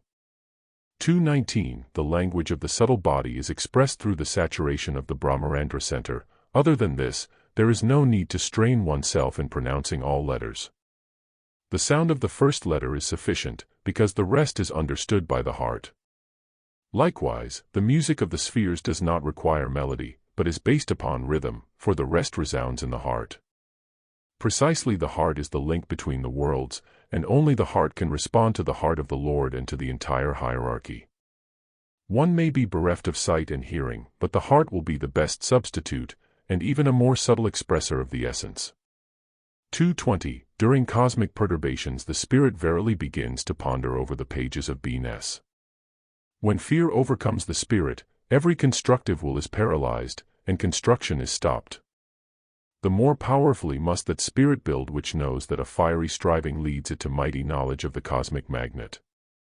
Therefore, those who follow hierarchy must be rid of fear, For the heart that contains the greatness of the plan is invincible, and under the fiery shield of the powerful hierarchy the great future is being built. Hence, amidst all cosmic perturbations and vital changes there is but one anchor, hierarchy. In it is verily salvation. 221. When we assert that hierarchy is the shield, it means that upon it is based the principle of the fundamentals of creativeness of the saturated fire. Therefore, we have revealed to the world the carriers of fires, and have given the manifestation of beauty. Therefore, let the disciples spiritually uphold that principle which is life itself. The spiritualized source which imbues all works must be affirmed in the heart and consciousness. 222. Unusualness is a happy quality of each decision. Let us take the instance of an illness.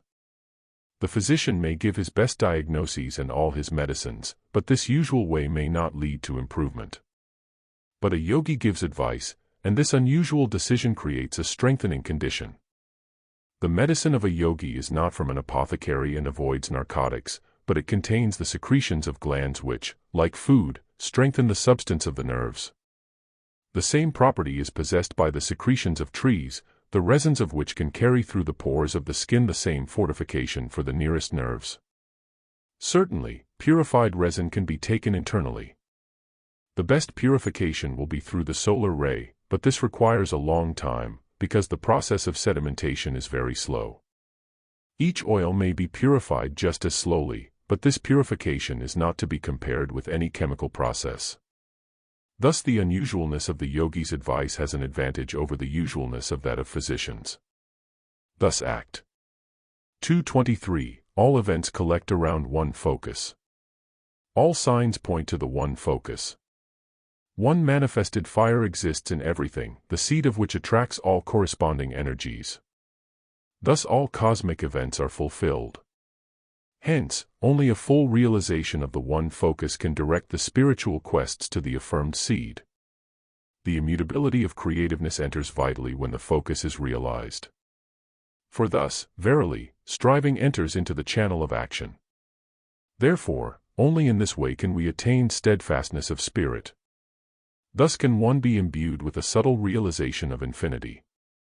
224. Hence, so beautiful are the strivings to the single focus of hierarchy. Only thus can one assimilate all the commands of the highest forces. Only thus can one approach our ordainments and adhere to fiery creativeness. The fiery focus, all illuminating, all containing, gives life to each creative inception. Therefore it is so important to comprehend hierarchy. Yes, yes, yes. 225. Pay attention to a special characteristic of all animals and birds that exude secretions similar to musk. The furs and feathers contain an oily substance, as well as heat, as if a kind of resin or mountain oil had saturated them. The plumage of the birds takes on a metallic hue, as a result of their feeding upon roots and grains that contain much psychic energy of the vegetable kingdom, in other words, of resin. Minerals also give out psychic energy through the vegetable kingdom or through the air, where the fire of space has the same properties as thought manifested by the spirit.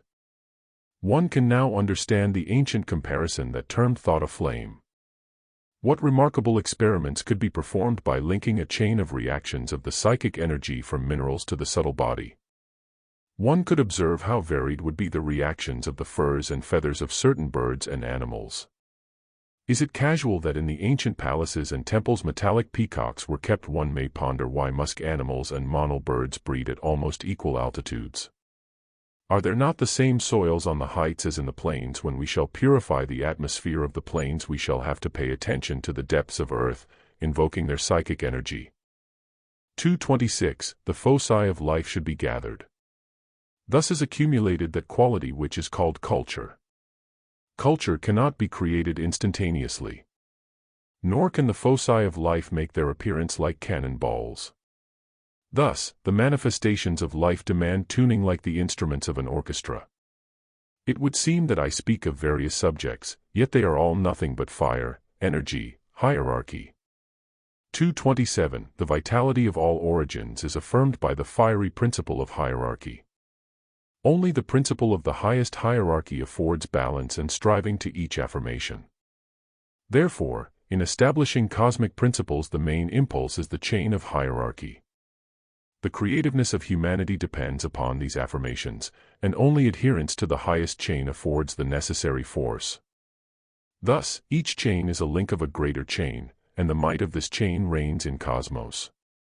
Hence evolution intensifies each smaller chain, linking it to the great, limitless chain of hierarchy. Thus the might of the fiery hierarchy soars high. Yes, yes, yes.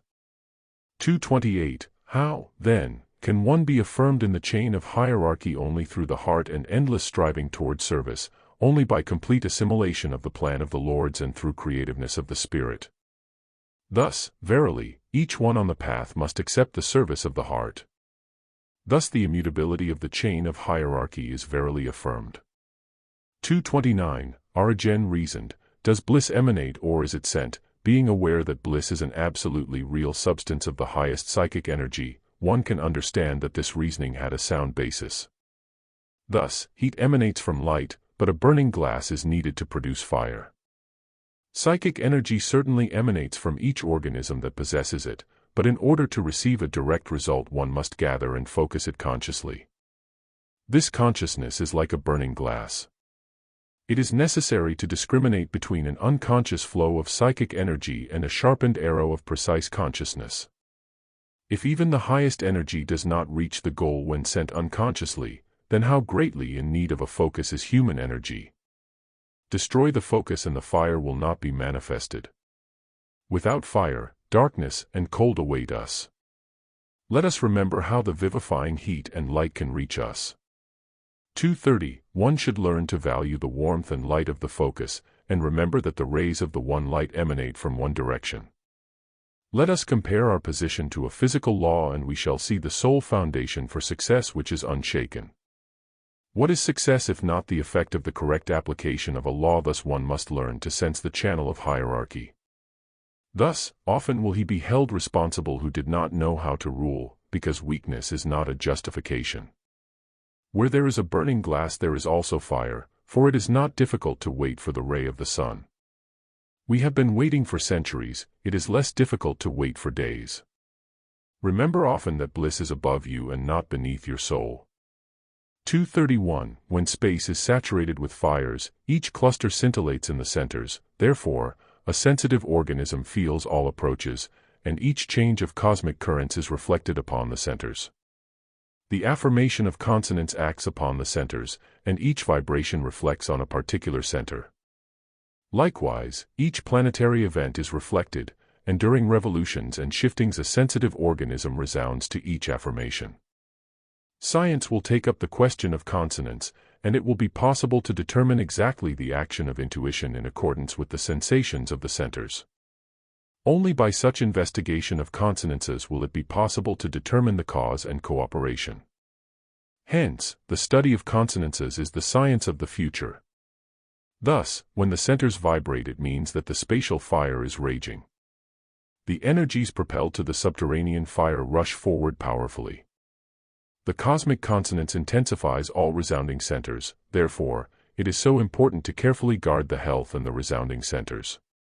232. Even the best friends test each other with some ingenious move at chess or through a dangerous hunt. Even in a besieged fortress the army carries on maneuvers in order that the hands of its members may not grow stiff. And those defeated are not offended, nor do the conquerors boast, since it is only an exercise in resourcefulness. I remember how once, the light of the eyes, Jahangir, came running and complaining that his playmate, Gelladin, had pushed him severely. We asked, how did it happen? Jahangir was a hunter and Gelladin the tiger. I said, it would be amazing if a tiger were to be transformed into a dove. Thank thy comrade, who gave thee the imitation of the fury of a beast. Tomorrow we shall go to hunt real tigers, be resourceful with them. But remember that a ruler never complains. Thus it happened during the time of Akbar, the unifier of India. We must firmly remember to what the understanding of hierarchy obligates us. One can see how useful are tests, otherwise the light that is kindled only in battle will grow dim. The light of battle and daring is the most precious. 233. it is necessary to become as accustomed to battle as to daily labor. One should understand a battle not only as a test of excelling in strength but also as a source for the accumulation of energy. We cannot think of mastering the elements without a battle. And how ready must we be at a call, for otherwise we may waste the action of the higher forces. Hierarchy does not mean the steadfastness of repose, but steadfastness in the midst of battle. Can something else be substituted for battle, when our magnet is tense and each victory is the joy of the entire hierarchy? If it is difficult for some to accept hierarchy through love, let them accept it as a fundamental necessity. 234. All nations knew about guardian angels and have preserved these traditions for millenniums. All teachings knew about the mighty protectors of humanity who guided nations. Why, then, has our time denied the highest leaders when has the world existed without protectors, and how can humanity be affirmed by the concept of the absence of a leader? The basic principles of beingness are intensified by the laws manifested by the leaders, and the cosmic laws do not change, but grow with cosmic affirmation. Therefore, the protectors of humanity and the almighty goddess Fortuna create humanity's destiny. The realization of this great law can impel humanity toward the chain of hierarchy. 235. Hence, each spirit must understand the hierarchy as protectors of humanity. Thus evolution is built, and creativeness is fierily affirmed. Thus the law is affirmed, only thus is life suffused by the great might of unity. Thus is life created. 236. It is correct to investigate the importance of vitamins, but one should also experiment with the reaction of psychic energy. One can see that a conscious consumption of vitamins manifoldly increases their usefulness.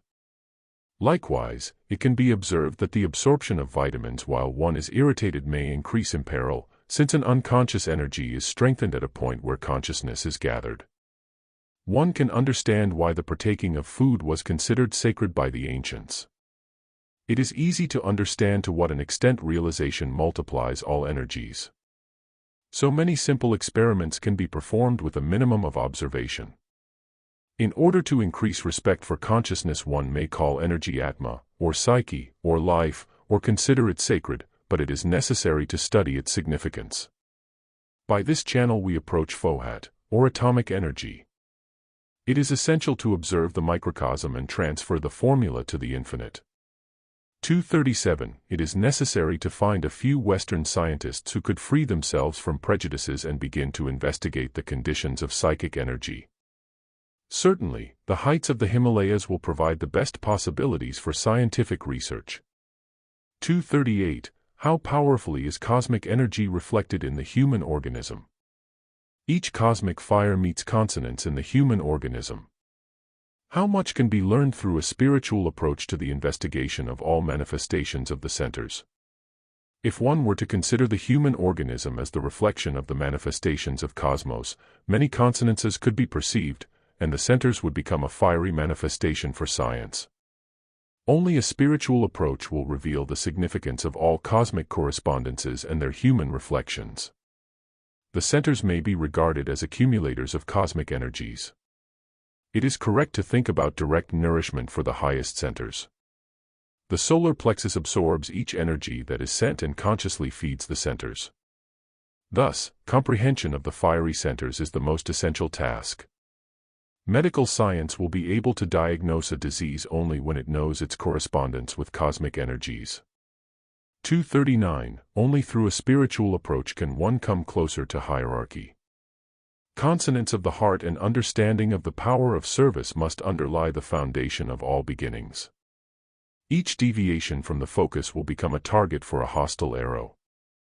Therefore one can become a co-worker only by defending the great focus. Verily, only thus can one attain. 240. When people shall investigate not only fires and rays but also human secretions, then one may think of a change of the body.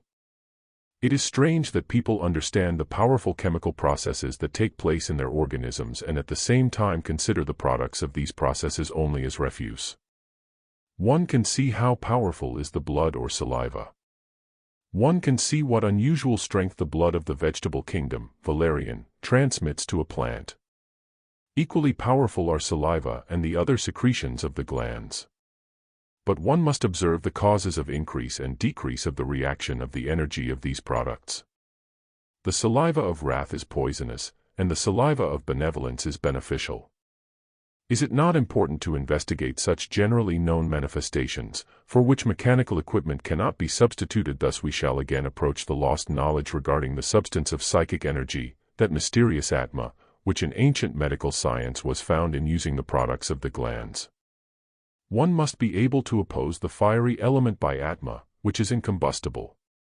241. Atma must be understood as the energy of space purified by unceasing rotation, like a great churning.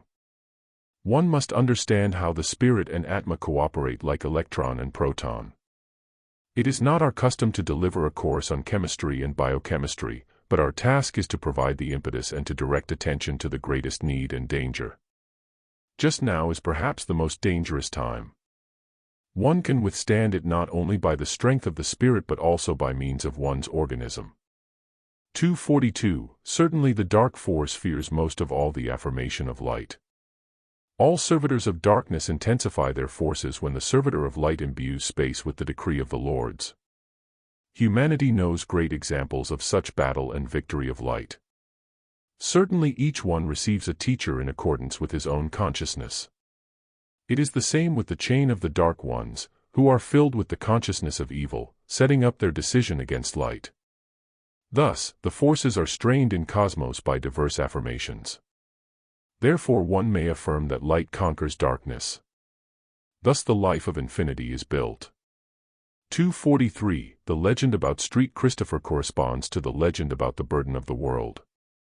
People must feel a certain burden near those boundaries where the spirit realizes the manifestation of infinity. The other kingdoms of nature do not know this anguish, because they have not reached the stage of a perceptive consciousness. Indeed, the consciousnesses of many people are also asleep. But the burden of the world is unavoidable for those who have already pondered about the far-off worlds.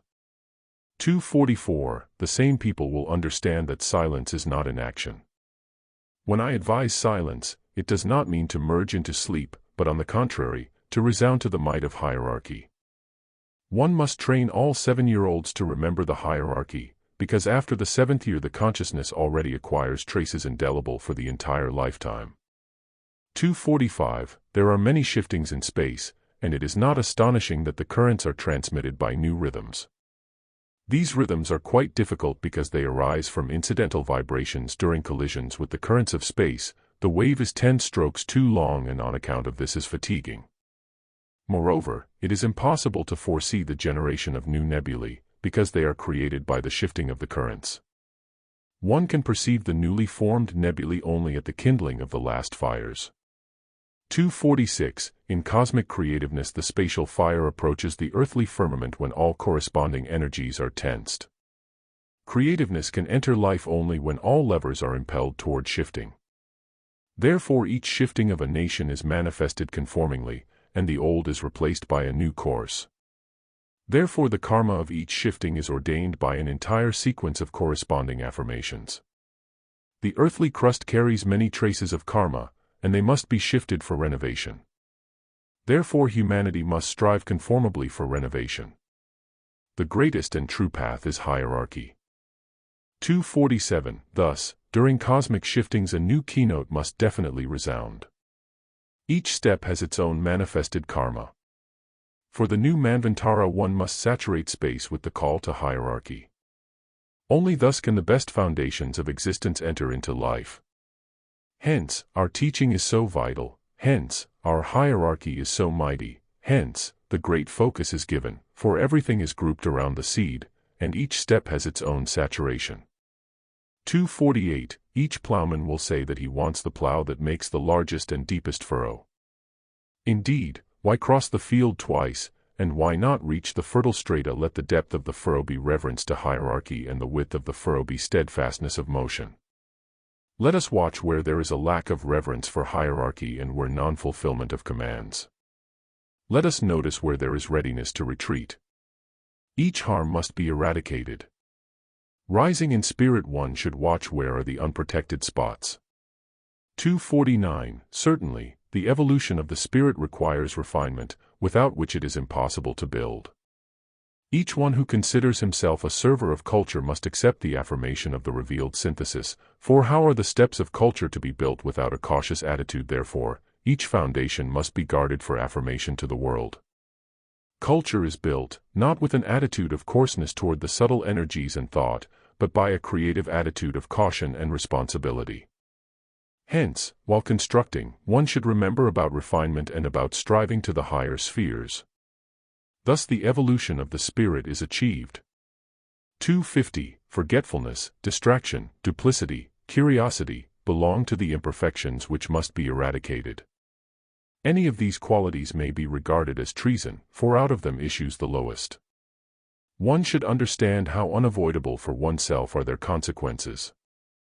A small consciousness is engulfed in mistakes and, trying to justify itself, in other words to lie to itself, actually sinks to the bottom. It can be observed through many lives how the garden of effects blossoms. Sooner or later one must be convinced of the harm of mistakes. The main touchstone will be the question, is there no treason? One must in the end realize how manifold is treason. Besides the classical kiss, there may be found many subtle aspects of treason. 251. Each stage of development requires its own tension. So many manifestations affirmed through development are lost because of nonconformity. Therefore, for the assimilation of great plans great measures should be applied. How can one instill in a small consciousness the concept of hierarchy? Each dwarf considers his labor the most important, but in the service of giants the measures must be affirmed by the spirit. Verily, one must co-measure between mighty measures and the kingdom of dwarfs. Hence, on the path it is inadmissible to apply measures corresponding to the kingdom of dwarfs. Great ways require great understanding. 252. Therefore, when striving saturates the spirit, the understanding of the need for higher measures is established correspondingly. Thus, to advance one should understand with what care hierarchy must be regarded. Therefore, one must affirm one's consciousness upon the great concept of hierarchy. Thus, without the manifested focus there can be no attainment or construction. Creativeness can be developed only by affirmation of the focus. Thus I ordain. 253. Many legends express the danger of having several gurus. Let us cite one of them. One pious woman had 3 sons. Each of them had chosen a venerable rishi as his guru. But one of them conceived the idea of increasing his powers by asking 2 more rishis to be his guides, though his mother had warned him of the danger of such a thoughtless action. The time came when the rishis began to teach the 3 youths to fly. The 3rd youth asked the 2 other rishis to strengthen his flights, so that he might be ahead of his brothers. But the whirlwind sent from 3 places crossed and the light-minded fellow was torn to pieces in the air, whereas his brothers flew safely in the direction of the rishi chosen by them. Thus people remember the law of hierarchy. One might adopt this law. From every standpoint of knowledge science confirms other laws of life, however, one should not look with an oblique eye. 254. Each shattering of the foundation spoils the entire web. Striving loyalty is needed like oil for levers. For us it makes no difference why, despite loyalty, something is not done, but we often see how an already ripe chemical reaction is dissolved. Thus, one should sharpen the blade of the glaive, because success is not farther away than the length of a spear. Guard the concept of hierarchy. 255. Construction is in need of firm foundations, and only the unwaveringness of the spirit can affirm the needed direction. Therefore, when the builders of life strain their forces for constructivity, it is always with cosmic assertion. Thus the builders of life carry the higher will, and the might of the fire directs the spirit toward the cosmic magnet. Thus, the builders of life verily know the higher will. Creativeness is transmitted through the affirmation of hierarchy, and only when the spirit can strive toward realization of the main foundations can creative correspondence be established. Verily, hierarchy affords a creative chain and constructivity in life. That is why we so often repeat about hierarchy. That is why we direct thoughts to the foundations of hierarchy. That is why we intensify all forces for a full adoption of the focus. Verily, only thus can one conquer and attain the predestined. 256. It is said, where thy foot treads, lilies will blossom. Where thy head rests, all the sapphires of the world will gather. Thus is the benevolent messenger spoken of. When we send a messenger, we do not lose time in repeating the entire teaching. But the command will be contained in a few words, because the chosen messenger knows the teaching and reverences hierarchy. To such a messenger the sapphires and the lilies belong.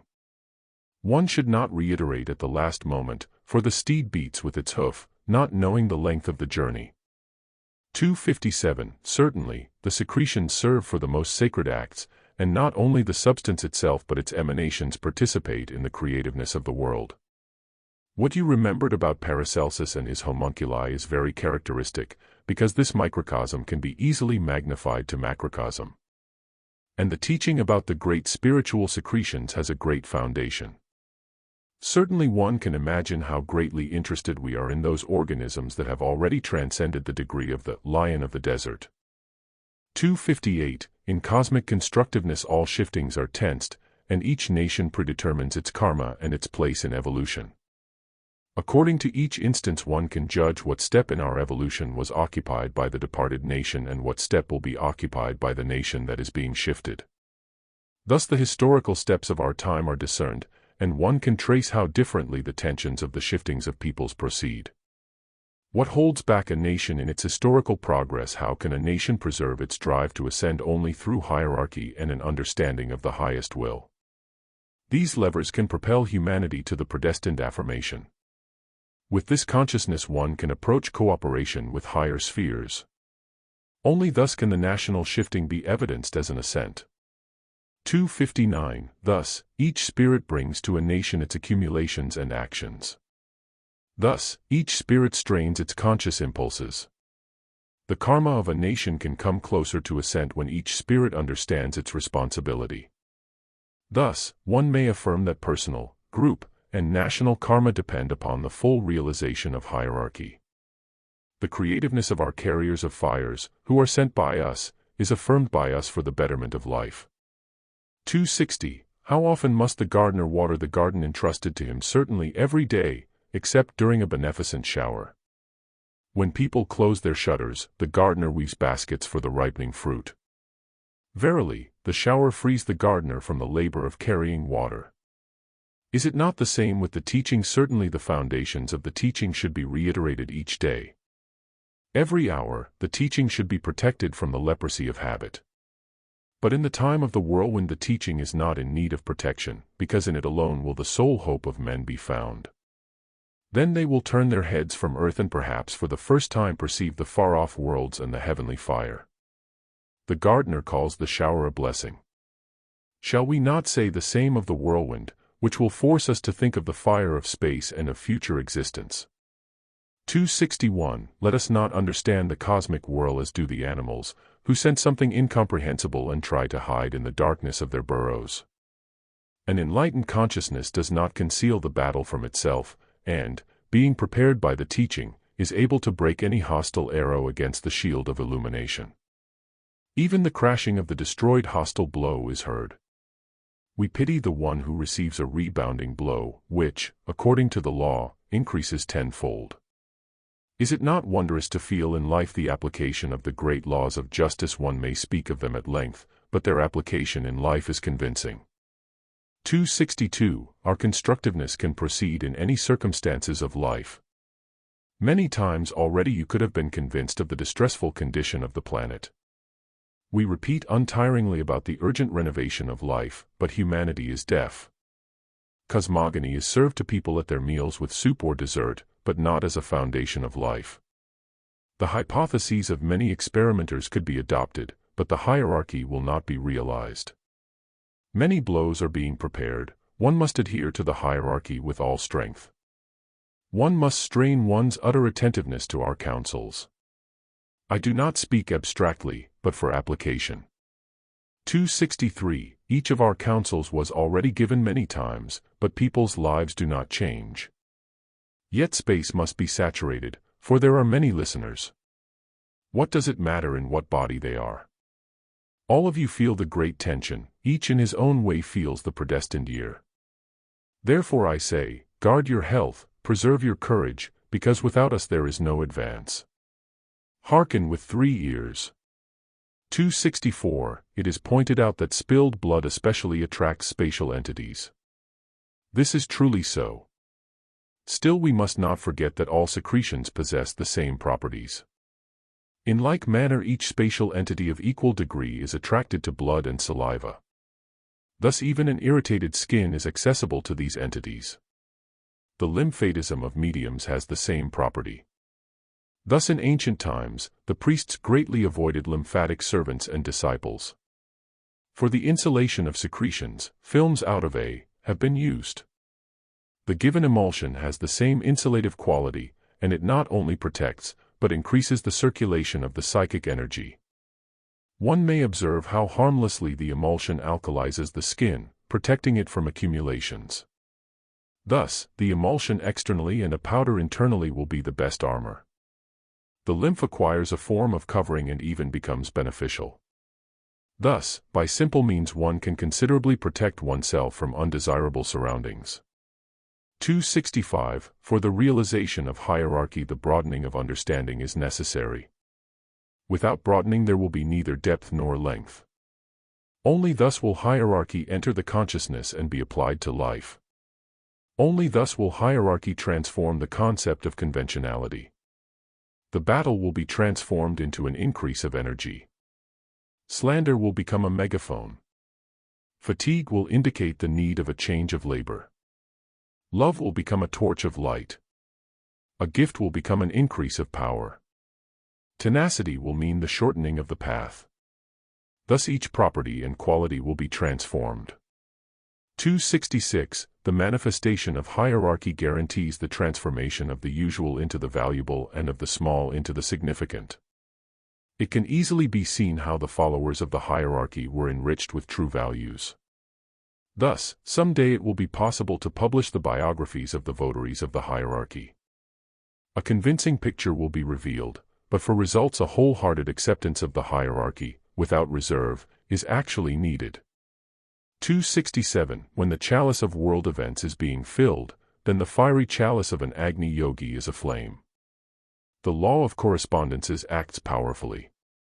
In these consonances the unity of the worlds is contained.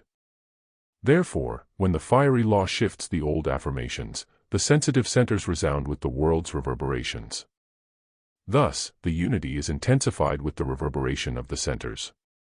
Therefore, the mother of Agni Yoga feels intensely the brimming of the world chalice. Hence, the fiery treasure must be so greatly protected. When the time of the great fulfillment is close, then the world is in tremor. When the great shifting takes place, the subtle centers reverberate. Thus, the world will remember the great consonants, and our annals will leave to the world the fiery signs. Thus the covenants will be fulfilled. Yes, yes, yes. 269. Contact with the fire of space strains all centers.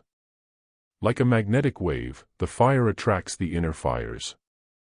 The current of space runs through all sensitive centers and nerves, therefore each cosmic wave is so powerfully reflected in the flaming centers.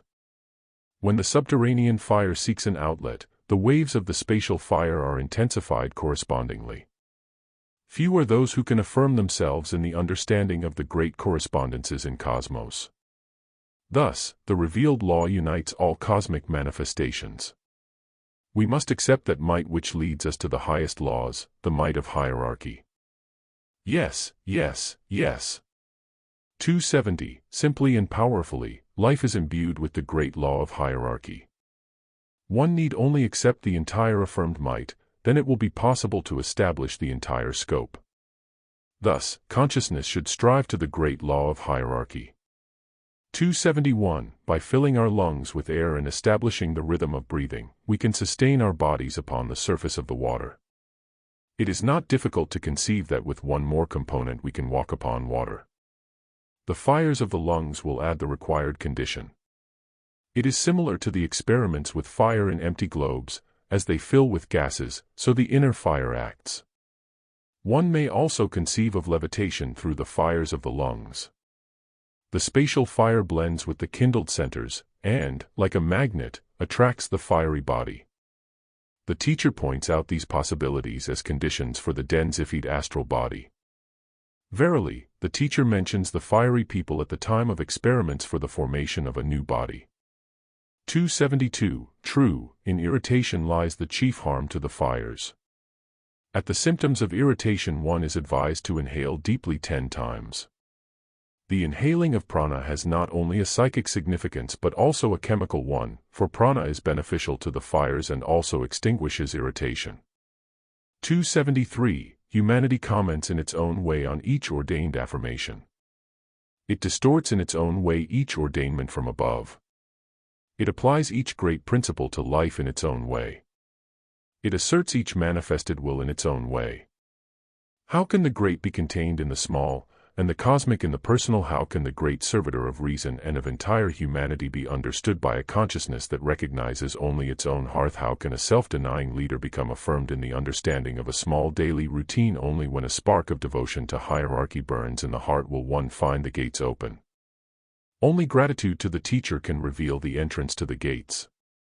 Each one who has chosen his own path must realize the loneliness of his orbit, because only love and devotion for hierarchy include the spirit in the chain of light.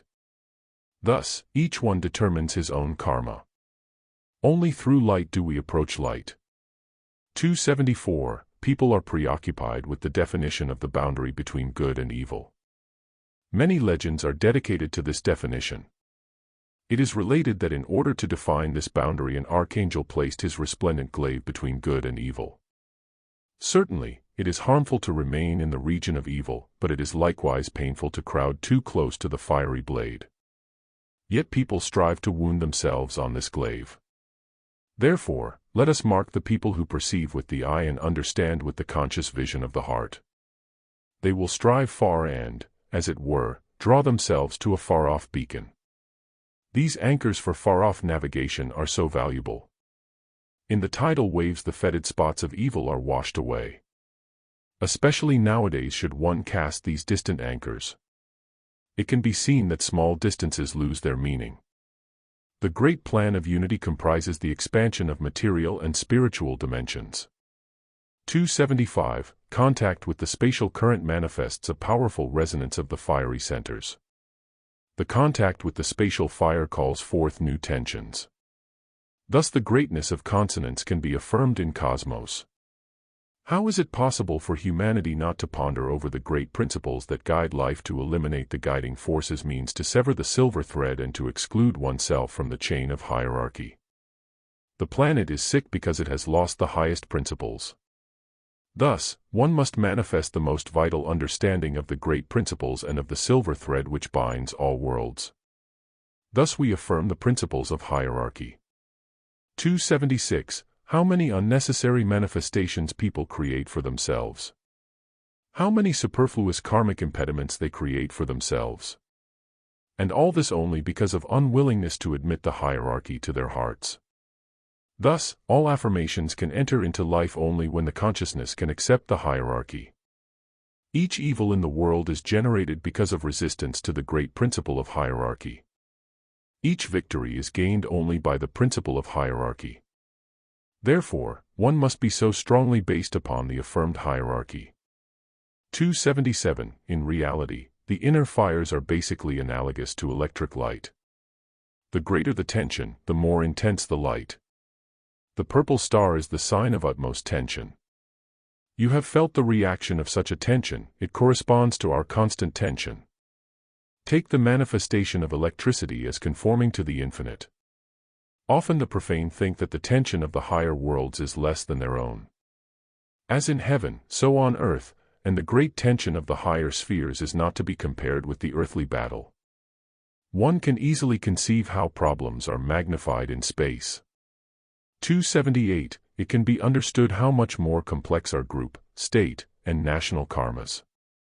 Their intermingling is not lessened but increased by the conventional boundaries of humanity. One can feel how aggravated is the interrelation between the powers of light and darkness, which increases the nonconformity of the reaction of nature. You can see how greatly perturbed are the weak spirits, how greatly obsessions increase, and to what an extent these obsessions complicate karma. So, also, the earthly battle should not upset anyone, because one can understand how it is magnified in infinity. Is it easy? Where the chaos of the unmanifest rages along the chain of hierarchy, the strained heart can feel the reverberation of the tension of the cosmic battle. 279. During the construction of great steps, one can observe how the central power gathers around itself all that is needed for evolution. Like a focal magnet, the leader of progress attracts everything to himself, sweeping away the old accumulations and creating new currents. Thus, throughout history, countries have been built by such leaders. It can be stated that by evidencing full adherence to hierarchy, any cosmic task can be fulfilled. Humanity has suffered most through its severance from the higher will. Only through affirmation of the great unification with the higher power can the fulfillment of higher laws be achieved. It is impossible for the acceptance of the powerful hierarchy to be established without an understanding of the higher will. Thus, each step is built by the realization of the affirmed will, upon which all higher correspondences are intensified. Thus, so many evident possibilities can be attracted from the treasury. The non-acceptance of the higher will complicates all structures. This should be remembered. Each structure is held by its focus. Hence, one must act by striving consciously toward hierarchy. 280. Let us turn back to the concept of love. In each book, a considerable place must be allotted to that fundamental concept, especially because under the concept of love much of the opposite is understood. It is correctly pointed out that love is a guiding and creative principle. This means that love must be conscious, striving, and self-denying. Creativeness requires these conditions. And if love is marked by self-enfeeblement, disintegration, and service to self, it will not be the highest concept of humanity, which extols the concept of achievement. The heart filled to the brim with love will be active, valiant, and will expand to its capacity. Such a heart can pray without words and can bathe in bliss. How greatly in need is humanity of the realization of the fire of love. A purple star of the highest tension will correspond to this fire. 281. It is necessary to realize very exactly the fundamental concepts of beingness. The love of achievement is not austere for those aflame in heart, but it frightens those who love their weaknesses and who waver while embracing their own illusionary I. Love that can move worlds does not resemble the love upon the marshes, where the bones of outworn remains are decaying. Above the marshes are the will-o'-the-wisps of decay, but the eternal creative fire of the heart does not wander, it impetuously ascends by the steps of hierarchy to the highest light. Love is the leading creative principle. Unbearable is the almighty light, but hierarchy is the link to that dazzling summit. The hierarchy leads an illumined spirit to that point where one might even be blinded. Love is the crown of light. 282. The foundation upon which everything is built must be protected from disintegration. The foundation that upholds everything must be enhanced by all the best strivings, for upon the stones of the foundation stands the structure, for upon the foundation stands each affirmation. How, then, shall people treat the foundations, without realizing that the main thing is the cornerstone? So much has been destroyed by men, because of his failure to appreciate his treasures, and by his exposing the most essential to the hailstorm. Thus, humanity must understand the great significance of the power of the foundation and must accept hierarchy with its whole spirit. 283. During the hour of human injustice, recall spatial justice. Verily, there exist maps of the highest mountains, but none of the deepest abysses. Even those who are far from flights of the spirit prefer summits to abysses. If a caravan is maintained according to the weakest member, history is based upon the most powerful ones. Thus, let us remember about this wondrous substance which selects that which is most precious for evolution. If we are certain that we serve evolution, we can rely upon the justice of space. Yet the same justice prescribes necessary caution toward the black forces. Usually they do not approach directly, they choose not less than 3 intercessors.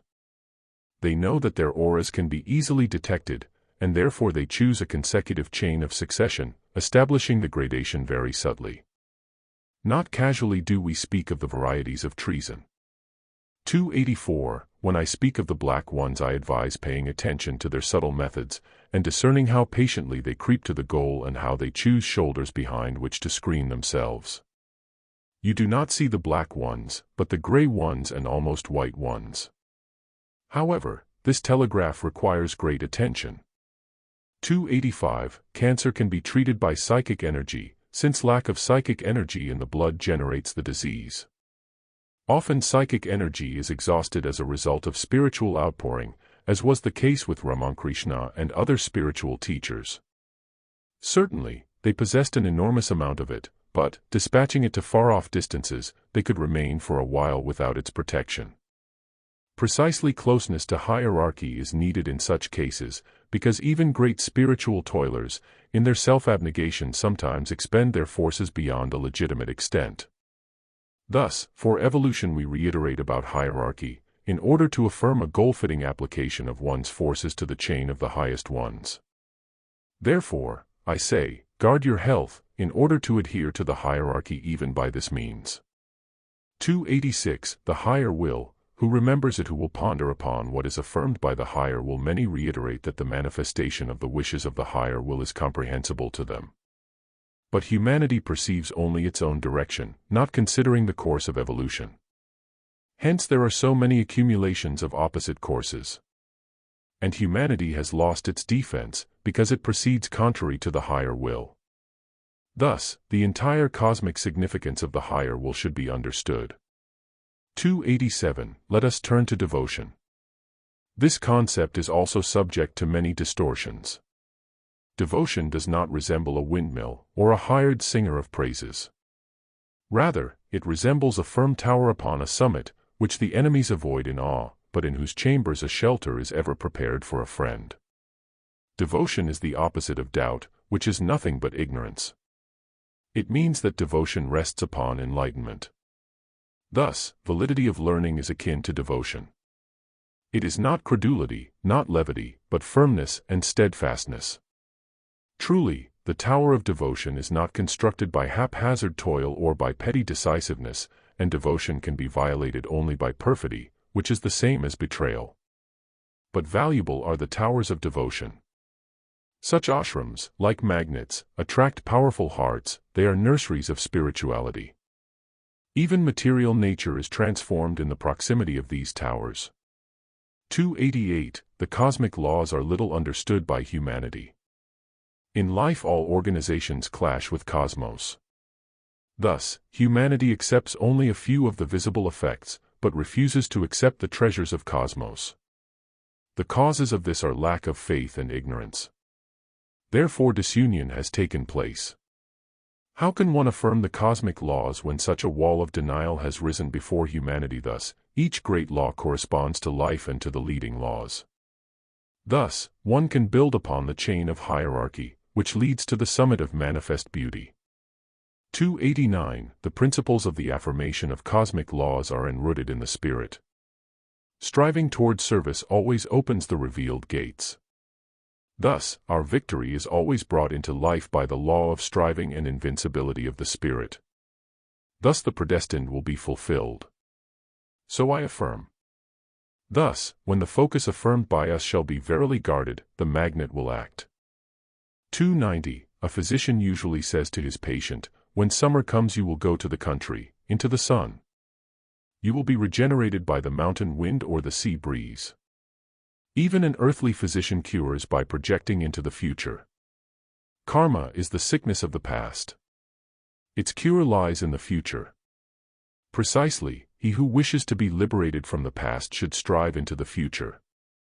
Striving with one's entire being protects one from downfalls. Take for example the moving heavenly bodies. Thus, remember that I have pointed out how to walk upon the water, but I have never said that one can stand upon it. Karma can be changed by an irresistible striving. 291. Motion into the future is similar to the movement of a flame. It is amazing how the fire, at times visibly and at times invisibly, lives, while vibrating and preserving the balance of the world. Thus let us strive into the future, because sustained by the fiery element we shall not fail. But the fire can be invoked only by an action of the spirit. Thus, let us apply the higher laws to the earthly plan. One may even change karma, which means that one can change all earthly conditions by striving into the future. Apply my command to life. The particles of precious energies adhere only to him who strives. 292. The building of the great steps of evolution takes place through unusual ways. Each new step always brings to humanity an affirmation which impels thought to new and mighty possibilities. Thus, the highest will also intensifies each energy in accordance with the cosmic magnet. There is no affirmation that would not be fulfilled if sent by the highest will. There is no striving that would not be acknowledged if sent by the highest will. Therefore, humanity must strive only to hierarchy. Verily, in this cosmic concept are contained all possibilities of constructiveness. 293. Humanity grows weak to such an extent, because it evidences disunion with the highest will. Therefore we so powerfully affirm the focus, for without the center the highest will cannot be accepted. Therefore we summon so powerfully to hierarchy. Verily, we must sacredly guard the treasures. They underlie the foundations of our work. Each sacred creativeness is a contribution to evolution. Let us ponder upon the significance of a great thought. Let us ponder upon the great might of the fires of the Terra. Let us ponder upon the devotion of the heart. Let us ponder upon the invincibility of those who walk in the name of the Lord. 294. Sometimes one can demonstrate the most complex laws by means of the simplest apparatus. The law of karma is complex, but take the Ruhmkorff coil or any other electric coil and you will get a graphic image of karma. The current runs along the spiral uninterruptedly, but the protective winding is subject to all external reactions. Moreover, each thread contacts the thread of the preceding round, carrying upon it the consequences of the past. Thus, each hour changes karma, for each hour evokes the corresponding past. Thus, one can contact the entire line of past experiences. The same graphic example shows how the seed of the spirit is unharmed, and striving to the heights it sustains its shell without fearing the past. Verily, karma is frightening only to those who are plunged into inaction. But a striving thought is liberated from the burden of the past, and like a heavenly body is impelled forward without retracing its path. Thus, even with a difficult karma, one can achieve a useful liberation. 295. Let us see how people understand service to the Lord and hierarchy. He who thinks of ascending only by prayer is far from service. He who in his labor hopes to bring the best efforts for the good of humanity must adopt the Lord with his heart. He who does not relinquish his own comfort does not know how to serve hierarchy. He who does not accept the indications of the hierarchy does not understand service. Only when the heart is ready to accept consciously the affirmation sent by the highest will can it be said that the realization of service is adopted. Thus, we are no lovers of funereal rites and of empty invocations to the Lord. Thus, we venerate the striving of disciples to the service of hierarchy. Hence it is so easy to observe how the one who does not accept the service in spirit venerates the Lord and hierarchy only so long as the way is convenient to him. Thus, we take into account each effort to remove the burden from the hierarchy, as in the great, so in the small. Thus, in our creativeness, we affirm reverence not in words but by deeds.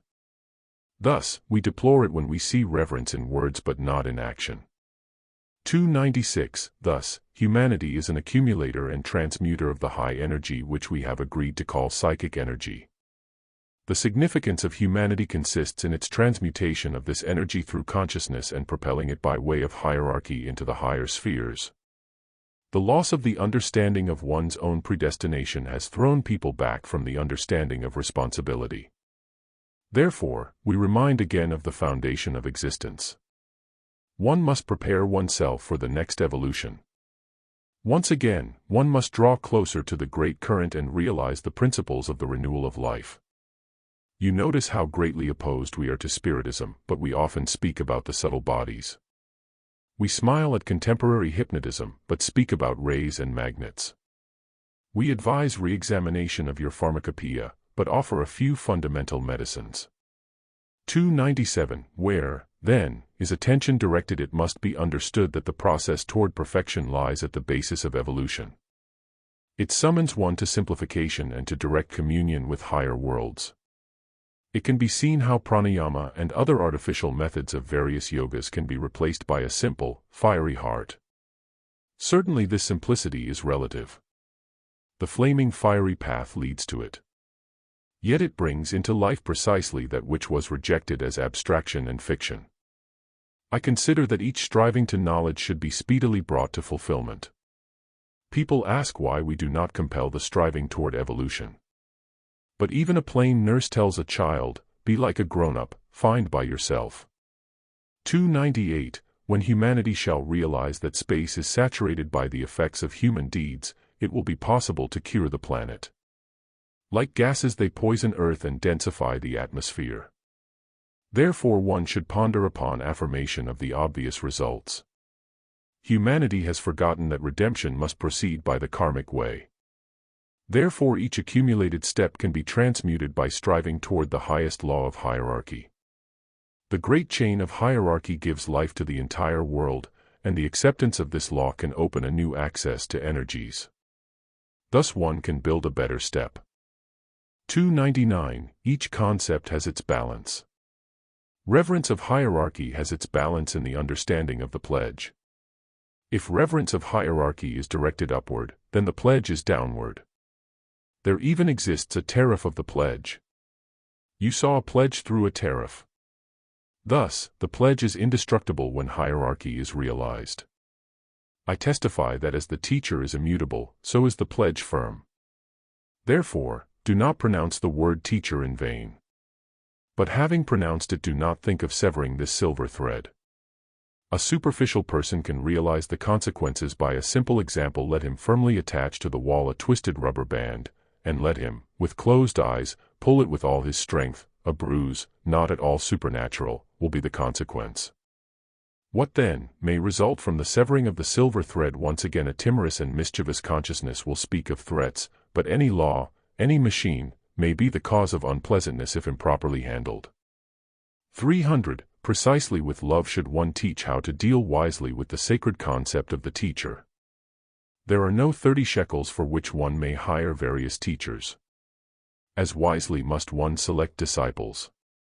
The same silver thread binds each teacher with each disciple. Once the pledge is pronounced, it becomes the foundation of karma. Through the events of life one can observe how immutable is that which has been said. No one can give ignorance of the laws as excuse. Therefore, it is better to repeat this upon each page than to permit a heinous error, which drags behind it a loathsome wake of consequences. Not severely but vitally should the law be understood. This advice must be accepted, not in words, but by the heart. Not without cause do the teeth lock the tongue. 301. Majestic is the time. Remember that while Moses on the mountain was preparing the tablets, the people below were steeped in madness, yet the calf of iniquity was destroyed when faced with the highest covenant. 302. People's striving is always measured by their service either to light or darkness. By this may be judged their destination in life. Thus, the worst of all is halfway thinking and halfway striving. The destroyers always build solely upon halfway striving. There is nothing worse than a halfway servitor, for he screens himself by halfwayness. Therefore a direct enemy of light is preferred by us. We do not admit into the great battles the small worms that crawl in the mist. Thus, halfwayness must be avoided. One should always and in all ways avoid any intercourse with halfway people. Halfwayness shown by the disciples throws them back a millennium, and therefore one should know when to affirm one's own consciousness. Thus, the servitor of light will not admit halfwayness. 303. It is most pernicious when halfwayness insinuates itself into one who is affirming himself upon the path, because then there results duality of thought and action. Hence, halfwayness is the enemy of the teaching, and when we see halfwayness in relation to hierarchy, this destructive attitude must be eradicated, for without integrity there can be no construction. Hence, the disciples must understand how important it is to have complete striving. For this one should renounce personal comfort, conceit, self-pity, self-deception, and should always remember that hierarchy must not be burdened. This should be remembered by those who misunderstand service as reliance upon the Lord and the hierarchy. 304. The word Mahatma is translated as great soul. Some imagine the Mahatmas as a completely distinct race. One should not conceive a great soul to be entirely distinct. Each Mahatma began his ascent from the very midst of the people, having only dared to choose the difficult path of the great soul. And, besides daring, he found in his heart indignation of spirit, for how else can the fires be kindled? Upon these fires the precious substance of the secretions is transmuted into a healing substance. One can see how the saliva of a fiery being can remove an inflammation and restore the vital energy to numb centers. Alongside the sacred property of secretions stands the healing power of the laying on of hands. It is instructive to compare the secretions of men having dormant centers with the ejection of the fiery substance. If I advise medicines made from plants for common organisms, then for the more knowing ones there is a powerful laboratory of sacred fiery secretions. 305. My latest book will be understood by few. Who will comprehend the sacred quality of the saliva of the Savior or the laying on of the hands of Moses? People are not accustomed to appreciate a fiery heart. The book can help those who have already sensed the rise of the solar serpent. It winds its coils amidst the fiery ejections. It is impossible to imagine the affirmation of the subterranean fires without the eruption of the fires of the heart. You know about the usual ejections of the yogi, which cannot be replaced by anything else, for this gas of the fire must be released and must blend with the fire of space. But the yogis seldom attain this manifestation of confluence with the cosmic fire. We call this stage a holy one, for the light of the fire of the higher worlds is blended with the rays of planetary yogis. This is the shortest path to the Mahatmas. Do not fear tension, this is the same path. Do not be disturbed by anguish, it comes from fire. Do not be angry, for the heart dislikes this root. 306. When events pile up, the subterranean fire is impelled accordingly. Thus, when the shifting of forces takes place, one should pay attention to the cosmic fires. In one case there is regeneration, in the other, shifting. Everywhere the cosmic manifestations take place, and the spatial fire imbues each transitory process. People's power is nurtured by a corresponding spirit, and the same power of attraction unites the shiftings of nations. Therefore, it can be said that the tension of cosmos is transmitted to all countries. Thus, humanity cannot sever itself from the general affirmation. Hence, the highest law impels to the general good, and the human spirit is in need of striving to the higher law. 307. Therefore, humanity must understand the beauty of the higher laws. What, then, will indicate the path to creativeness, if not true understanding and veneration of the hierarchy? What, then, will attract the spirit to the highest, if not adherence to the law of hierarchy? What, then, will direct the spirit toward the manifestation of truth, if not understanding of hierarchy? Therefore, for a higher understanding one must accept hierarchy with one's heart and strive irresistibly to the highest law of hierarchy. 308. An experienced sailor frowns at a dead calm of the sea, foreseeing the gathering of a storm, and smiles at the blustering wind, perceiving a successful navigation. Of such a sailor it is said that he knows the sea. We say that he knows life if he knows how to understand the difference between the inner and outer manifestations. Some fools shout, rebellion, when they hear the cry of a pottery vendor, and exult at the quiet when they see a closed market. Our way is to teach and to observe how different is the thought of dissolute people. Classes for thinking and the observation of life processes should be established in schools. It may often be noticed that a child understands the hidden meaning of an occurrence better than an adult. Only according to inner feeling can we approach a just evaluation. We accept a calm surface before a storm, and we do not pay attention to the blowing curtains at the doors. Thus, the formation of events will be understood. 309. When the forces of light and darkness are fighting, the orbit of each camp is being established. That which nurtures the camp of light will certainly be the center of tension, and the goal of light will be the target for darkness. Therefore, when the forces are in conflict, everything pertaining to the center should be guarded. The main fire of space will abide in the center, and the protecting net should be guarded. Thus, the orbit of light engulfs darkness. 3:10 When the forces of light and darkness are strained, health must be guarded, because the fire of space is raging and darkness is tense. But in all our manifestations one should perceive victory. When everything crumbles that is old and not applicable for evolution and for the epoch of fire, one anchor remains, which will save humanity, the anchor of hierarchy, which will unite the entire chain and give the entire power. Thus, one should become limitlessly affirmed in hierarchy. 3:11 Let us observe how the black ones labor. It is necessary to observe their peculiar habits. They are not indignant about a nonentity. They consider that the first steps of service are particularly useful for them. A nonentity is negligible even in treason. Treason is precisely the main basis of undermining by the black ones. For treason, one must know something. This relative knowledge, not strengthened by devotion, may be found on the first steps. One must know that condemnation acts like fire upon a wavering devotion.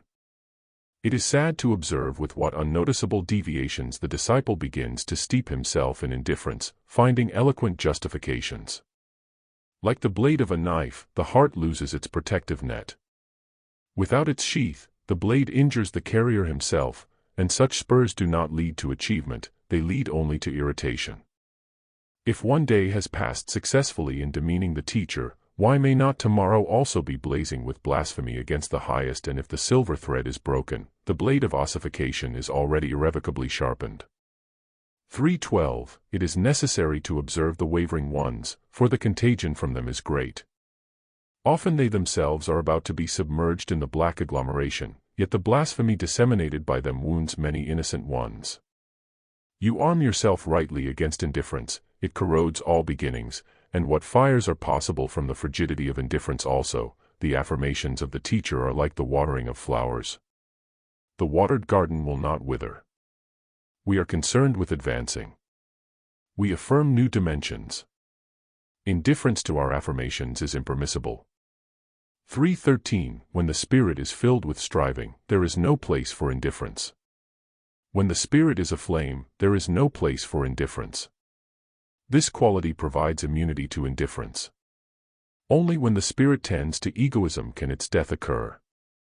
Therefore, one should flamingly protect the spirit from indifference where the evil generated by neglected striving will nestle, whence this evil will inflict a blow that will bear fruit. It is difficult to detect the root of evil generated by indifference. Only in endless vigilant striving can one find protection for construction. Hence, while constructing great works, one must understand that egoism and indifference are inadmissible. Therefore, we demand that the first thought be dedicated to the teacher. Is it possible to succeed when the disciple puts himself in the first place? Are we not building all upon a great name? Did we not put beauty at the foundation? We have given the great foundations for the world. Therefore each thought must be valued as the foundation of a great structure. Verily, the future is great. 3:14 Amidst the concepts of courage, the most invincible is the courage of the flaming heart when, with full decisiveness, with full realization of achievement, the warrior knows only the path of advance. To this achievement of courage only the extreme degree of the courage of desperation is comparable. With the same speed with which the courage of the flaming heart overcomes the future, desperation flees from the past. Thus, where the courage of the flaming heart is lacking, let there be the courage of desperation. Only thus can the warrior gain victory when the offensive is great. All other aspects of courage are of no significance, because in them will be halfwayness. This quality, next to cowardice and treason, must be avoided. 3:15 The reorganization of the world intensifies all the forces of cosmos. If humanity would understand that reorganization requires the striving of the spirit, it would be easy to establish equilibrium in the world. But the nations do not ponder about what to place upon the scales and where is the balance, hence the chaos of thinking is so destructive to humanity, and thus the dislocated nations sink to the depths without taking measures for spiritual transmutation. Therefore, it is time to ponder the establishing of spiritual quests. When the cosmic perturbations require a powerful tension, humanity must know where to look for the center of salvation. Therefore, the quest for a spiritual center will lead unavoidably to hierarchy. Humanity has lost the necessary formula for salvation. Hence, the anchor for salvation is the focus of hierarchy. Only a conscious quest and the affirmation of hierarchy will afford salvation. Yes, yes, yes. Therefore, we gave the basis for actions and works that are founded on beauty. 3:16, healing through the fragrance of flowers, resins, and seeds goes back to hoary antiquity. Thus, a rose not only possesses a similarity to musk but also prevents imperil. A garden of roses was considered by the ancients as a place of inspiration. Freesias are beneficial for the sympathetic nervous system, which vibrates so much in a yogi. The seeds of barley are unsurpassed for the lungs. You know already about mint, about the resin of cedar and other resins. Perfumes are now bereft of meaning like all other desecrated values, yet the origin of fragrance underlies a useful but forgotten knowledge. Certainly the poisons of antiquity were very subtle. The newly invented narcotics are comparatively crude, chiefly, they destroy the intellect, in other words, precisely that which sustains the balance in all psychic experiments. A flaming heart without spiritual balance is an impossibility. Thus one must remember all details that bring one close to hierarchy. 3:17, the disciples on the path of service must apply all the best strivings of their spirit and consciousness. While creating, one should understand that only the application of the best actions affords corresponding results. Thus, let us not expect beautiful results where the spirit has not applied its best strivings. Often people wonder why their undertakings are unsuccessful. Let us say then, did you apply all your best impulses? Did not light-mindedness, the dullness of inflexibility, negligence, and lack of ardor for the hierarchy intrude themselves? Thus, one may expect correspondence based upon cause and effect. Thus, one must understand that each irresponsible action, each non-goal-fitting deed, may bring many unnecessary and harmful consequences. Thus, the disciples on the path must display their best strivings and ardor to the hierarchy. 3:18, hence one must chiefly develop one's vigilance and watch untiringly the creativeness surrounding the sacred hierarchy. Only when disciples shall attain this quality may one hope that the predestined success will come. Therefore, one should manifest an extreme conscientiousness and vigilance toward all that occurs around the focus. Each unnoticed mistake will yield its own blossom. 3:19, it is asked why we so often delay in destroying the enemies. There are many reasons. Let us name two. The first, karmic conditions. It is easy to harm the near ones by touching an enemy bound to them by karma. This may be likened to most delicate surgery when a surgeon does not amputate a sick limb because of the danger attendant upon severing an artery. With the karmic bonds, the interacting relationship is unusually complex. We consider it more useful to insulate the dangerous fellow traveler than to obstruct the entire caravan. The second reason is that enemies are the source of tension of energy. Nothing can so greatly increase the energy as counterattack. Therefore, why invent artificial obstacles when the dark ones attempt with all their strength to increase our energy? 3:20, what undertakings enter into life without great tension? Each creative step is the affirmation of great battles. Each battle has its predestination, and each design its significance. Thus, those who walk along with the powers of light must know that without a tense battle there is no victory. Thus, when the step of great victory is being affirmed, the disciples of light must feel entire invincibility of the spirit and entire steadfastness of actions. When the affirmation of great foundations was given to humanity, each tension was accepted as a further impulse for new structures. Thus, in evolution each banner has been affirmed by the greatness of the steadfastness manifested. Verily, only thus can one conquer. 3:21, one can compare the process of the inner fires with some parallels of physical fire. Let us take the flame under a blowpipe. Observe how, under pressure, the flame loses its yellow tone and through blue becomes silver and purple. Besides, let us notice how the flame inclines. Our fires are similarly strained under the pressure of the cosmic whirl. Those rare manifestations should be recorded, for they testify to participation in the cosmic battle. Few can pride themselves upon such participation. Not a chaotic tremor, but a vanguard of the hosts of light is required for the piercing of darkness. And how blessed is the pressing whirl, which impels us into constructive battle.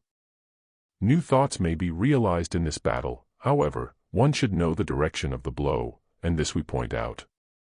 322. Hierarchy and the creation of a new consciousness are affirmed as the cornerstone of evolution. Each day one can observe the evidence of such progress. But people seldom synthesize these many-colored petals of the fire blossom. Courage is lacking to acknowledge oneself as living upon the ruins of the old world. Yet even a woodcutter knows in what direction the tree will fall, for he does not want to be crushed. On the contrary, he quietly calculates the amount of new building material and fuel. Thus, one must rejoice at the cosmic battle. 323. If people would understand upon what the earthly priority is built, verily, the highest principles could be given.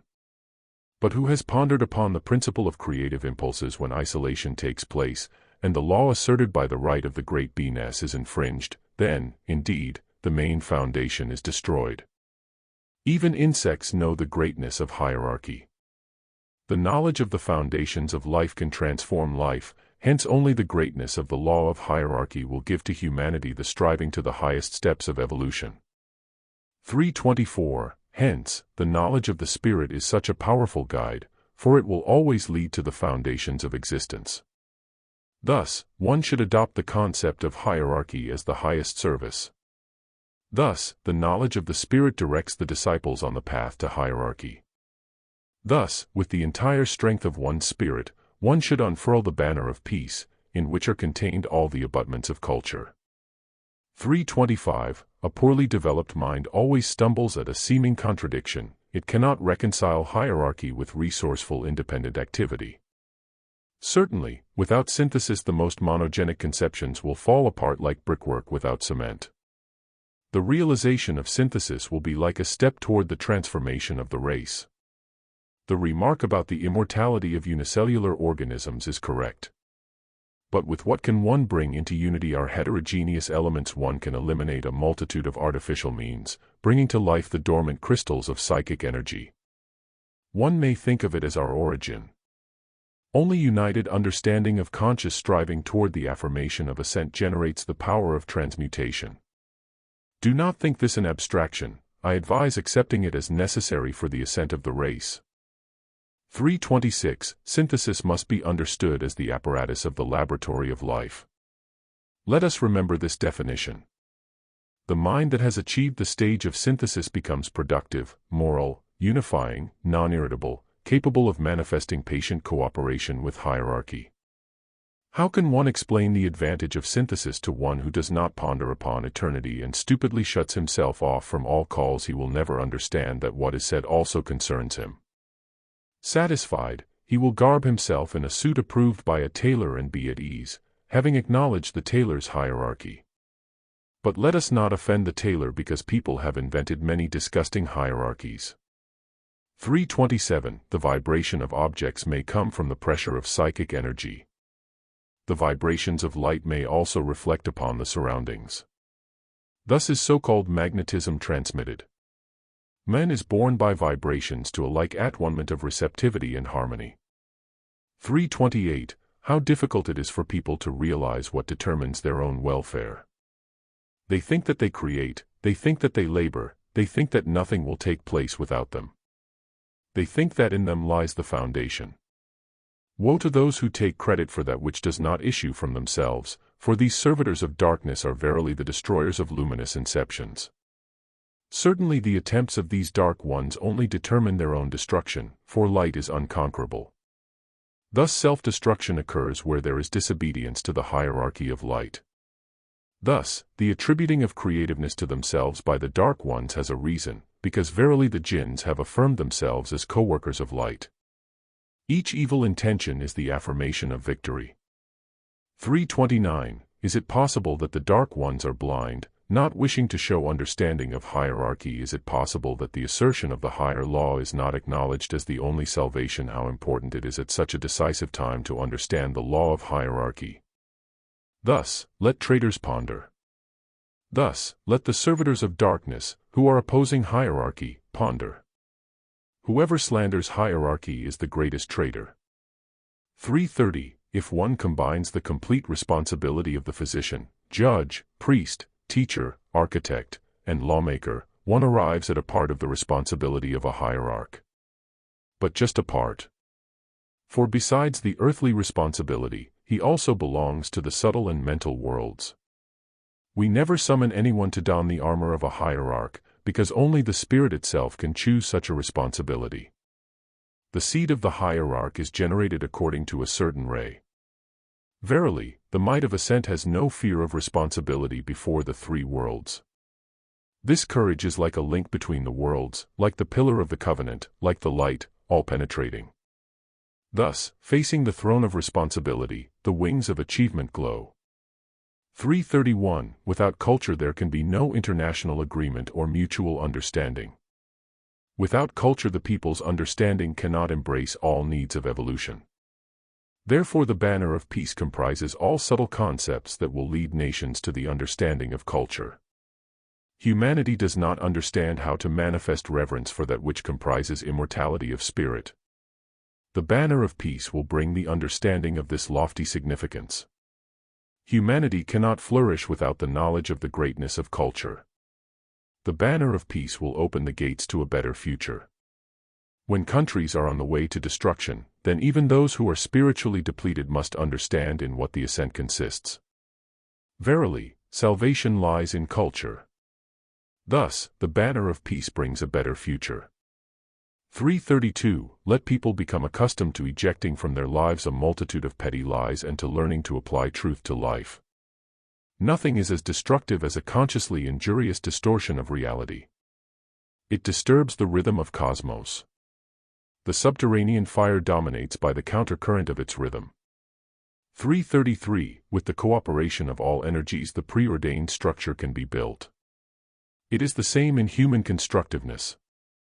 It should be remembered that positive forces create under the pressure of negative ones, and the creativeness of light is saturated by the tension of the manifested pressures. Thus, creativeness in the name of the Lord certainly calls forth tension. Hence, precisely service to light asserts such a tension of cosmic potencies. When such a mighty construction is being affirmed, how is it possible that the shifting forces should not be opposed? 334. Verily, the banner of peace will unite all cultural tasks and will give the world the achievement that is so needed. Therefore, those who carry a striving quest will respond to all affirmations. The nations will verily unite under this banner. 335. Humanity must carry out a multitude of urgent experiments. Imperil must not only be recognized as the calamity of the departing race, but the contagion of imperil should also be studied. It will be possible to ascertain that imperil acts at far distances and can affect the subtle body. Imperil clashes like a dissonance with the fire of space. People who depart from Earth with a store of imperil create for themselves a torturous existence. The fire of space rushes upon them, for harmony means adherence to the foundations. Each opposition to the foundations calls forth the counteraction of the fire of space. Thus, one should admit that personal irritation is an excrescence of the departing ones. But it must be noted that people often do not wish to heed their own irritation, though the dangerous poison does not diminish because of that. 336. Thus, one should investigate impeding elements with all means. One must understand in what consists harmony with the foundations of existence. In what lies the progress of a spirit who is gradually becoming accustomed to existing above the world and to labor without end also. The sacred pains should be understood as signs of the flights of the spirit into the region which binds the worlds. Thus, it is easy to understand that involution has deprived humanity of some acknowledged qualities, and one should manifest much of the primary energy, in order to weave again the torn web of Asurjana. But praise to the courageous, daring, and striving ones. 337. The time when the fire blossom is manifest cannot be an easy one. The banner of peace is not presented at the bazaar. Thus, let us be united in one unconquerable striving. 338. How does humanity expect to approach the highest without acknowledging the entrusted earthly representatives of hierarchy? How can a link be established if humanity does not admit the greatness of the chain of hierarchy? Thinking is infected so extensively by the poison of conceit that the entire cosmic balance is disturbed. Thus, on the way to us, one should adopt all the affirmations concerning hierarchy as an anchor of salvation. Verily, hierarchy is like a wondrous light for humanity. As a mighty shield, hierarchy stands on watch. Hierarchy is affirmed as the link between the worlds. 339. Therefore the most heinous is apostasy and demeaning of the teacher. Thus, when we introduce into life a new affirmation, one should strive with the entire spirit on the path of fulfillment of the highest will. Hence, when we affirm the great significance of the banner of peace, it must be adopted in spirit.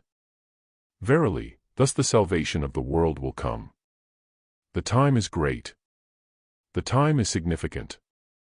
340. Wisely is ordained the bliss of him who sacrifices his soul for his neighbor. Often this commandment is applied to the sacrifice of one's life, yet it is not said of life or body, but of the spirit. Thus a most difficult and lengthy task is given. In order to give one's soul, one should cultivate, expand, and refine it, then it can be given for the salvation of one's neighbor. Thus the wisdom of the commandment should be understood and consciously applied. It is also said, "Follow me." Thus will speak each hierarch, affirming a progressive motion. He cannot turn back, otherwise the leading star will be hidden behind the rock. It is not correct to think of the humility of a hierarch, humility ahead and the command behind. Likewise, the concept of hierarchy is clearly expressed in the words of the Apostle about the Comforter. This advice should be similarly understood, because inaction in sorrow is not indicated, but consolation is prepared through achievement. Thus, even the best teachings are obscured by not acknowledging that which is imperceptible to earthly sight. 341. How is responsibility understood by the many? How little do people ponder upon the great affirmation of responsibility. The one who accepts responsibility with obvious light-mindedness or with selfish desires is subject to a terrible karma. When the great service for the good of humanity is given, responsibility should be carried accordingly.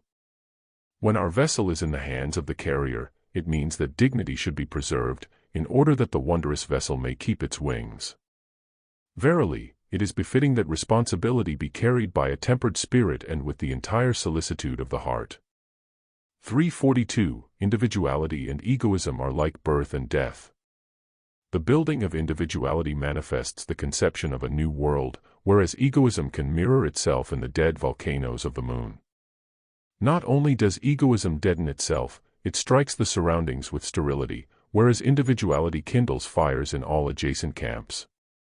Cooperation is the crown of individuality, but the scourge of egoism is like the sting of a scorpion. Can one rely upon egoism no more than upon a viper? But true individuality contains in itself the foundation of universal justice. We must gather individualities, for a new diamond is in need of cutting, but egoism must pass through many incarnations. Indeed, this law may also be changed by the fire of the heart. Therefore, we can advise those adhering to egoism to be kindled by the proximity of a fiery heart. 343. Not without purpose do we kindle the beacons of the fiery heart as a refuge for travelers. It is not easy for the flaming heart, yet it sacrifices itself for its neighbors, which reveals the justice of the commandment of bliss. But joy is a special wisdom. 344. At the time of world reconstruction one can hold fast only through affirmation of the new world. The ascertainment of the manifested decision can enter life only through great understanding of world regeneration by way of the great law of hierarchy. Therefore, those who seek the new world must strive to the confirmation of the decree of hierarchy, which directs through the appointed hierarchy. Only thus can balance be established in the world. Only a flamingly guiding heart will manifest salvation. Thus, the world is in need of the affirmation of the law of hierarchy. Thus hierarchy is lawfully affirmed during the shifting of countries and the substitution of fire for all that departs. Therefore it is so urgent to adopt the law of hierarchy, for without the chain the great ladder of ascent cannot be constructed. Thus, the affirmation of the greatness of the law of hierarchy must be adopted fierily. 345. Do not be perturbed by the necessity for seeming repetitions. In the first place, nothing is repeated. Even the same words appear completely different at different times. Secondly, one should reiterate day and night about hierarchy. You are right that the hierarchy of thraldom is ended, but the emergence of a realized hierarchy is followed by human sufferings. There is too much slavery in the world, and each flame of consciousness is too oppressed. Slavery and a consciously realized hierarchy are like day and night. Hence do not be dissuaded from repeating, a consciousness of hierarchy, hierarchy of freedom, hierarchy of knowledge, hierarchy of light. Let those scoff who are ignorant of the inception of the new world, for each concept of a new world frightens them. Is not infinity terrifying to them? Is not hierarchy burdensome for them? Being ignorant despots themselves, they do not understand the constructiveness of hierarchy. Being cowards themselves, they are horrified in the face of an achievement. Thus, let us place upon the scales the most urgent concepts of the great approaching age, infinity and hierarchy. 346. When a step of evolution is being built, the dark ones intensify all their cunning, because light is unbearable to them, and, sensing their doom, the dark ones cling to the measures most stifling for them. During each new great epoch the same pressure of forces is repeated. But a more teeming period has not been known to history, for the epoch of fire comprises all cosmic actions. Thus, the vigil must be fiery. 347. Many pillars of salt are spread upon the face of earth. Not only did Lot's wife turn back to the past, but numberless are those who have looked back. What did they expect to see in the burning city? Perhaps they wished to bid farewell to the old temple. Perhaps they looked for their cozy hearth. Perhaps they looked in anticipation of seeing the house of their hated neighbor collapse. Certainly, the past chained them for a long time. Thus, one must strive onward for enlightenment and health and for the strength of the future. Thus it should be always, but there may be cosmic knots when an impetuous onward motion is urgent. One should not be disconcerted and mourn over the past. Even mistakes are obvious, yet the caravan does not wait, and the very events press onward. We hurry, and we summon to hasten. The future is crowded, but there is no darkness ahead. 348. Leave all the past to us and think only of the future. Let us not take anything useless from the past, let us not burden our consciousness by anything. I, myself, will put away and will remember all that is valuable. Events propel one into the future. Therefore hierarchy must be understood as a life belt, so, also, the sign of the mother of the world may be understood. Do not be disturbed, for I will turn all to usefulness. We shall shout into the ears of the faint-hearted, hierarchy. The teaching is given at the imperative hour, and one must have the ears of an ass not to hear the thunder. It is useful to rejoice before the victory. Let us rejoice, and thus unite ourselves with the joy of the Lord. 349. Life activity is sustained by the subtle energies of the organism. People get accustomed with difficulty to the realization of the subtle energies and to the activity of all the imperceptible forces. Hence a great disunion with cosmos occurs, and the physical body is greatly limited by the basic properties of matter instead of developing the subtlety of receptivity. People sense so little the vibrations of cosmic forces, and they display little discrimination as to where is contained subtle cognizance. A spirit striving to the highest spheres knows that a magnetic bond exists between the subtle energies and manifests concordance with all spatial pressures. Thus, the new generation must be brought up on the understanding of the subtle energies, for the vibrations of space are nearing Earth, and the affirmation of the new epoch will bring the shifting of many manifestations. Thus the subtle bodies will assimilate all the energies that are sent. 350. Thus, the epochs of the manifestation of fire have always been followed by perturbations, because the spiritual consciousness was shifted, together with the cosmic changes. Hence, during the epoch of fire the most important thing is subtle receptivity. During the epoch of fire, the hierarchy is followed by an impetuous torrent of growth of the spirit of people, and because the law of hierarchy has not been adopted by nations, such shiftings of peoples occur. Thus, the epoch of fire is the epoch of hierarchy. 351. hierarchy must be adopted as an evolutionary system. To those spirits who have not yet outlived slavery, it should be repeated that hierarchy differs completely from despotism.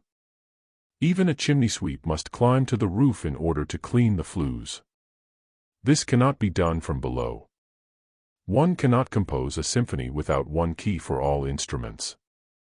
Many analogies may be quoted, beginning with a jest and finishing with the touching examples of bees, ants, and swans. But the best example for contemporary humanity is the comparison with impersonal chemistry. It is easy to understand that a reaction can take place only under precise conditions.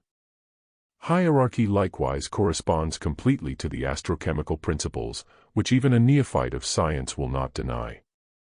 We justly agreed already upon the importance of the discovery of psychic energy. For the coordination of its realization, hierarchy is as indispensable as a helpful chemical process. 352. Which path is the most affirmative one on the way to us? The most unfailing way is the path of self-sacrificing achievement. The most wondrous fire is the flame of the heart saturated with love for hierarchy. The achievement of such a subtle heart is affirmed by service to the highest hierarchy. Hence, so wondrous is the self-sacrifice of the subtle heart. The spirit creativeness and independent action of a sensitive server fierily imbue space. Thus the subtle heart responds to all cosmic occurrences. Thus, verily, the visible reverberates with the invisible, the present with the future, and the predestined takes place. Thus the self-sacrifice of the subtle heart imbues the world with flame.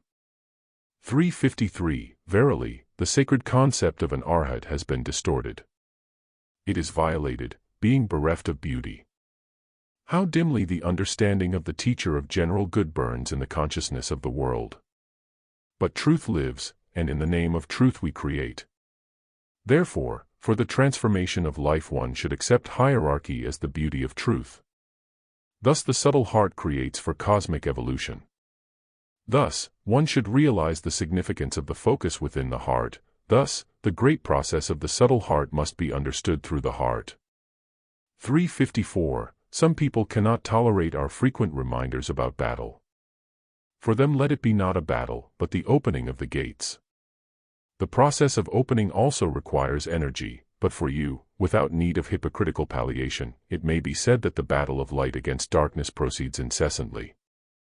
Many warriors help in this battle, otherwise we again would be engulfed in chaos. Often the participants in the battle ask why, in their physical shells, they do not remember the achievements of their subtle bodies. But it would be criminal on our part to permit such consciousness. The heart could not bear the realization of so gigantic a battle. Only an especially flaming heart retains the black missiles in its consciousness. The heart is stopped, either because of realization or through sclerosis. But the cosmic battle can strike at the strongest heart. Thus, let us remind about the battle, when the clash again assumes such colossal scope. The subterranean fire is equilibrated with difficulty, and the layers of magnetic currents are intercrossed. But let us not deny that this perturbation brings renewed possibilities. 355. The life activity is intensified by different vibrations of the subtle energies. Thus the essence of life activity and that upon which the life of each spirit is based are so inadequately realized. People think that the life process is contained only in the tissues, forgetting that the creativeness of cosmos is intensified by the subtle energies and by that invisible process which permits perpetual interchange and contact with the spatial fire. The maintenance of psychic energy is based upon the spiritual process. Verily, humanity must realize where is the source of life activity and in what is contained the interchange for the growth of the forces. The moment humanity severed itself from the source of power, the shifting of the forces occurred. Thus it is in the entire cosmic constructiveness. Thus, in the entire structure the force is in need of saturation by the source. Hence hierarchy is so greatly stressed by us, for this source is the source of bliss, and in the epoch of the transformation of the world there is verily only one anchor of salvation. Therefore, consciousness should be affirmed upon the center of all that is given. 356. As the words imply, the evolutionary spiral expands and the involutionary spiral contracts. The very same may be observed not only in personal aspects but also in ideas. It is very instructive to discern how ideas are generated and how they complete their circle. Often they seem to disappear completely, but if they are of an evolutionary nature they appear again in an expanded form. For evolutionary thinking, one should study the spiral of the root of an idea. The task of the gradual containment of an idea can afford a progression toward a higher understanding. One may take for instance the idea of religions and examine it spirally, precisely, not comparatively, but evolutionally, spirally. Thus one can see the one root. Likewise one can study how the ideas of religions expanded through evolution. Thus, the prognosis of the future will not be diminished. Positive signs must be gathered. 357. Many concessions have been made by humanity in order to erase the vital foundation of the teachings of life. For the sake of comparative concessions one may deprive the lamp of its wick and be astonished at the conflagration from the spilled oil. The lamp of the world is overturned, and the sacred miracle of life can be safeguarded upon the mountains. The conflagration can be arrested by two fountainheads, hierarchy and psychic energy.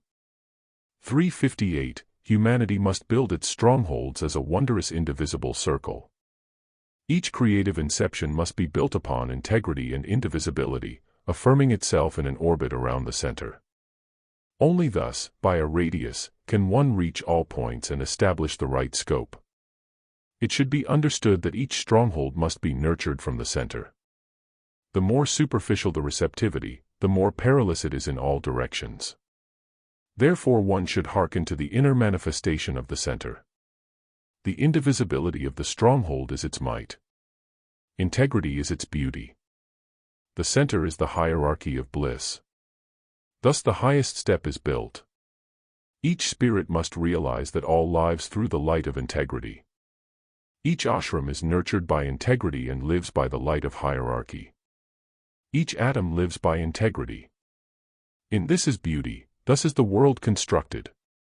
359. Our constructiveness lies in vitality. The pledge of happiness for humanity lies in beauty. Hence, we assert art to be the highest stimulus for the regeneration of the spirit. We consider art to be immortal and boundless. We make a demarcation between knowledge and science, because knowledge is art, science is method. Therefore, the element of fire intensifies art and spirit creativeness. Therefore, the wondrous pearls of art can actually uplift and transmute the spirit instantaneously. Everything is attainable through the growth of the spirit, for only the inner fires can give the needed strength of receptivity. Thus an Agni yogi can sense all cosmic beauty without narrow scientific methodology. Verily, the pearls of art bring exaltation to humanity, and the fires of spirit creativeness give a new understanding of beauty to humanity. Thus, we value integrity around the center and appreciate the service to hierarchy through the heart. 360. How pervertedly people interpret the foundations of the world. What formulas they invent for the interpretation of vital principles. Without understanding the great foundations of the unity of all cosmic principles, they saturate space with all the disrupting principles. Thus, there results imbalance of the origins, disunion of all the highest principles, and striving to many authorities. Thus, dividing the great origin of hierarchy through human frailty brings its effects, and humanity strains all efforts to depreciate the great principle. Thus occurs the substitution of the small for the great. 361. Verily, the cosmic origins are wondrous in their might, and the creative law of hierarchy imbues all with fire. Therefore, at the base of the entire cosmos lies the law of the great unification of the highest fires. Hence all great designations should not be dissociated. And the foundation of the future, the radiant hierarchy of bliss, is indeed intensified in the assertion of great laws. Verily, it must be remembered that one can build only through hierarchy. One may be in the orbit affirmed by hierarchy only when the consciousness understands that a blow upon the shield of the name of the hierarch is a blow at us, and each one permitting a blow pays dearly. Thus, in unity lies the success of all works. The admittance of depreciation is an evidence of faint-heartedness and defection. Unity is a wondrous fire. 362. People are often more perturbed by thunder than by lightning. Likewise with events, people are more troubled by the reverberation than by the essence. One could say that there is no need to be terrified by thunder if the lightning has not struck. Only a novice fears the thunder of cannons and does not hear the flight of a bullet. Psychic energy reacts to the lightning. It can be seen how the natural capacities of the organism protect one from perilous conflagration. Thus psychic energy sometimes induces artificial swellings in order to divert a dangerous conflagration from an adjacent center. It is a very rare manifestation when, under one's eyes, the yogi's extremities swell and the tissues as quickly contract to their former size. You witnessed such a manifestation when the center of the larynx was threatened by conflagration. In spite of the danger, the psychic energy speedily mastered the fire. Ejections likewise ward off inflammation. It is entirely analogous to volcanoes. A multitude of analogies are revealed to a searching eye. Only, one should not seek the artifice of a ritual or forcing. The natural blending with the highest is achieved only through a naturally kindled fire of the heart. Certainly the boiling of the chalice that is filled to the brim is unavoidable, but this is the burden of the mother of the world. Remember the ancient image of an infant lying in a chalice. A multitude of scientific signs are transformed into misty symbols, but it is time to study them. 363. During cosmic perturbations, purifying fires are accumulated, which intensify the atmosphere and propel the fires for the construction of the new world. Thus, upon the ruins of the old world there rises a new evolution and the epoch of fire which terminates Kali Yuga and saturates space with the fire of the new world. Thus, the all-encompassing banner of the Lord summons to pure creativeness. Thus the avowal of hierarchy enters life. Thus, we welcome everything that is directed to good. Thus, we welcome everything imbued with a pure striving to walk the higher path. 364. It is generally known that before the beginning of Satya Yuga the scroll of karma rolls up with a special rapidity. It may be asked why, then, many crimes and blasphemies remain seemingly unpunished. There are many reasons. The first, people prefer to judge by thunder rather than by lightning. The second, one may not notice how gradually the circle of events revolves. The third reason lies in the motive and in old karmic bonds. Thus, only a subtle consciousness can feel how, behind some undesirable action, there is concealed not a bad motive. But the reverse also happens when an action which is not apparently bad is the result of an inadmissible thought. When I speak of spatial justice, I have in mind the law of equilibrium. The chalice will reflect each wavering of the spirit.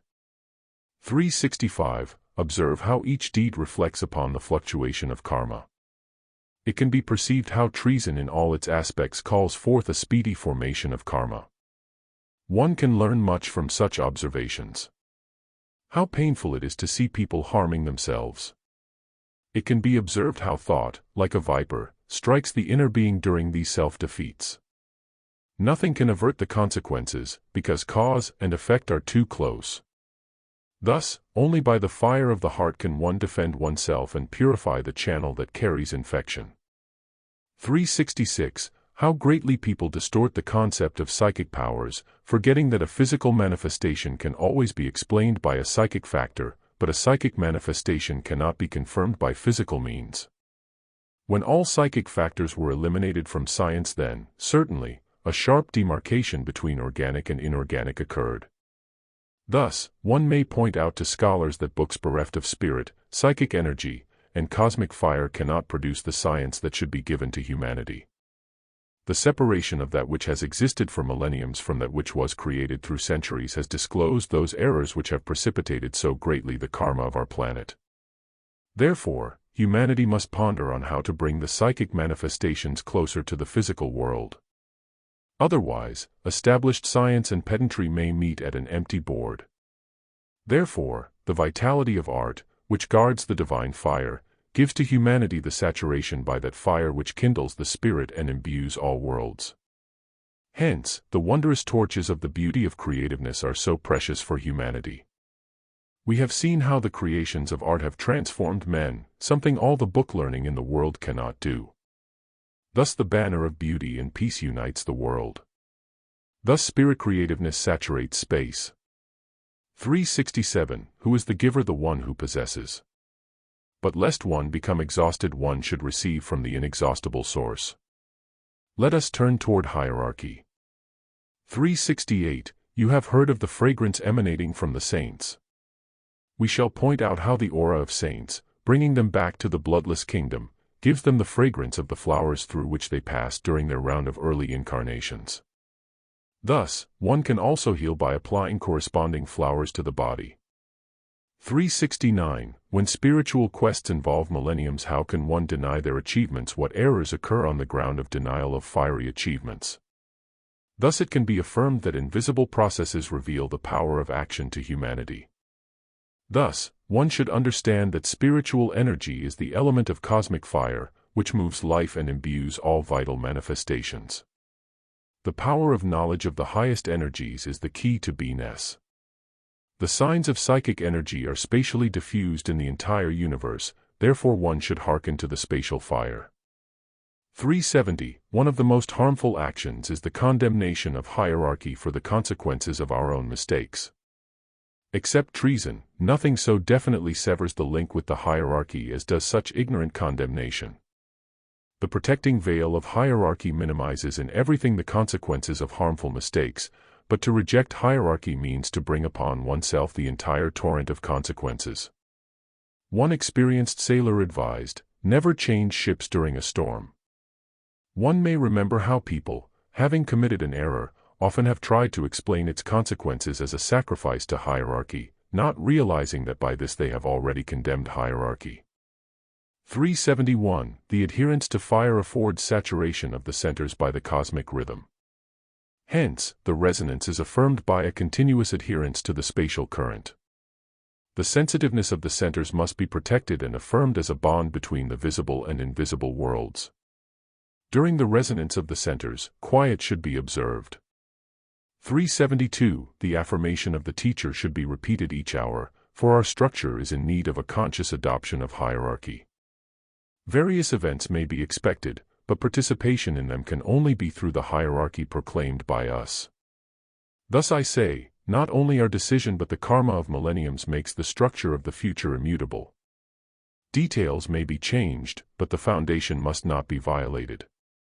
Thus, our will should not be forgotten, even in the details of life. You realize correctly the creative fairy tale, but only upon the ladder of hierarchy will it be transformed into the salvation of the world. Thus I speak. 373. Labor, create good, reverence the hierarchy of light. This, our commandment, can be inscribed even upon the palm of a newly born child. Thus simple is the commandment leading to light. In order to adopt it, one must only be pure in heart. 374. When the planet loses its equilibrium owing to the loss of spiritual understanding, the consequences to the planet are inevitable, for there is no karmic effect without cause and no cause without effect. The manifestation called forth by the loss of spiritual strivings will certainly induce those impulses which will bring regeneration to the planet. The appearance of physical changes will give to the planet the understanding of Agni Yoga. The financial crash will affect a revaluation of values. The distortion of religions will result in a search for a new spiritual achievement. Therefore, verily, the crumbling of the old world is a new affirmation, for through the coming of new values we bring to the world the salvation of spirit. 375. Thus, upon the principle of fire the world is regenerated. The fire of the centers, the fire of the spirit, the fire of the heart, the fire of achievement, the fire of attainment, the fire of hierarchy, the fire of service, these constitute the principles of the new world. The blended arcs of consciousnesses thus create the highest will. Verily, the great banner of peace will cover the entire world. Verily, a great time, the time of great fulfillments. Thus the time of great action approaches. 376. I shall say of treason to the fanatics and bigots. They assume that treason is only a matter of 30 pieces of silver, but they forget that it is contained in each blasphemy and slander. One should not think that a malicious word is not also treason. It is precisely malice that is often inseparable from treason and slander. One and the same black tree nurtures these loathsome branches, and their fruits are as black as the roots of shame. One must speedily liberate oneself from the horror of malicious words. 377. The transformation of the world is indeed affirmed in the highest tension. All perturbations, all shiftings, all diseases accompany this transformation. The most powerfully propelled energies bring fires into motion. Thus, in the epoch of fire, darkness becomes dense, and everything is intensified in a fiery striving. Evil is created by the densified darkness. Light transforms the world. Thus, at the great time, the manifestation of the universal transmutation saturates space. Thus, during the epoch of fire, when light battles with darkness, the manifestation of the banner of peace is that fundamental sign which will give a new step to humanity. Thus beauty, knowledge, art, and all nations will unite under this sign. Thus, only the highest measures can be applied to the banner. Verily. 378. Resistance to evil is one of the fundamental qualities of those who are in search of hierarchy. Physical qualities will not give tenacity against evil, but the spirit and the fire of the heart will create an armor against the cunning of evil. But how to understand evil? Certainly, first of all, it is destruction. But replacing an old house with a new and better one will not be destruction. By destruction is meant dissolution leading to an amorphous state. One must know how to oppose such destruction. One should find the strength of spirit to overcome the cowardice inherent in non-resistance. Thus let there be readiness to oppose evil. 379. How greatly must consciousness be expanded in order to comprise all broad affirmations and to understand the entire task?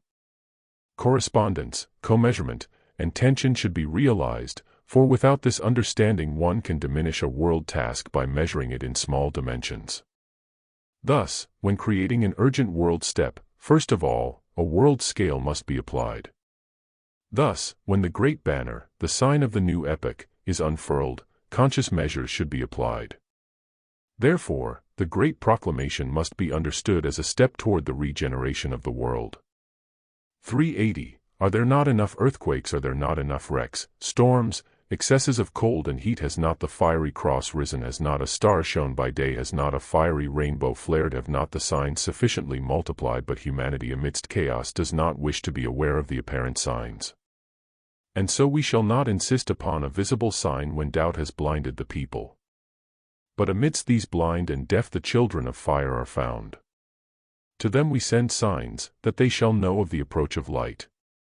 381. The consciousness that encompasses only the present, without any thought of the future, cannot adhere to evolution, because the chain of centuries disappears for such a consciousness. Hence, when the consciousness expands it encompasses the great leading chain of causes and effects. Thus, while evolution is being established, the manifestation of causes is so important. At present, when the planet is completing its karma, certainly the retribution for engenderments is greatly reflected upon humanity. Yet that which is engendered by human spiritual striving enwraps the planet. Hence each bright tension and striving will give to the planet the affirmation of the new world. Therefore, the lofty banner of peace carries its projectiles of light and fierily imbues the currents around Earth as a panacea against evil. The consciousnesses blended for millenniums create. Thus light conquers darkness. Thus a wondrous step is being fulfilled. Thus the preordained approaches. 382. Cosmic justice resolves all karmic ties. And how little humanity ponders upon the affirmations that bear us through space. Would they but ponder upon the affirmations that carry us into the higher spheres, they would invariably arrive at hierarchy. Thus humanity would garb itself in the realization of truth. Thus, upon the blending of the arcs of consciousnesses we create the future. 383. If even radio waves react so powerfully upon men, how powerfully can objects saturated with psychic energy act? The magnet that is consciously saturated transmits its magnetic currents, thus our emanations surround each transmitted gift. Therefore the affirmed action of our sendings can always intensify the strength of the one to whom they are sent. Space is raging. Perturbations are accumulating, but above all events a new current is directed for the step of regeneration. 395. Humanity has sunk in the mire of outworn survivals, in old thoughts, beyond the realization of affirmed existence. Thus the spirit of the shifted nation smolders under the departing energies of bigotry and superstition. The basis of this smoldering, the church that sows terror, is intolerable. A state that acts by means of treason cannot live. Thus, the regeneration of the spirit must eliminate these horrors which engulf the planet. Hence, only the chain of hierarchy can restore the human image. Thus, a new affirmation is being built by means of eternal hierarchy. 396. When the world is convulsed and humanity heaves in turmoil, there remains only one path to salvation. How is it possible not to realize the highest, and the creative, path of the ascent of the Spirit? Just now, when all the old ways are destroyed, when all the old energies are outlived, when the planet itself shifts its crust, how is it possible not to adopt with one's entire spirit the new affirmations and the regenerating energies emanating from the might of the chain of hierarchy? Only thus can humanity be attracted to the higher energies. Following the foundations of the cosmic magnet, the highest manifestation will attract the spirit to the highest. Thus, the highest law of hierarchy creates through beneficence, affirming a better future. 397. During a trance, even the most average man becomes adroit, daring, indefatigable, begins to learn much of what is as yet inaccessible to him, and the evidence of the invisible world becomes apparent to him, merely because for a time he has parted from the lower physical world.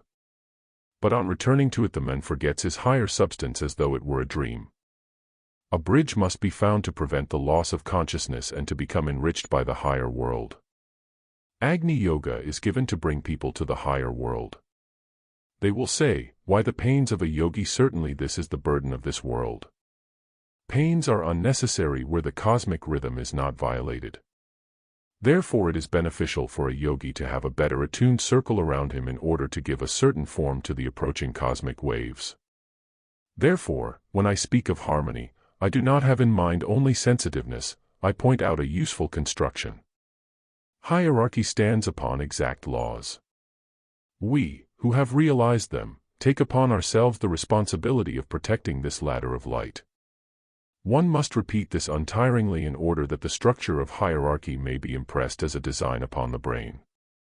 398. The accumulations of cosmic energies correspond to the affirmations of human disturbances of spirit. During such cosmic correspondence the disturbances can be resolved only by such a powerful lever as hierarchy.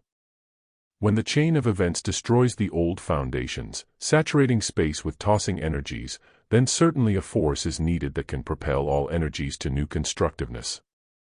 Hierarchy is the link that transforms the departing energies into a radiant future. To the world, hierarchy is the affirmation of a cosmic dimension. In cosmos everything is bound by the affirmed dimensions of a powerful hierarchy. Thus, all energies are mutually bound. Thus, the thread of the heart is linked with hierarchy. Thus, this great bond establishes the cosmic substance.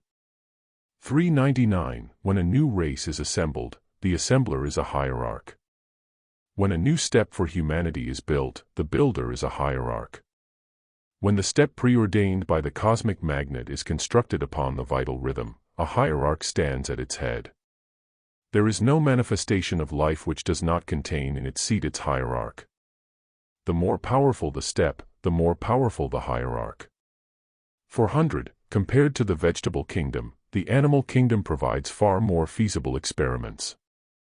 If one understood Agni Yoga, one could feel to what an extent the influence of man exerts itself on animals. It can be seen to what an extent irritation or fear or assurance is transmitted to them. Certainly the law of yogism extends from a deadly eye to resurrection. But through a multitude of intermediate steps one may observe various effects. Those who approach Agni Yoga should be warned of the possible consequences of thoughtless actions. How many unpleasantnesses might be avoided by simple self-discipline, to which one should accustom oneself? How many achievements accumulated through centuries are swept away by an unrestrained roaring? One must think of self-perfectment. One must arouse in oneself the superiority of the spirit, which will always be sustained by hierarchy. For 1. The superiority of the spirit will not come if we do not strive toward it. One must assimilate the thought about the transitoriness of the earthly hour and the immutability of the infinite. Thus Agni Yoga is linked inseparably with infinity and hierarchy. Likewise, one can transport oneself to the microcosm of the heart, which contains the reflexes of the far-off worlds.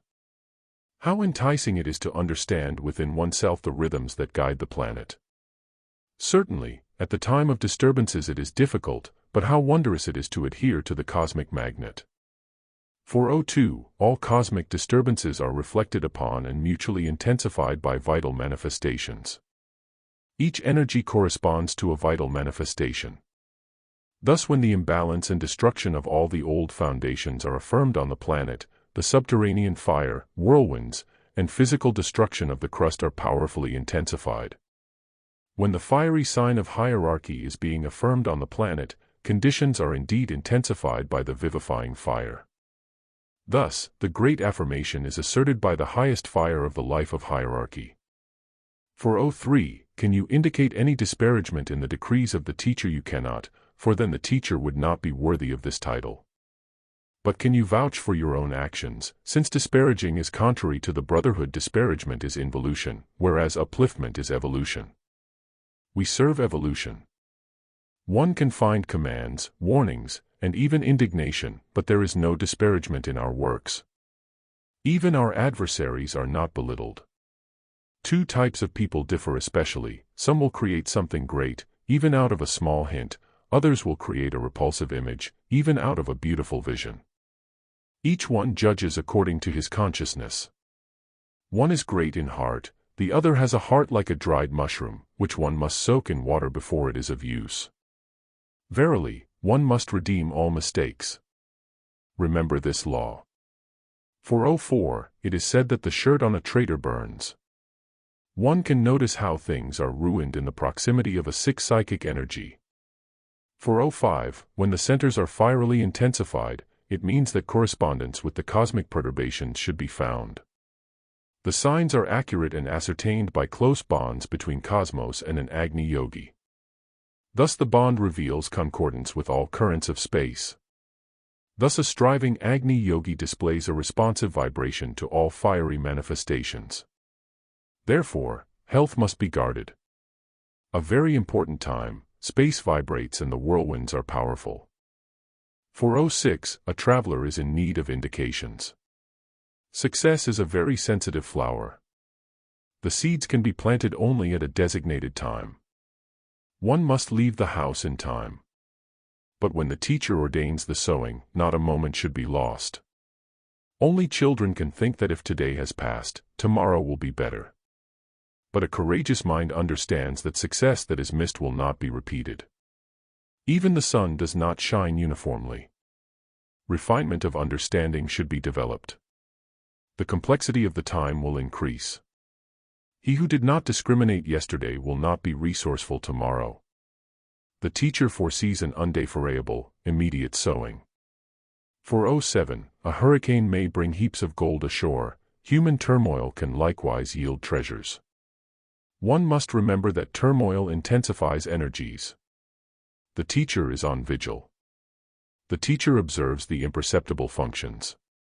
He knows who will discriminate and who will be able to receive the gifts.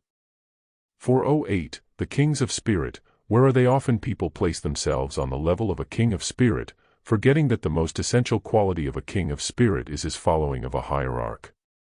Can one ascend to the level of a king of spirit by neglecting the hierarch? Can one expect esteem for oneself through disparaging the hierarch? Do not those who oppose the hierarch carry ineradicable stains on themselves? Thus, let humanity remember and ponder upon how to become true kings of spirit.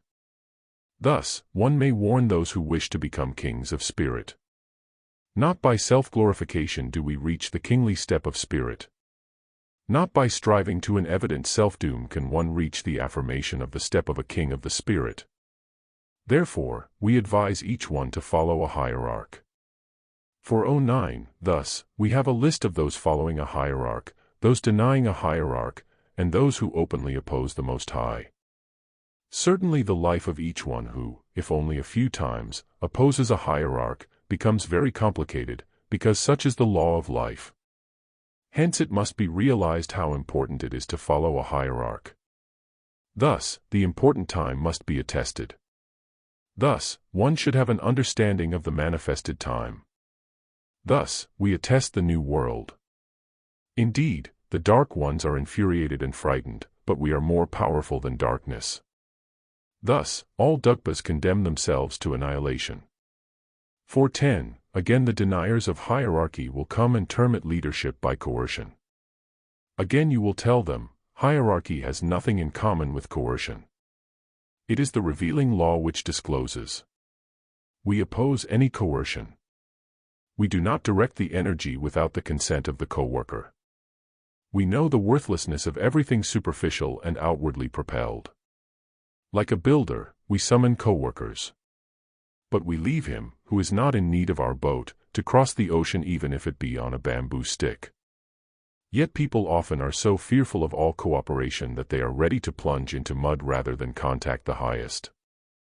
Many times you will have to sunder yourself from people on account of hierarchy. They would rather accept infinity, because they do not feel their responsibility before it. Furthermore, the unavoidableness of the law of hierarchy disturbs the limited, selfish mind. Learn not to insist where you see that the path is besmirched. One cannot go against karma. But a multitude of foolish ones have sinned against hierarchy, hence the froth of their irritation. For 11. When the world is plunged into the darkness of denial, then indeed, one must expect the destruction of old unfit foundations, for how else can the world be regenerated? How can humanity come to its senses if not by the shattering of all unfit foundations? Only when the new and affirmed great principles of hierarchy are realized by humanity will it be possible to confirm humanity's salvation. Thus, we intensely impel the planet to the principles of the hierarchy of good. The loss of the highest concepts must be compensated for, because each lost principle brings cosmic upheavals. Thus, humanity must be regenerated upon the principle of hierarchy. 412. Only by renewal of thinking can humanity attain the new planetary step. What a spatial tension surrounds the planet! Such ominous forebodings have taken place only before a stupendous cosmic conflict. Therefore, only when our hierarchy shall be affirmed can humanity be saved. 413. The contemporary Dugpas do not find labor too difficult. One has only to say, "How beautiful you are," and the fruit will fall. But if one slackens, then Dugpa will tenderly advise, "Defer." Thus, he will find a moment when the man lays aside his strength and possibilities. Certainly, a third and most beloved expedient still remains, precisely gold. We protect only those upon the right path. When someone wavers in darkness, he falls out of the area of the ray. 414. What thorns people weave into their wreaths of life. What strength people dissipate to counteract those principles upon which life itself is maintained. How many unnecessary thorns surround people, transforming their lives into regress. People will not understand the higher wisdom if they do not first of all understand the law of hierarchy, that upon which the entire life is founded, that by which the world progresses, that upon which evolution is built, that upon which the best steps and pages of history have been constructed. Thus, humanity cannot evade the great law of hierarchy. Self-destruction is the only direction along which those bereft of the understanding of hierarchy proceed. Thus, the thorns directed against hierarchy turn into a dark path. Thus, the great law of hierarchy must be safeguarded as a leading principle. 415. In the small and in the great, one must be imbued with the guiding law of hierarchy. Thus only will one be able to build the great future. Upon the blending of the arcs of consciousnesses is life built.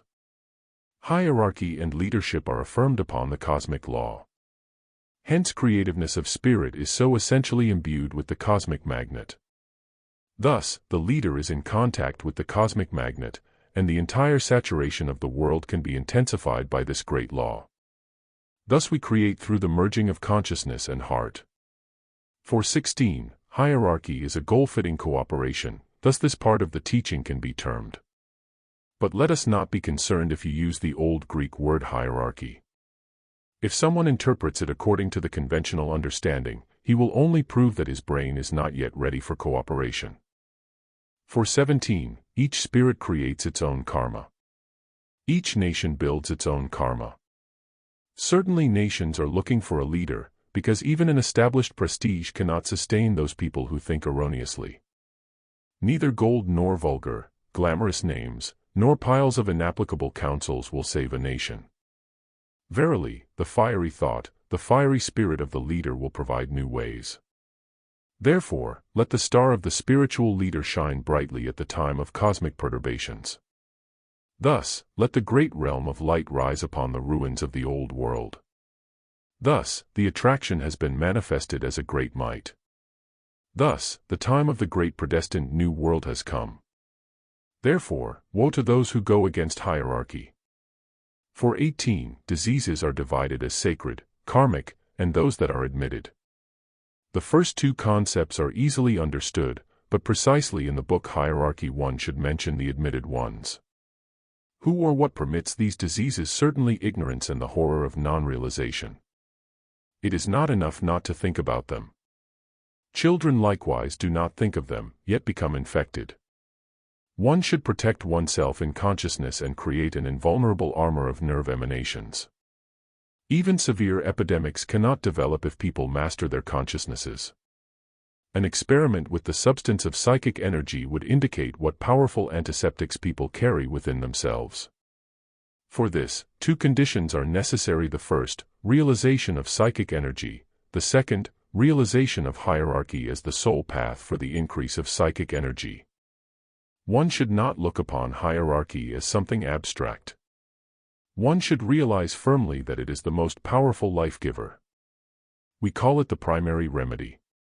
But even a pill must be swallowed and an ointment applied. There is no effect from a remedy that is in a trunk.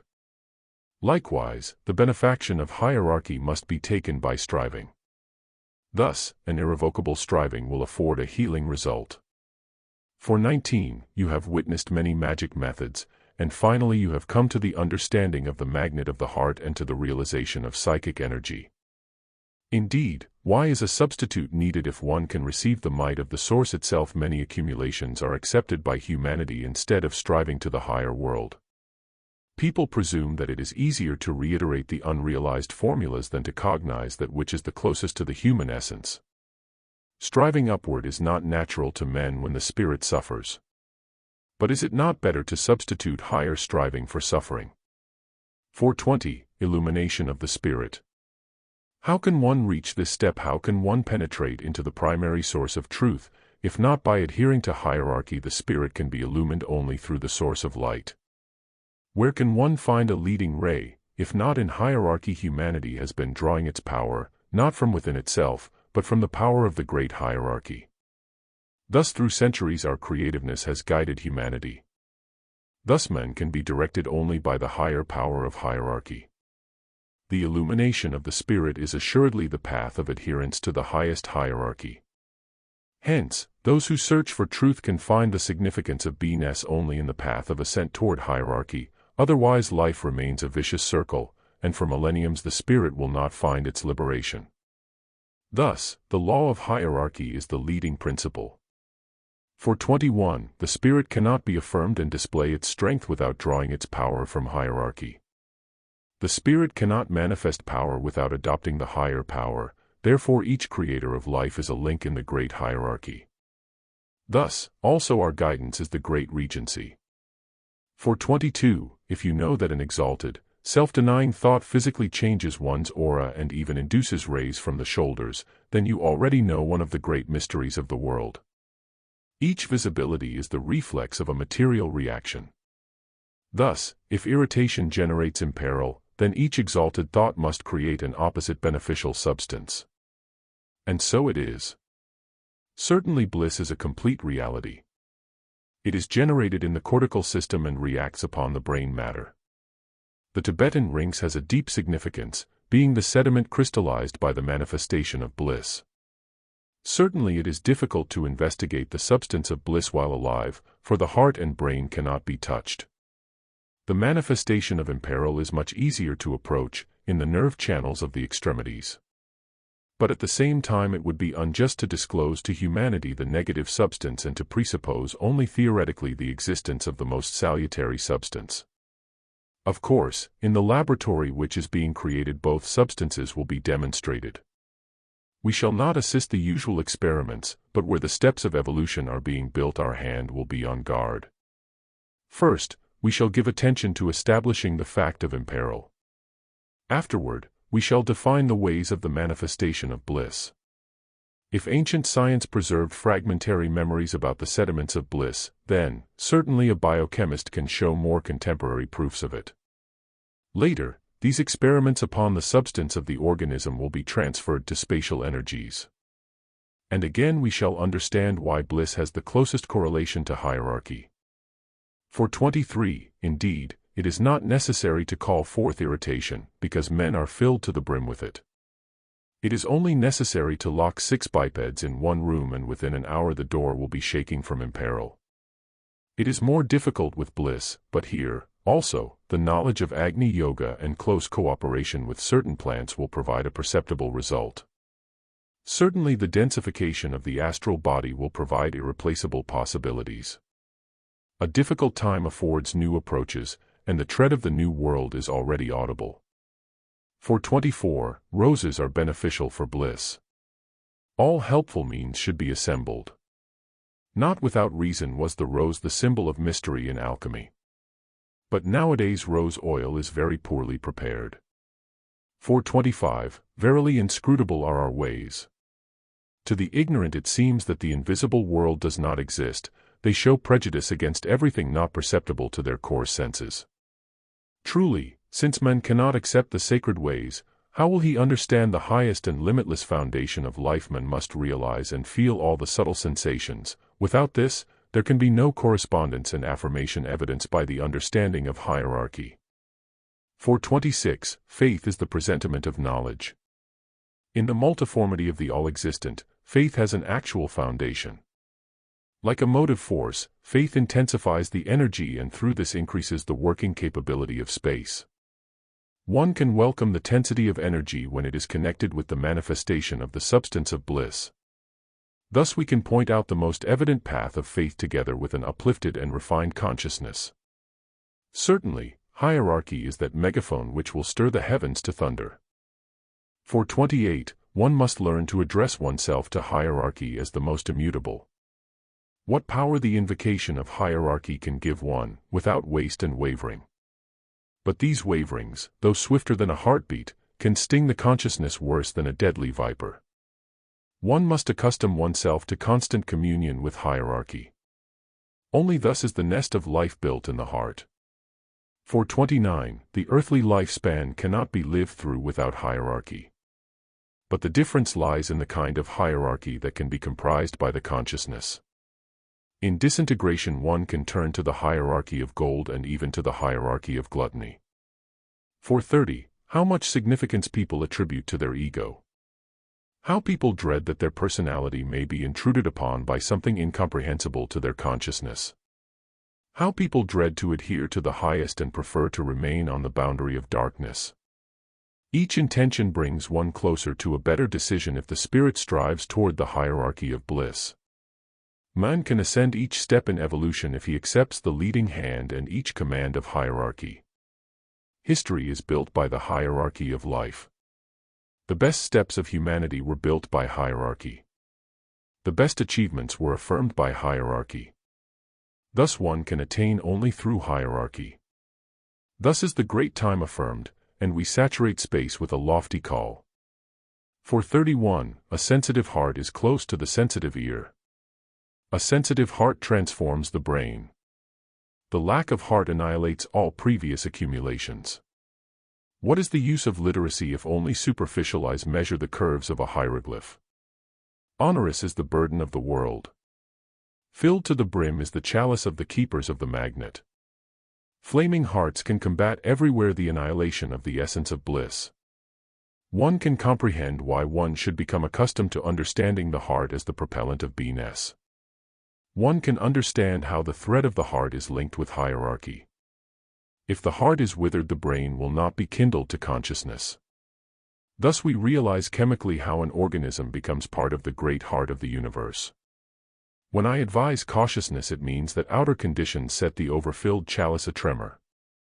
432. How, then, does humanity hope to save its karma and advance its evolution? Certainly not by denial of the great foundations, not through disparaging the highest principles, not by destruction of the affirmed and manifested origins.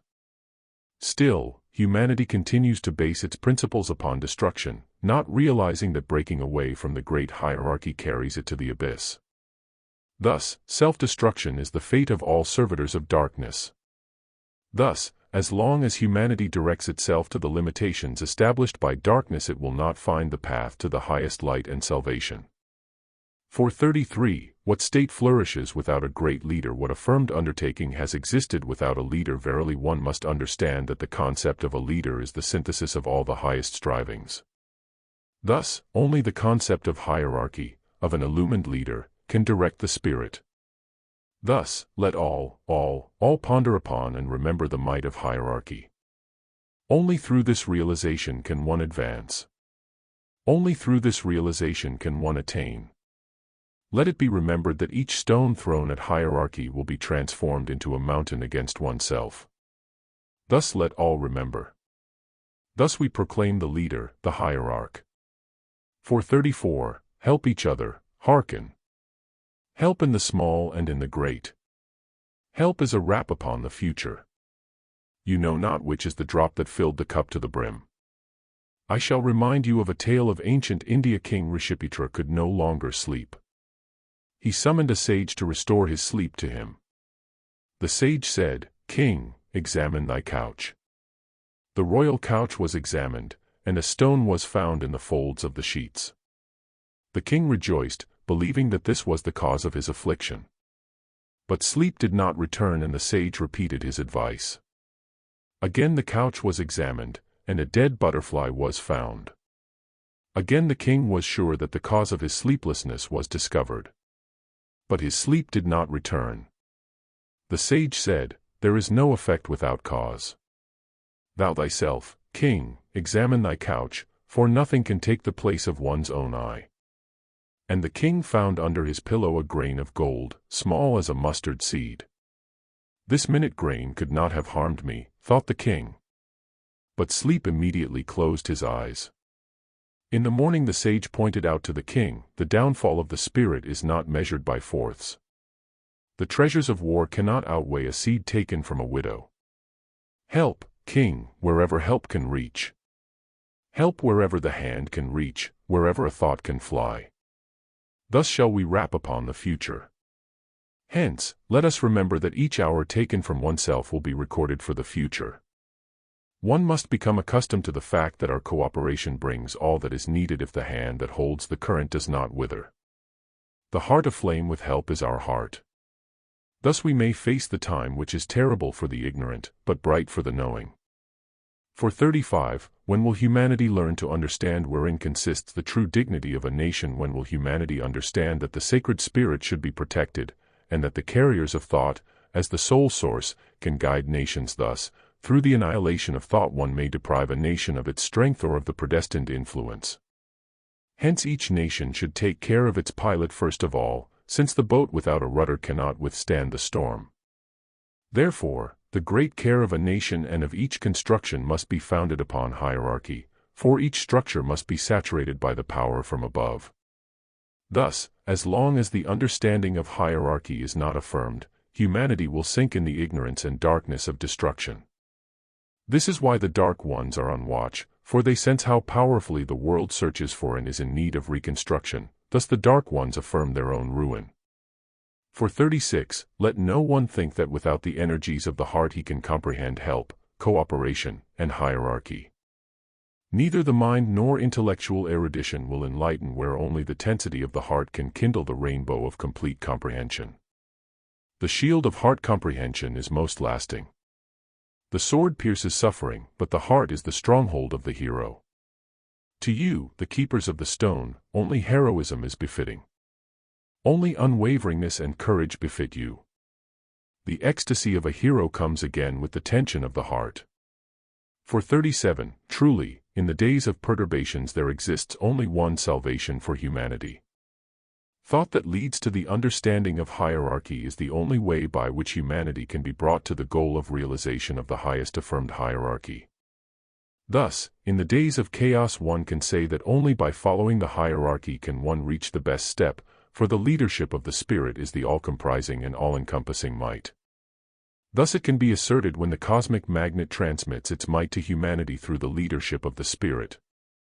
Therefore, one should adopt progress through hierarchy as the salvation of the planet.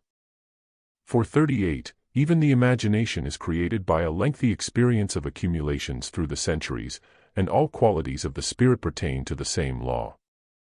The quality of heroism must also be created and tempered in life. We do not casually remind you of the days of past heroism, at the hour when the firmness of the Spirit must again be evidenced. We remind of how soon the valiant and invincible heroism must be manifested. Thus the accumulations of the Spirit are awakened. How, then, can the realization of the beauty of heroism be created if it has not been justified by experience in life? How, then, can one affirm that heroism is beautiful, if the Spirit remembers not the transport of the rays of achievement? What, then, can lift us above the chaos of mediocrity if not the wings of achievement? Thus, it is best when hierarchy can evoke a spark of the very same feelings which formerly strengthened and uplifted the Spirit. For 39, one should gather the armor of the Spirit when the earth is a tremor. Can the mountains be in dread and trees be in terror? Certainly they can, if their spirit is in contact with the developed consciousness of men. But can the lake rejoice and the flowers be merry? Certainly they can, if flowers even wither under the glance of men. Such is the correlation between the lowest and highest links of hierarchy. Only a very refined spirit will find within himself the courage to acknowledge a brother even in a rock. For 40, great firmness, great determination must be evidenced when the goal is communion with us. But even a minor treason generates numerous calamities. I warn those who have ears. For 41, in the mighty shifting of nations, what can be the saving manifestation? What else can provide the direction to the good if not the way toward hierarchy? When the spirit of humanity sinks into the lower strata, what can bring it to the higher understanding if not adherence to hierarchy? The epoch of fire approaches, which will bring to humanity great attainments and equally great transmutations, because the epoch of fire can be assimilated by the spirit that adheres to hierarchy. Our co-workers must therefore understand that only through fiery striving can one attain. In the epoch of fire one can build only by fire. Each indifference, each delay, each display of egoism is the manifestation of ruin. But the disparagement of hierarchy is most heinous of all. For 42, if you want to ponder upon the three pearls of the world, can you feel your heart as a summit, bestowing power upon the three sacred rivers, which nurture many lands? Can you master the trinity of consciousness without diminishing one part? The spirit must be accustomed to divisibility. One can imagine amidst sloping hills a strong snowy summit, which takes upon itself all the burden of the whirlwinds. So rises an arhat, who takes upon himself the entire burden of imperfection.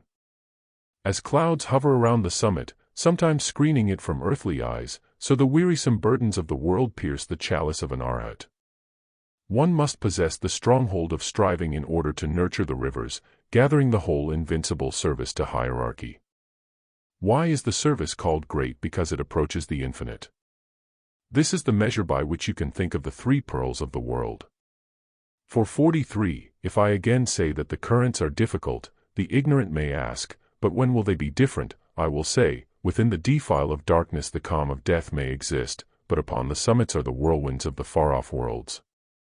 Thus, guard your health. For 44, the spatial fire rages especially when the evidence of human imperfection manifests itself on a powerful scale. The fire, permeating all vital cosmic manifestations, rushes impetuously to the formation of new bodies. But when there are no corresponding manifestations in the vital actions of humanity, then, certainly, destruction asserts itself both in cosmos and in the human affirmation. As cosmos has its center of cosmic fire, so humanity must realize its fiery center in the hierarchy, which guides humanity and imbues it with the powerful leading principle. Thus, one can strive to the realization of the highest hierarchy of the fiery heart. Thus, humanity must realize all the best strivings. Only thus can one progress in evolution.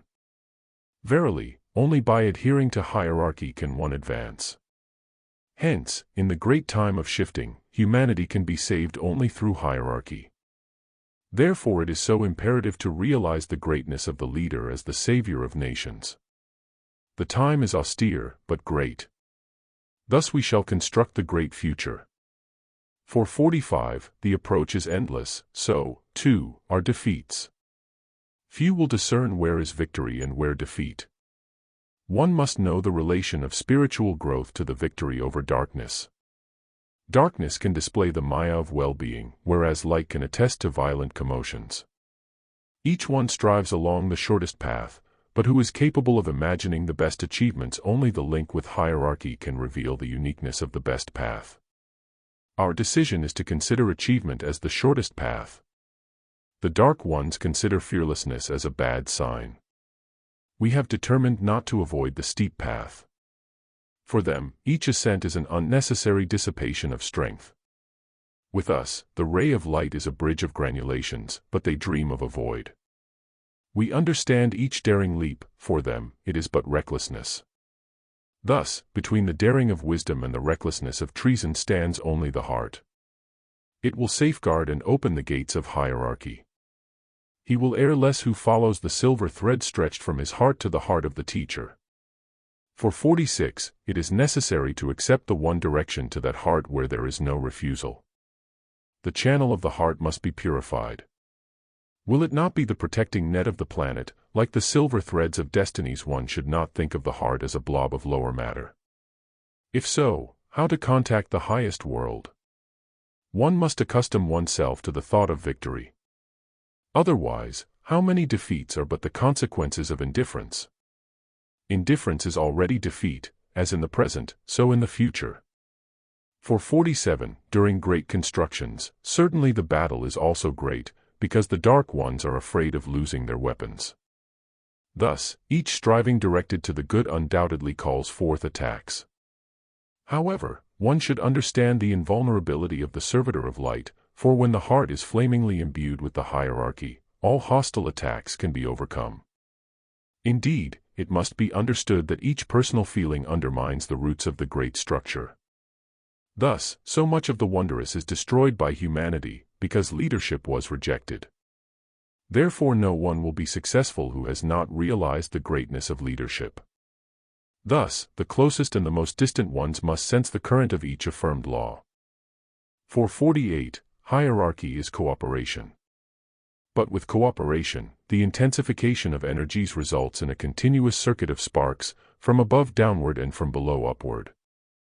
The dynamo producing this flaming torrent is the heart. It means that above all else, hierarchy is the teaching of the heart. One should be accustomed to understanding the heart as the central motive power. One cannot understand the flame without understanding the significance of the heart. I spoke to you of many centers, but just now I especially stress the chalice and the heart. The chalice is the past, the heart is the future. Now, certainly, we comprehend that the ascent is accomplished only along the single silver thread. Therefore, let us be especially cautious with the predestined structure. The chemist values a rare reaction in a certain test tube, and nothing in the world will repeat this reaction if the test tube is broken. So it is with our construction.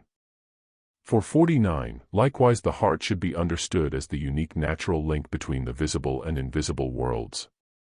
Many secretions bind the lowest strata of both worlds, but only the thread of the heart can lead into the infinite. In this lies the difference between magic and the nature of the spirit. Thus, I advise, first of all, to pay attention to the heart as the source of the predestined unification of the worlds. It should not be thought that hierarchy is only discipline, it is the advance into the higher world. For 50, the realization of the immutability of the plan directs each trend of thought to truth. Creativeness of the spirit demands a saturated onward striving, therefore each wavering carries away a constructive approach. The fundamental quality of creativeness is the direct following of the hierarchy. Only thus can it be affirmed that the path will lead to the highest attainments. How else can humanity contact the spatial fire if not through the approach to hierarchy? Thus, the leading principle of hierarchy fierily impels humanity to a new advance. Without this mighty progress, darkness will engulf the planet. 451. If one were to expound the condition and aims of yoga, the number of applicants would not be great. For them the renunciation of selfhood would be dreadful. When a yogi feels the same during want or plenty, when he feels himself only a disposer of means, when he feels his destination in bringing service to the world and his holiday in communion with the higher forces, such a way of life, with the assumption of all the burdens of surrounding imperfections, will not be pleasant to many. Many are altogether incapable of thinking about the future, lulling themselves with the misunderstood letters of the scriptures. We must not think too much of the earthly, yet it is not said anywhere that we should not think of the future. The thought of the future is already like gates to the infinite.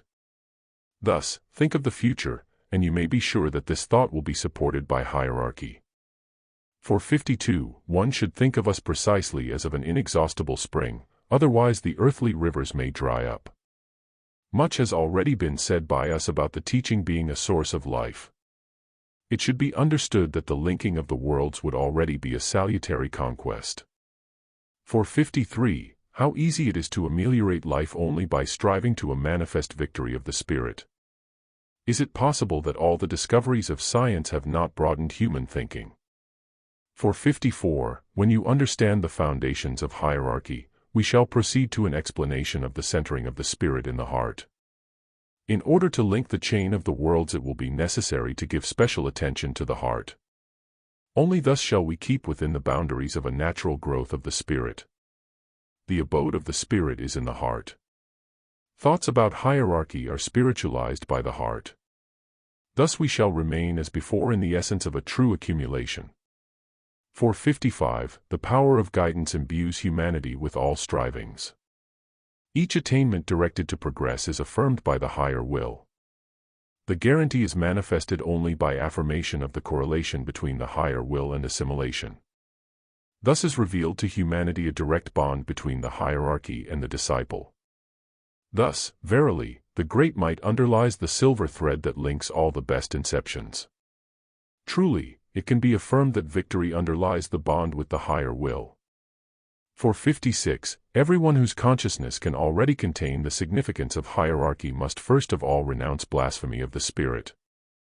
Much unworthy blasphemy is uttered and thought amidst the usual work of day and night. The most dangerous poison is produced by these imperceptible treasons. Often their consequences are more dreadful than one misdeed through crass ignorance. It is not easy to break the habit of the abomination of blasphemy, for the boundary between the white and black is complicated. We call this contamination a black ulcer similar to cancer. Besides, the meaning of cancer in general is not far distant from the consequences of a spiritual abomination. Like striving to the guide, one should develop in oneself comprehension of the highest hierarchy. Ponder that in concluding our notes about hierarchy we do not conclude anything, but only open the next gates. 457. Spirit creativeness is the most powerful attraction of forces. Around the seed are grouped various particles which are united by one and the same fiery attraction. Each inception can exist only through this fiery attraction. Therefore the might of hierarchy is that great magnet which keeps everything in concatenation and broadens all possibilities. The principle of hierarchy underlies all vital manifestations. The principle of hierarchy leads the entire cosmos. Thus, spirit creativeness imbues with fire all manifestations of space. The symbol of great guidance is established in cosmos. 458. Fear generates ugliness. Nothing that proceeds from fear can have a worthy importance. It is impossible to approach hierarchy through fear. It is not possible to understand the application of the highest chain before realizing the harm of fear. There are many ways to hierarchy. But the slippery unsteadiness of fear will not endure the ascent upon the rocks, and a trembling hand will not feel the handrails which have been carefully prepared. The condition of fearlessness must be understood equally with devotion. Broad is devotion, but you remember how multicolored is fear.